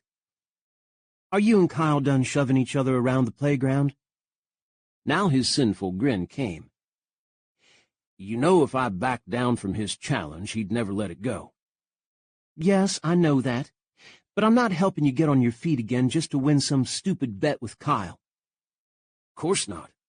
But you don't want me to lose, do you?" Adam let his eyes go wide, giving her that innocent and charming look. Bailey shook her head, but she backed up and waved him into her house. "You'll do what you want. You always do." Adam didn't answer as he entered, but stood looking around the living room. "I like this house. You did good with it. It's homey." Bailey had furnished the living room with antique store finds, hill country being full of such places. She'd gone for the Edwardian look, but with modern comforts, and now everything was muted reds, blues, and greens, with plenty of wood tones. "I wanted something cozy after my ultra-sleek apartment in Austin," she said. "That place was upscale, but always a little cold. This house has been great. Once I got the plumbing and wiring totally redone. No traffic rocketing by at 3 in the morning, and my neighbors talk to me." Bailey closed the door as she spoke, wondering what she should do. She'd had sex with Adam twice now, but she didn't feel as though they'd resolved anything. He'd come here for more, she knew that, but where they would end up she had no idea. "I don't have any beer, sorry," she said as Adam wandered around, looking at her few trinkets and books, the photos of family and horses on the wall, including a still from her recent shoot with Grant in New Mexico. "I'm not set up for a lot of company." "I didn't come here for drinks." Adam turned from the photo of Bailey in a plaid shirt, hair in a braid, riding hell for leather on Buster. "I'm sorry about in the bar just now. Kyle brings out the asshole in me." He smiled at her as she came to him, and he leaned to kiss her. Bailey hated that the touch of his lips made her doubts flee, as though he'd stay and make her happy the rest of her life. He licked across her lower lip, his eyes closing as he pulled her closer. Bailey was going to surrender, again, and it was going to be as good as before. Maybe better if they could snuggle down in bed and stay there all night. A buzzing and jangling made her start. She breathed out again when she realized it was Adam's phone. Adam kept his arms around her and made a face. "Why did anyone ever think cell phones were a good idea?" "You should get it," Bailey said, a bit breathless. "If it's your brothers, they'll be here knocking at the door if they need to find you. They'll have figured out where you've gone." "That's true." Adam heaved a sigh and plucked the phone out of his back pocket. His scowl turned to an expression of surprise. "It's Mark. I should take this." Mark, his mentor, the man Adam trusted in all things. "Want me to leave you alone?" Bailey asked. Adam shook his head as he clicked on the phone and answered. "Hey, Mark, what's up?" "You sound good." The man's voice came clearly, tinny but loud. Adam took Bailey's hand and pulled her to the couch with him. He sank down on the crocheted afghans they'd made love on 2 nights ago, and tugged Bailey to sit next to him. "I feel pretty good. A hell of a lot better, anyway." "You're about to feel even better. I found a new picture for you. It's a modern Western from a major player, and they're desperately looking for a stunt coordinator. I said you were the right man.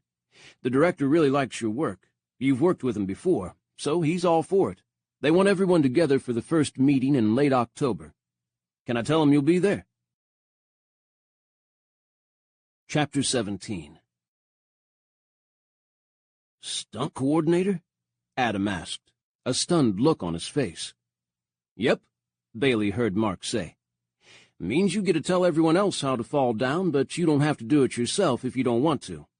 I figure this is the perfect way to ease you back into work. I know what happened hit you hard. Didn't want to push you before this, but it's a great opportunity." "Yeah, it is." Adam squeezed Bailey's hand. "It sure is." "Is that a yes?" Adam glanced at Bailey, his eyes unreadable. "Do they need to know tonight, or can I sleep on it and call you back?" "Yeah, call me back. Don't take too long, though. They're getting anxious to get the contracts out." A pause. "How are you doing, Adam? Really? You all right?" Adam squeezed Bailey's hand again. "I'm much better. Promise. I heard about the lawsuit. They sent me all the shit. Don't you worry about that, Adam. I'll take care of it." "I understand why Dawson's family is upset," Adam said. "I know you do, because you're an understanding guy. But we can't let them walk all over you. Dawson's brother and his wife made Dawson's life hell. They can take a little bit of hell back. Like I said, don't you worry about it. You concentrate on getting better and back out here to Los Angeles. I've got a service taking care of your apartment, so everything's right where you left it. Just cleaner." Adam gave a short laugh. "Thanks." "You take care now," Mark said. "Talk to you soon." "Thanks, Mark." They hung up. Adam was quiet as he laid the phone on Bailey's coffee table. He turned to her, his gaze pensive. "He offered me—" "I know." Bailey gave him a nod. "I heard. He was loud." "Yeah, Mark likes to make sure his voice carries. Stunt coordinator on a major picture. That means I work out every stunt. I'm in charge of the budget, hiring the stuntmen, everything." "That doesn't come along every day, does it?" Bailey asked. "No." Adam shook his head, an excited light in his eyes. "Not to me, anyway." "I think you should do it." Bailey said the words in a rush, afraid she'd keep silent otherwise. Adam studied her, quieting. "Do you?" "Yes. Like he said, it's a terrific opportunity. I imagine the money will be good." "Yeah, Mark is good at money. I'll probably be able to negotiate anything I want." Bailey rubbed Adam's hand, rough and sunburned from today's workout. "Then you should go." Again Adam said nothing while he looked at her. Bailey reached up and touched the ruined side of his face, brushing her thumb over his scars. She loved him so much, but his life and his heart was elsewhere, in his work. She wasn't going to be the one who stood in his way. If she begged him to stay with her, and he did it to please her, that short-term pleasure would turn into resentment on his part. You couldn't get between a person and his dream, or guilt him into not pursuing it. The dream would always win. You'd try to hold them back, then you'd turn around and they'd be gone. "Think on it, Adam," she said softly. "Think good and hard. It's your whole life you're talking about. If you decide to go, I'll drive you to the airport." Adam's blue eyes were steady, no flickering, no indecision. "You're an amazing woman, Bailey. But I always knew that."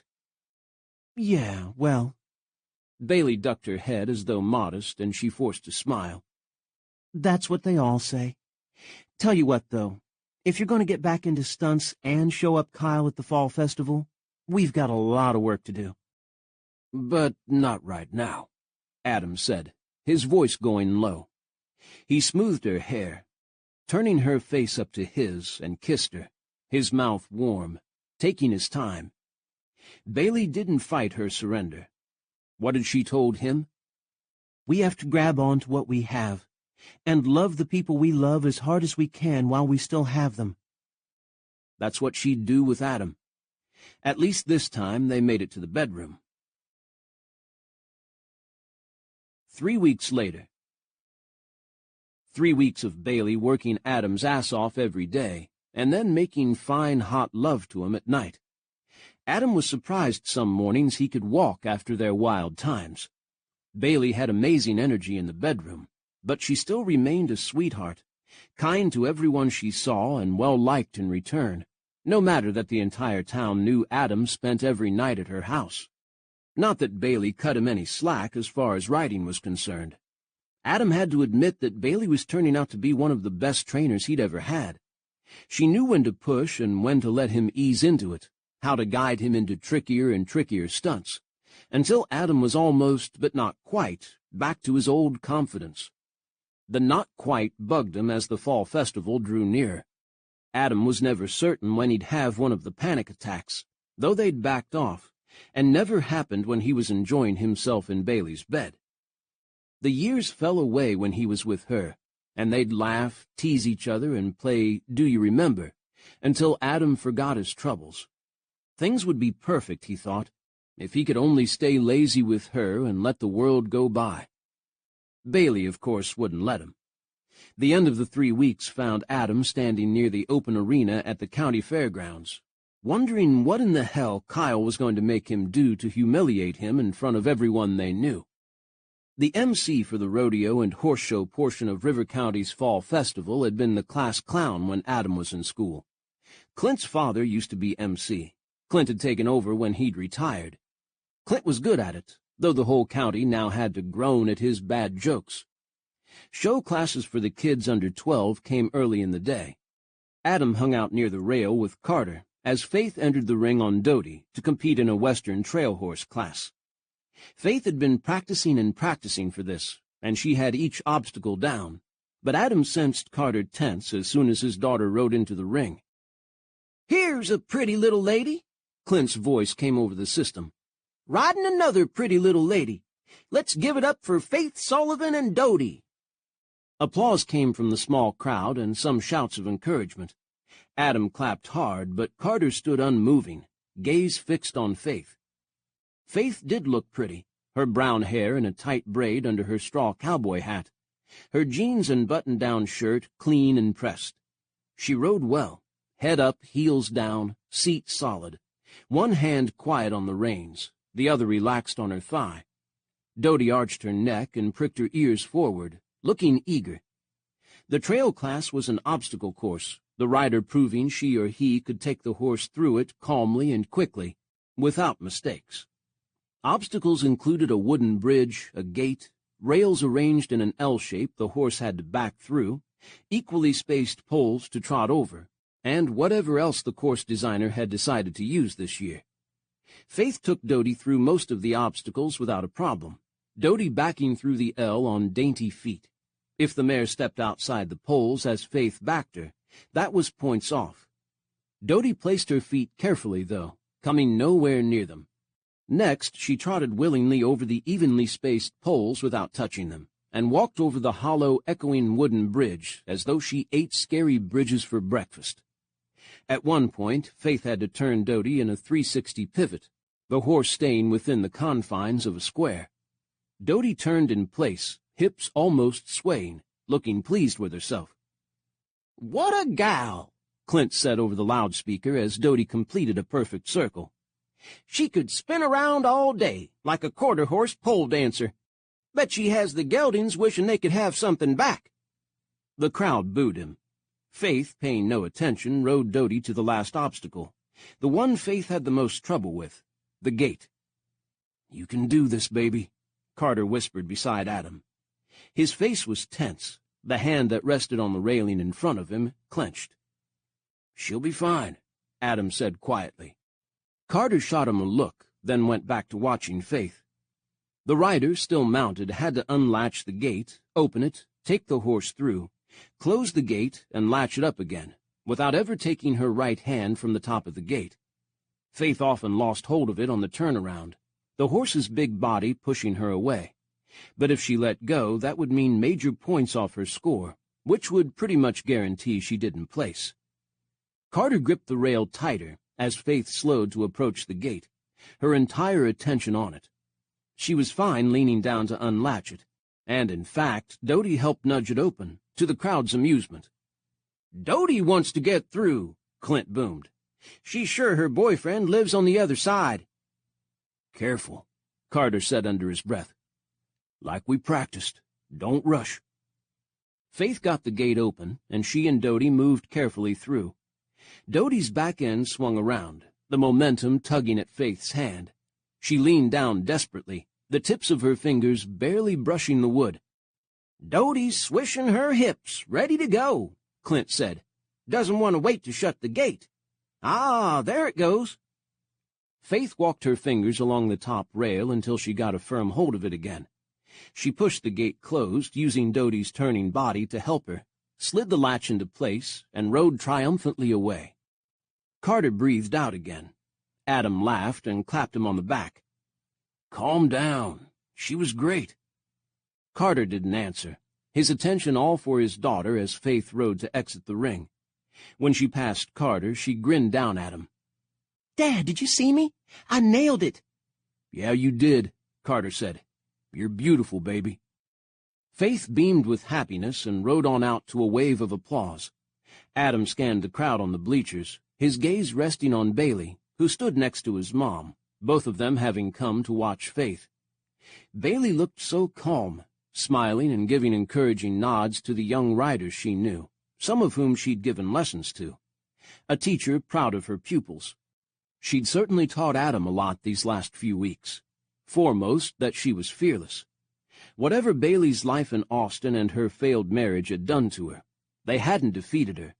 If anything, that disappointing life had made her throw off her inhibitions and come into her own. She was no longer the shy Bailey, hoping to be accepted by the cool kids. She stood upright, radiating beauty and confidence. She'd given that confidence to Adam, working him hard, not letting him give in to his nerves, or whatever it was that had kept him down. Even though he wasn't sure he was ready to perform today, he'd do it anyway. Win or lose, just getting through the challenge would be a major victory. The trouble was, it hadn't been Kyle or the festival coordinators in the end who'd set up whatever it was Adam would have to do. His brothers had.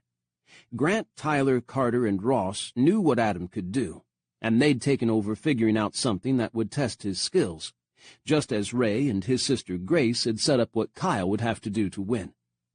When Adam asked his brothers why they were taking sides with him against Kyle, Carter said bluntly that they were sick of the rivalry between the two, and that both of them needed their asses kicked. Did not make Adam more confident. He was also not confident about leaving after this weekend, win or lose, for Los Angeles. Mark and Adam had talked almost every day since the initial phone call, going over the details for the upcoming job. Adam felt a stir of both fear and excitement with every call, until he'd hang up the phone and look at Bailey. Taking the job meant leaving her behind. Not that Bailey was upset about it.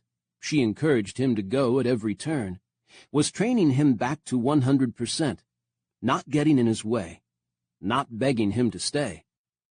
Dawson would want Adam to go, and not sit around and wallow because he got hurt. "You need to get off your ass," he'd hear Dawson saying whenever he became discouraged these last weeks. "I never sat around saying, 'Oh, poor baby,' every time you broke your finger, did I? I got you up and got you going, right?" Right. Adam had come back to Riverbend and left it again many times before, his work consuming him. But this time Adam would be leaving more than the town, his family, his home.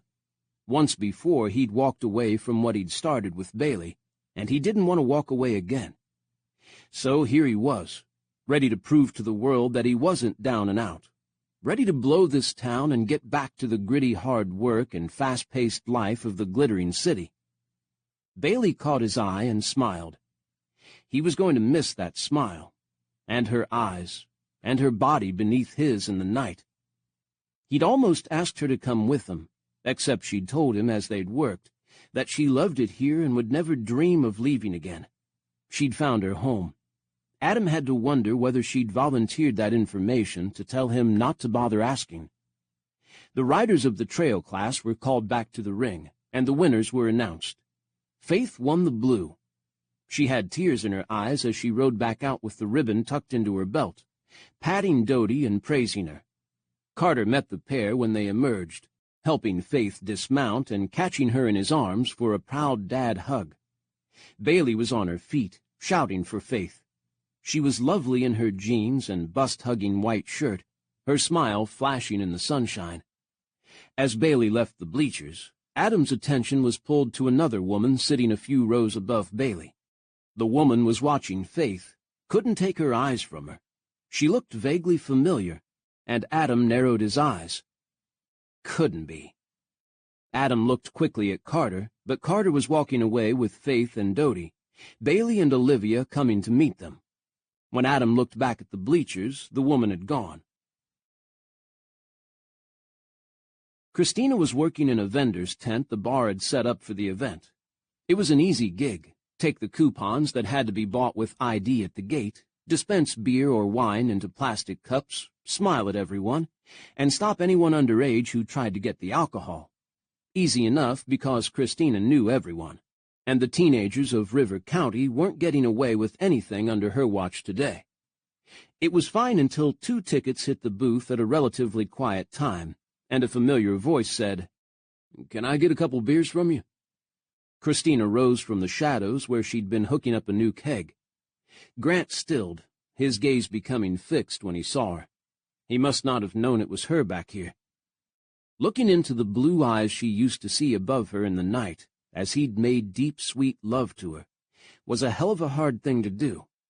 The broad hand that rested on the table had stroked fire through her. The blunt fingertips had slid inside her to bring her pleasure. Wouldn't be so difficult if Grant didn't always look so good. Sunshine danced on his dark hair, bringing out the highlights, and his tanned face held the handsomeness of the Campbell brothers. He filled out his black button-down shirt, part of his costume for his upcoming performance, with solid muscle. He'd put on a string tie and a black hat later, but right now the top button of his shirt was undone, showing a sliver of chest and dark hair there. No one was behind him, and Christina was the only one in the stall. In the crowd that swarmed the fairgrounds, she and Grant were alone. She made herself turn away from him, take 2 plastic cups off the top of the stack, and start a stream of beer into one. "Should you be drinking before your ride?" she asked, her voice light. "They're not for me." He shut up, not telling her more. Probably they were for some of the groupies who followed him around, showing up at every performance. Grant was always gracious to them. Now that Grant and Christina weren't together anymore, he likely was more than gracious. The thought of him smiling at one of those young women, touching her like he'd touched Christina, pushed a big lump into her throat. She set down 1 full glass and started on the other. She wouldn't spit in them, she promised herself. She wasn't that petty. Nope, not her. "How's Ray doing?" Grant asked. Christina's hand shook on the spigot, but she made herself shrug. "He's fine. No permanent damage." She and Ray hadn't gone out much since the accident, but she wasn't going to tell Grant that she spent most nights home alone, missing him. "Good to hear," Grant said. They were so formal, like people who barely knew each other, as though Grant hadn't laughed at her in the darkness, saying, "I love you, Angel. You make everything bad go away." Christina put the second beer onto the counter. She slid the tickets off the table and dropped them into the bucket with the others. Grant reached into his pocket, pulled out a 5 between 2 fingers, and reached with it toward her tip jar. Christina slammed both hands to the counter. "No, don't you dare." Grant looked at her in surprise. "Why the hell not?" "You put that in there, Grant Campbell. I'll take it out and burn it." Grant's veil of politeness dropped. Shattered was a better word. "Doesn't look like you say that to everyone offering you a tip." He glanced at the jar swimming with 1s, 5s, and a few 20s. "What's wrong with my money?" "I don't want it. That's what's wrong with it." Grant looked Christina up and down, really looked at her, instead of holding himself remote, as he usually did these days. He let his gaze rest on her bosom, round and full under the black T-shirt with the bar's logo. "I get it," he growled. He shoved the 5 back into his pocket, then withdrew a 20 instead and slammed it into the tip jar before she could stop him. He grabbed the beers and turned abruptly away, sloshing liquid all over the place. Christina snatched the $20 bill out of the wide-mouthed jar. The paper was still warm from being in his pocket. Christina swallowed, fetched a lighter from under the counter, held the 20 between her fingertips, and set fire to it. Grant looked back. He stopped and turned all the way around, a beer in each hand as he watched Christina burning the money. He stared at her, scowling. Then he shook his head and strode away. Christina's eyes stung from the smoke. She dropped the last bits of the bill to the dirt on the ground before the flame could reach her fingers. Her eyes were watering, and she angrily swiped at them. Her eyes stung even more when she saw Grant reach two women. Buckle Bunnies, half falling out of the tightest jeans and halter tops she'd ever seen, hand them the beers, then put one arm around each of them and walk away. Damn it! Christina turned her back, stalking out of the tent for another keg. It was a long time before her eyes cleared, and she could see straight again. Chapter 18. Bailey showed one of the Campbells' newer horses in a halter class, and the filly did well, winning second place. A filly from another ranch in the county, owned by a family who raised world-champion quarter horses, won first. Didn't matter. That horse would probably come to the Campbells to be trained eventually anyway. The Fall Festival was the biggest event of the year in River County, with plenty for everyone. The baking tents held delectable treats. Games for the kids kept them busy and happy, and there would be dancing later tonight. Bailey had missed this. When she'd lived in Austin, she'd been working too hard on new rollouts every October to leave even for the weekend. She'd made a lot of money as a programmer, but she'd worked her ass off for it almost 24/7. Life out here moved a little slower, which was what she needed. Even if Adam wouldn't be a part of it after this, she couldn't leave Riverbend, not now that she'd found a refuge. Tyler and Grant did some exhibition stunt riding to an appreciative crowd, Bailey helping out. They did a Wild West gunfight on horseback, Tyler playing the good guy, Grant with a black hat, black shirt, and black jeans playing the bad guy. They galloped around each other, Tyler on Bobby, Grant on Buster, nearly brushing as they passed. They did a lot of antics, like jumping to a stand on the saddles, pretending to shoot at each other's balls and leaping out of the way, legs spread just in time. The crowd loved it. For the finale, they each jumped from their horse to the other's, trying to knock each other off, and missing completely to end up riding the other's horse. At last, Grant leapt at Tyler, ready to finish off the good guy, appeared to miscalculate, and ended up sitting backwards behind Tyler, looking astonished. Tyler rocketed out of the ring on Bobby, Grant hanging on for dear life to the cheers of the crowd. Buster, left alone, ran around the ring by himself, bucking and dancing. Bailey's job was to go in and bring him out. Buster capered around while the audience laughed. Everyone knew Buster. Bailey stopped in the middle of the ring and held out her hand, calling softly to him. Buster, who'd practiced this with her, swung around and trotted directly toward her, nuzzling her as she caught his reins to lead him out. "He knows whose company he prefers," Clint boomed above them. "Who can blame him? She's gorgeous." Bailey led Buster out, catching up with Tyler and Grant, who were dismounting Bobby. Grant bore a scowl that went well with his black hat and painted-on villain mustache. "That was great," Bailey said, then frowned when Grant only glared at her. "You all right?" "Fine," Grant snapped. Then he seemed to realize who he was talking to and took the edge from his voice. "Sorry, Bailey. I'm fine." He turned away, but Bailey saw his gaze go straight to the bar's tent outside the riding area. Christina, serving customers, was smiling and talking in her animated way. She didn't look over at Grant, which made his scowl deepen. Ah, Bailey thought. Those two being apart was so wrong. Once Bailey finished putting Adam back together, she'd have to start on her sister and Grant. As the sun went down at the end of the full day, Bailey joined the crowd at the rodeo arena for the last event, the challenge between Kyle and Adam. Lights came on, their white glare replacing the softer glow of sunshine. The face-off between two of the best riders in Riverbend was drawing business. Bailey knew that under-the-table betting had gone on all over town. No one knew exactly what the two would have to do to win, only that it would be a serious task for their abilities. Bailey knew some of what Adam would have to face, because the brothers had brought her into the circle last night. She'd mostly just given her opinion, and now she bit her lip, wondering if she'd done right. She could warn him, but that would undo any good she hoped the course would have for him. Kyle's challenge was first. He and Adam walked together into the ring, stood and faced the crowd, the noise of which rose to a fever pitch. Boots stomped on the metal bleachers, and screams and yelling built into a wall of noise. Kyle raised his arms, hamming it up.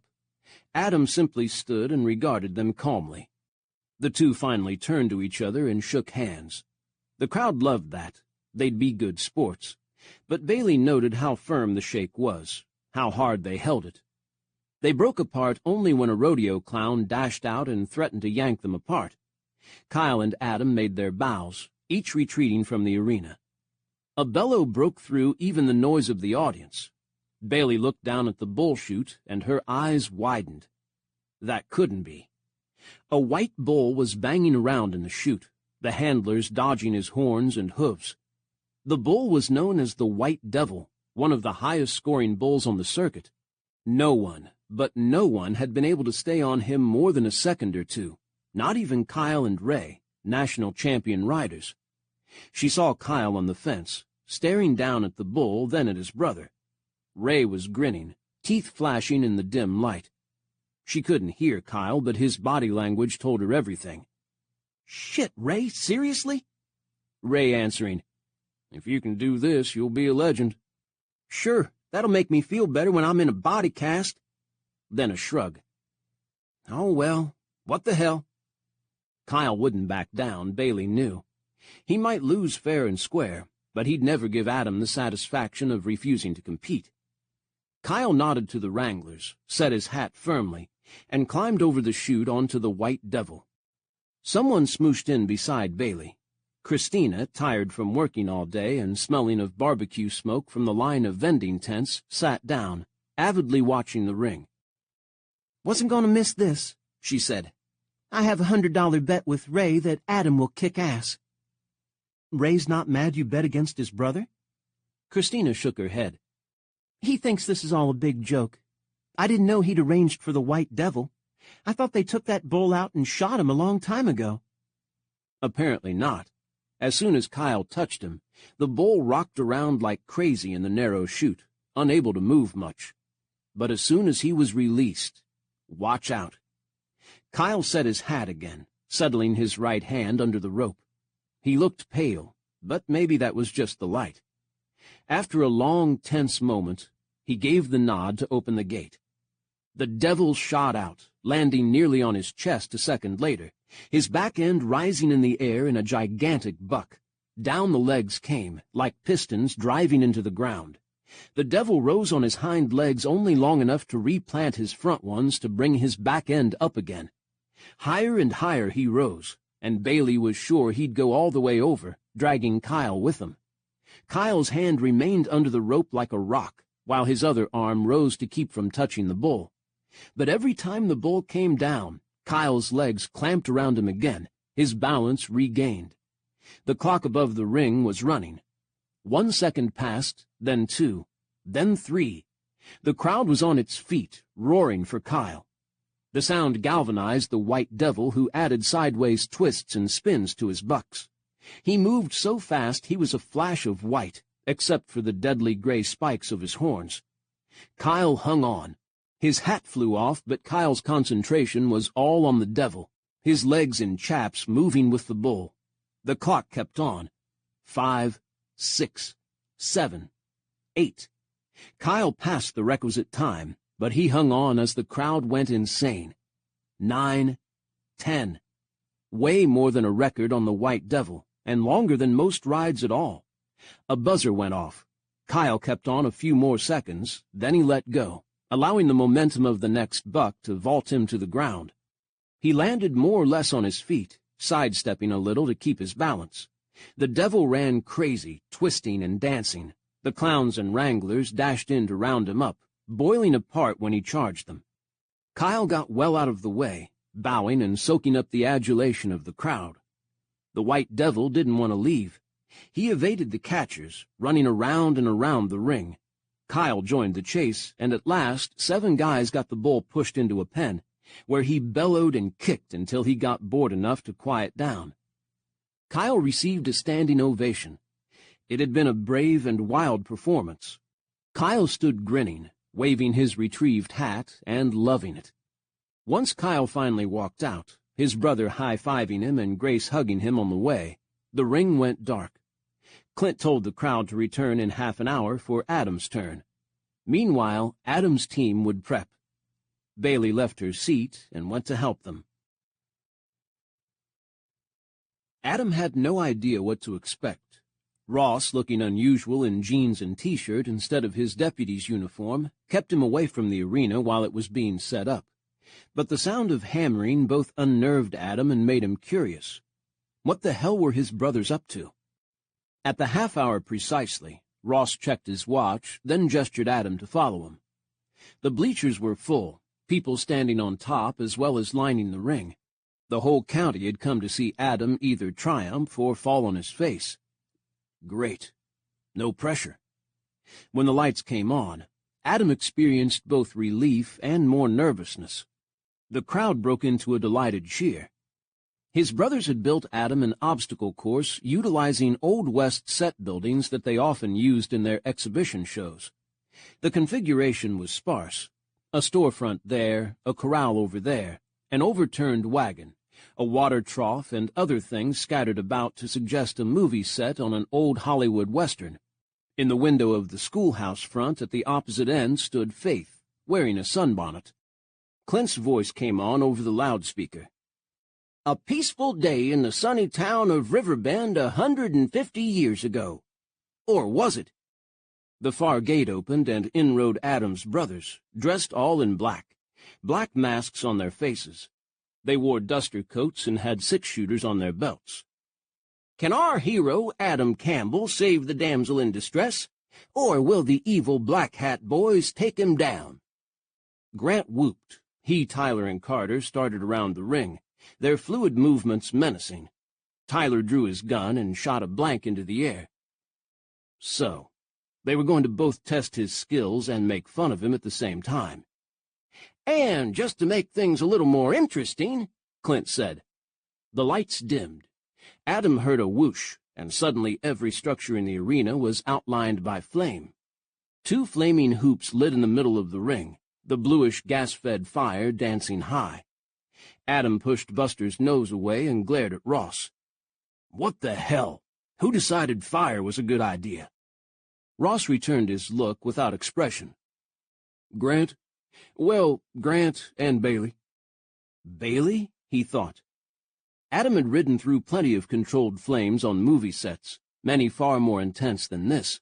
He'd stood near explosions that came close to singeing all his hair off, had ridden a motorcycle through giant balls of flame. Didn't matter that a lot of movie makers these days used CGI to enhance shots. They needed a decent shot in the first place. Plus, the studios Adam regularly worked with liked to keep things as real-looking as possible. But that had been before he'd been burned, had vivid memories of his clothes in flames, the heat appalling, and Dawson dead before his eyes. And Bailey had decided this was a good idea? Of course she had. She'd wanted Adam to face his worst fear. He could imagine Grant agreeing it was a good idea and taking off with it.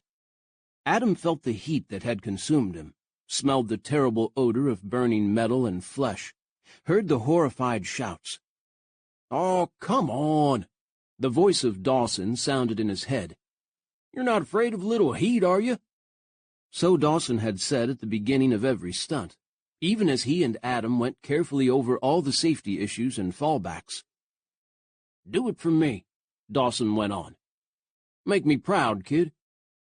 "We're starting the clock at 90 seconds, Clint boomed over the loudspeaker. "Can he save the girl in time?" "I'll get you for this," Adam growled to Ross. His baby brother only grinned, though he did look a bit uneasy.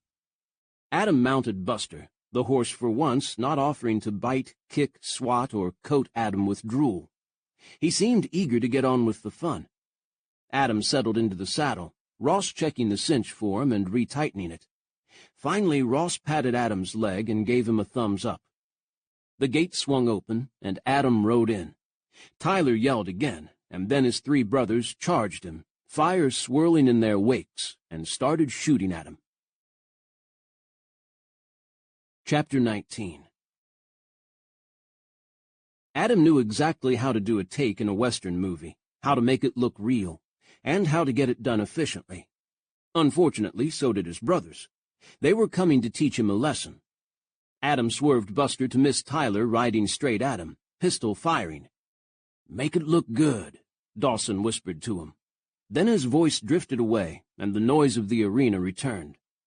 This was a show to all the people looming around the ring. What they didn't understand was that to stunt riders, every bit was entirely real. Tyler shot again. A light beamed from the end of the pistol. If it touched Adam, he'd have to behave as though a true shot had hit him. Carter had come up with that idea a while back, to add more realism to their Wild West shows, for the audience's enjoyment. "Thanks a lot, bro." Adam was ducking down behind Buster's left side, still in the saddle but clinging to the horn and pommel, even as Tyler's shot went off. The light winked harmlessly overhead, where Adam's torso had been. Once Adam was past Tyler, he straightened up, pulled out his own pistol, and shot his brother in the back. "Ow, that hurts," Clint's voice boomed. "Right between the shoulder blades." Tyler reacted accordingly. He made a big show of jerking in the saddle, then falling back, going off over the horse's rump, his arms flung out to his sides. Tyler hit the dirt and lay still. His horse, loose, raced around the ring, stirrups flying. Adam reached the first storefront.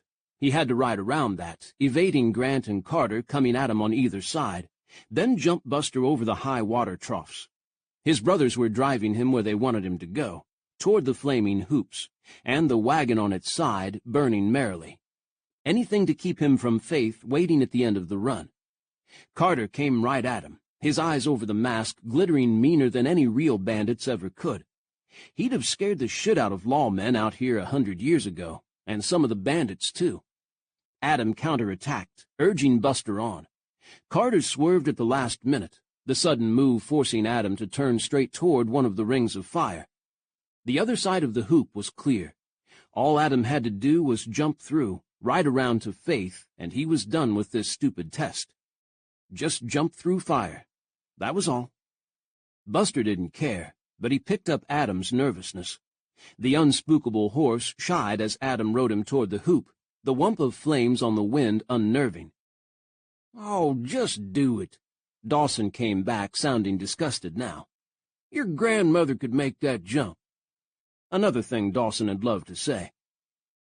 "For you, buddy," Adam said silently, his jaw tight. He gathered himself in, calmed Buster, and dove for the hoop. It was done so fast Adam never felt the heat. He was through the fiery hoop and on the other side, galloping up the middle of the ring before he could be afraid. Bailey wasn't so crazy after all. Not that his brothers were going to let him off so easy. Both circled around, cutting right in front of him, so he had to back Buster in a rapid flurry of hooves. Buster reared, then came down running. The brothers shot at Adam, and he ducked right then left to shield himself. 10 seconds, Clint said excitedly. "Can he make it?" Carter swerved to block Adam again, but Adam anticipated and cut Buster to the left. Buster almost rolled with the sharp turn, but it caused Carter to overshoot, his horse charging to the other side of the ring. Grant decided to show off a little.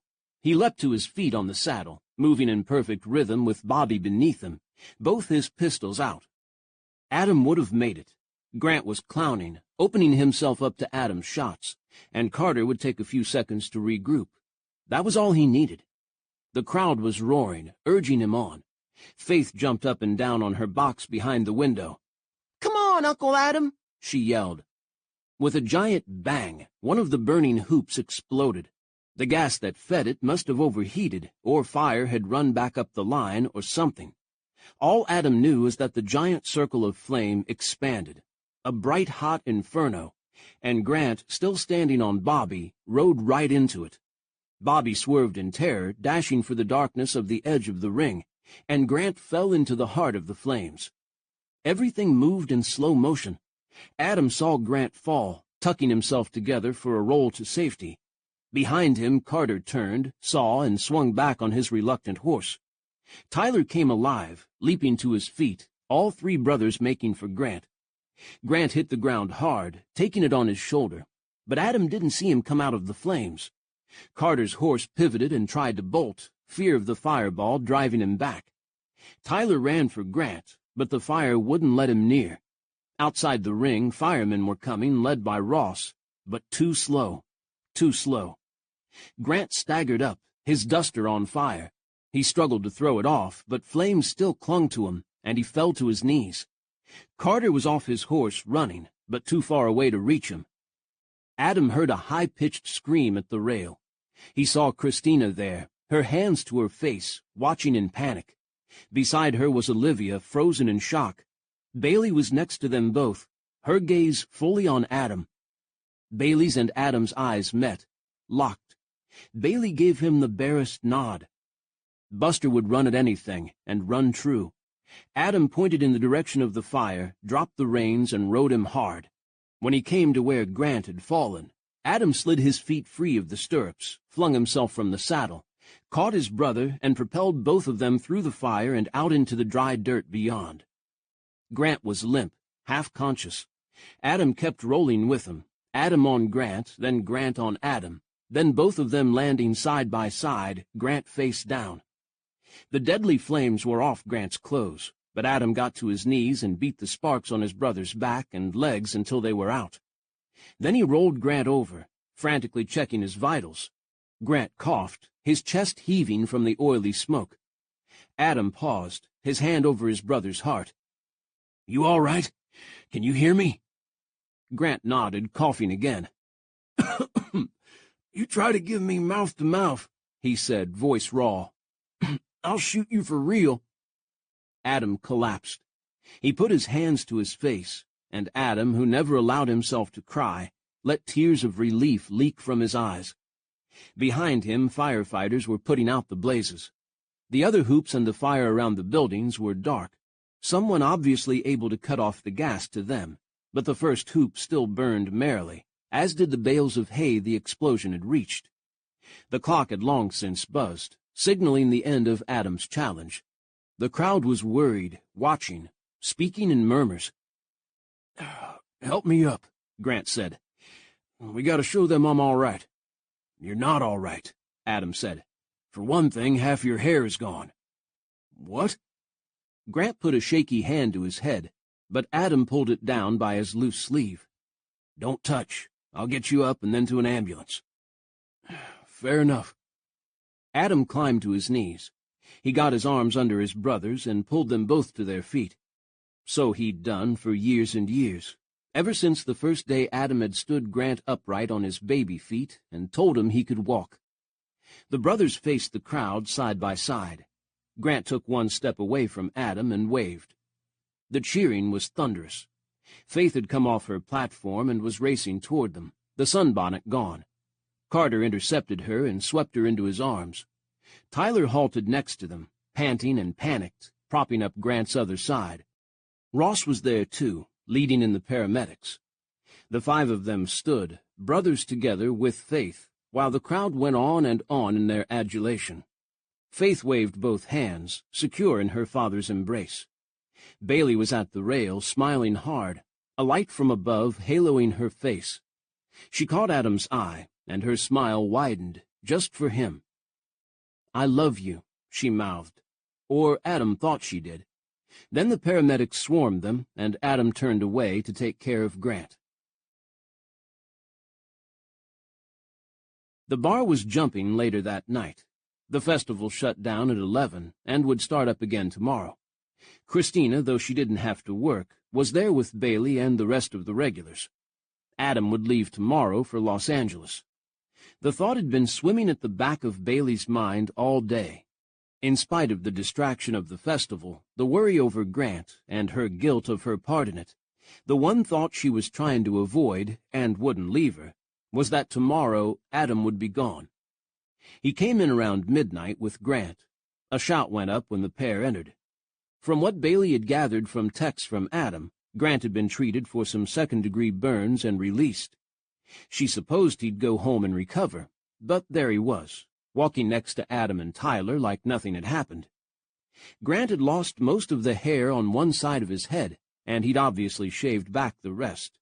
The buzz cut showed off his handsome face, which had escaped too much damage, and made him look like a badass biker. More than one woman noticed this and kept her gaze on him. Women's gazes followed Adam, too, and Kyle, who was there with Ray's arm around Christina. "Bailey." Adam reached her while Grant moved to speak to his adoring public. "And talk to you outside?" The bar had hired a live band tonight, and they slammed out fast-paced music in the corner. They were good, but no way could anyone have a conversation in here. "I know what you're going to say," Bailey began as soon as she and Adam were well out into the parking lot. The bar was packed tonight, but they managed to find a relatively calm space beyond the line where drinks could be taken. "You do?" Adam gave her an unreadable look. "I don't even know what I'm going to say. I'm winging it." "I never meant for Grant to be hurt. It was stupid. I'm sorry." Adam's brows came together. "What? That wasn't your fault." "The whole thing with the fire. I encouraged them to do it. I thought it would knock you out of your shakes.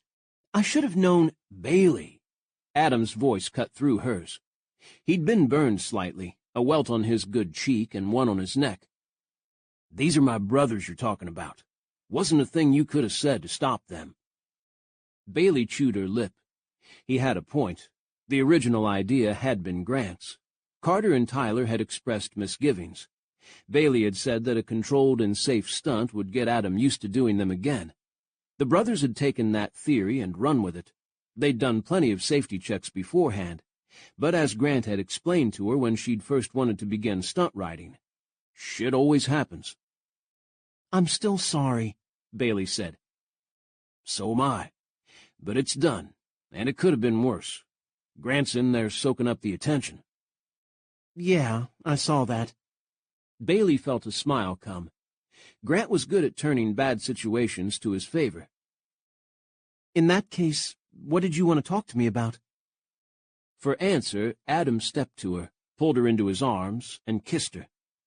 Heat spread from his hands, as though he'd absorbed the fire in the ring and was radiating it back to her.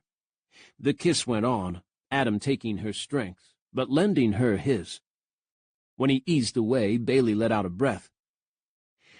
"I'm liking what you have to say."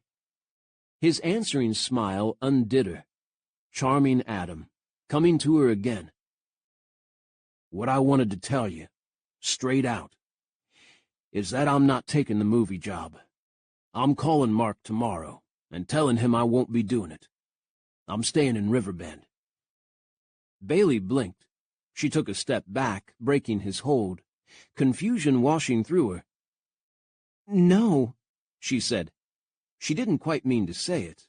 It slipped out, loudly. "No?" Adam stopped, amazement in his eyes. "What do you mean, no?" Yes, what did she mean? This was what Bailey wanted, right? For Adam to stay, to give them a chance to be together. Was that what she really wanted? For Adam to give up everything he'd won after years of work? Of putting up with shit and facing impossible situations to turn his talent into a career? Every hard thing he'd done, every injury he'd suffered, had been to earn money to send home to his brothers and mom, helping to make Circle C Ranch and the Campbell's training business the most prosperous in Hill Country. And Bailey wanted him to give it all up, so she'd feel better? Bailey drew a breath, forcing out her words. "Seriously, you're going to take all the time I put into you, getting you back on a horse, working you into fighting shape, and throw it all away? You were awesome tonight. Your reflexes better than ever. Your instincts amazing. If Grant had been in trouble 3 weeks ago, you'd have never gotten to him in time, never saved him. You dove at him like it was nothing. You were fearless. I was so proud." She trailed off under Adam's hard stare, her eyes moist. "Not fearless," he said, his voice still rough from the smoke. "I was scared shitless." Bailey shook her head. "No one knew. You didn't think about running to save your own skin. You went straight to Grant and pulled him out of the way. You can do anything, Adam. You just have to believe it. His brows drew together. If you mean I have my confidence back, I do. Mostly. Thanks to you. Adam in the dark was a heart-melting sight. Tall and straight-bodied, the light behind him outlining every tight inch of him. He was even better when he was naked in her bed, his long tanned body against her white sheets, his wicked smile lighting up his blue eyes. She could have him there for always, if she would just shut up. If you're still afraid, we can keep training, Bailey said. You go out to California tomorrow, sign the contracts, let them tell you what they need, then come back and we'll work on the stunts. Me, you, and your brothers. You can do this. Adam's frown deepened. Bailey, I keep trying to tell you. I don't want to work on the movie. I want to stay here, help my brothers train horses, maybe go with them on some of the smaller shoots, find my own place. I heard you. I just don't understand why. Bailey waved her hands to emphasize her points. It's a fabulous opportunity. A stunt coordinator. You could make your name. Maybe even move to overall director. Start making your own films. We'll all come to the Academy Awards when you win. She tried to smile, but it died under his flat gaze. Hold on. Hold on. Adam reached for her flailing hands, but Bailey backed a step. I don't even know if this movie is a sure thing, he said. They might talk to me and decide they don't want me after all. There's no guarantee in this business. He let out a brief sigh. That's another reason I don't want to go back. It's too uncertain, too full of greedy people who don't give a rat's ass about anyone, including making a stunt safe enough so the stuntmen don't get killed. I'm never going to forgive them for that. Let Dawson's brother sue them all he wants. But that's why you should go. The business needs people like you to remind them that stuntmen aren't fodder, easily replaced, that they need to be taken care of. You can make sure your guys are safe, that accidents like what happened to Dawson don't happen again. Adam's frown lessened. He hadn't thought of that, she could see.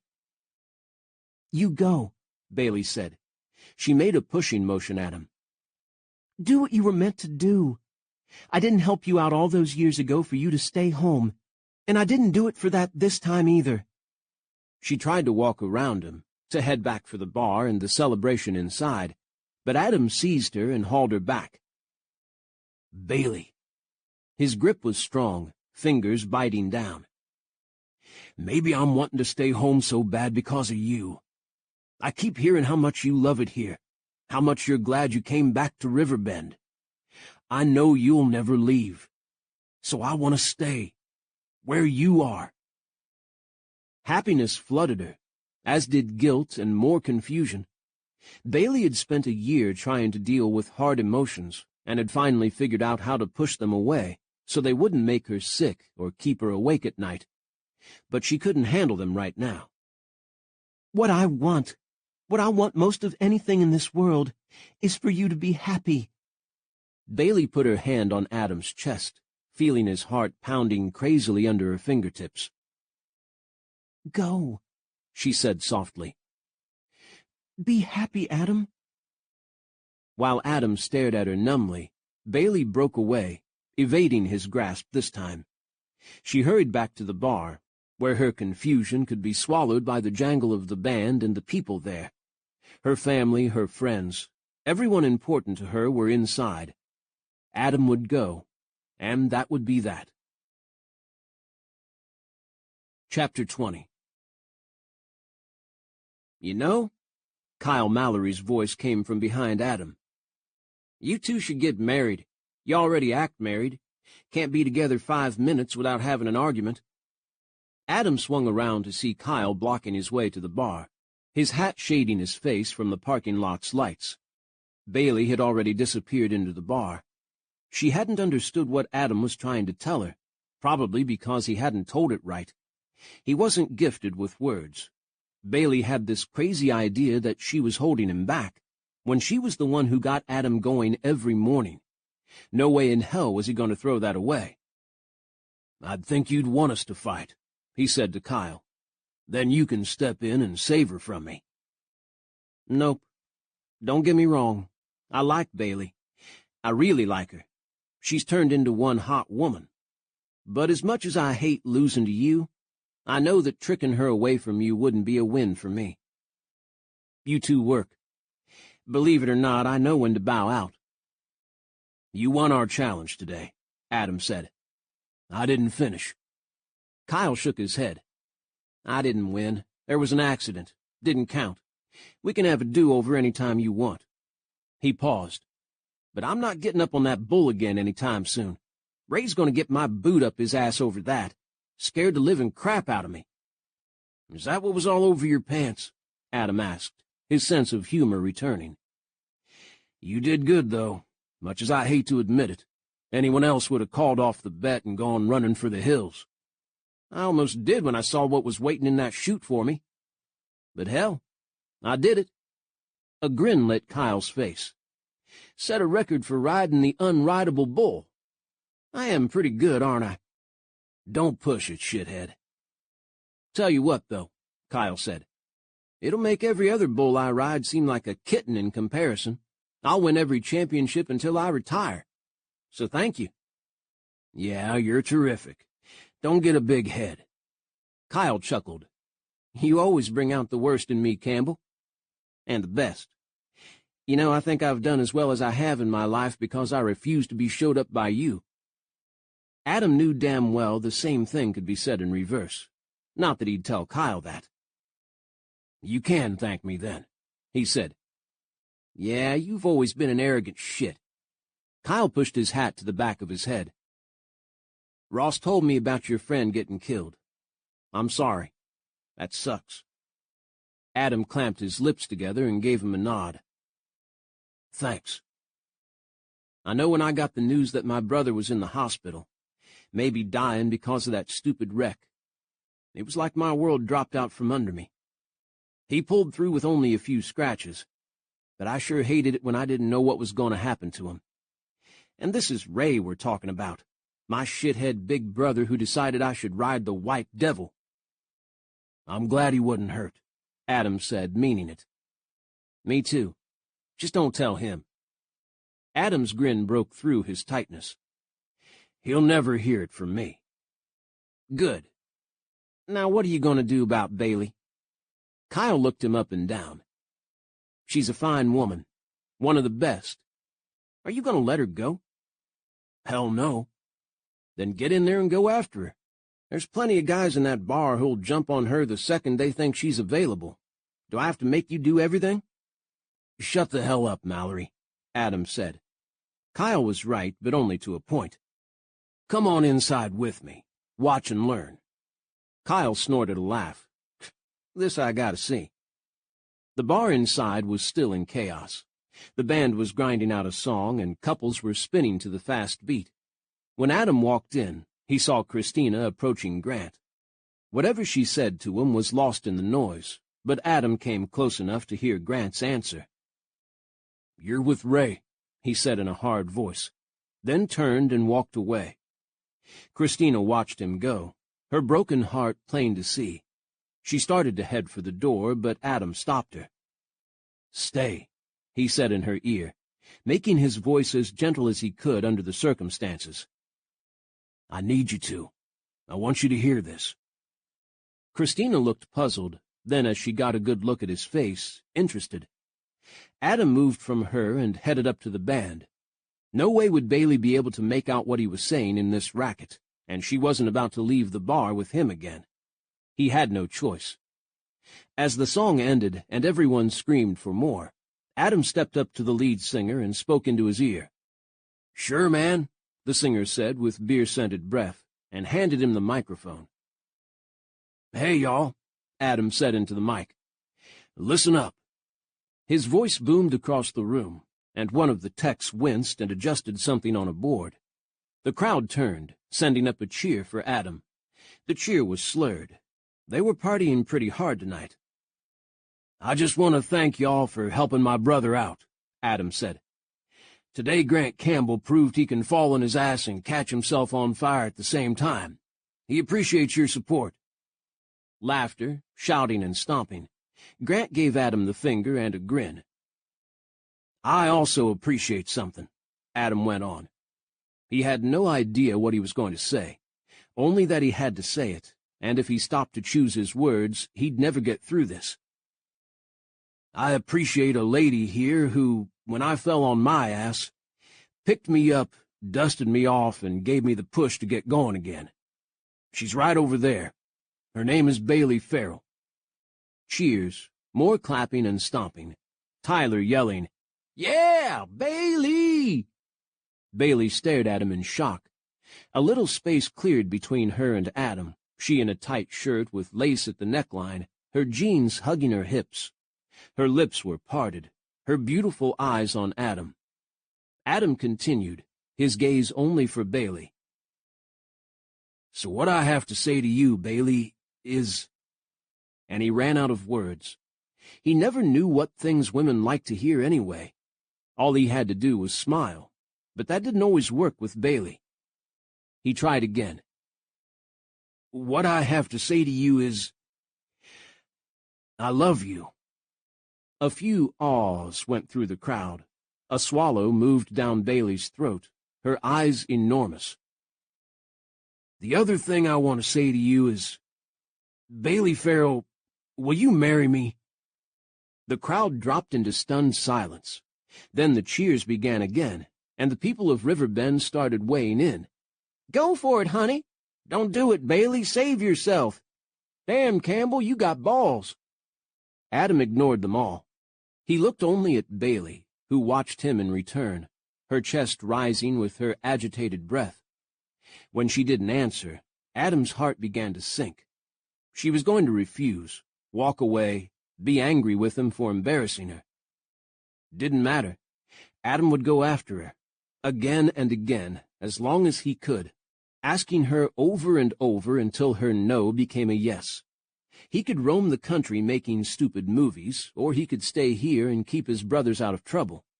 Either way didn't matter, as long as Bailey was in his life. Adam took a breath to tell her it was all right. She didn't have to answer right away. When Bailey gave him a dazzling smile and shouted, "Yes!" The noise in the bar was deafening. Somehow Adam got rid of the microphone. Somehow he got off the little stage and to Bailey. Maybe he flew, he didn't know.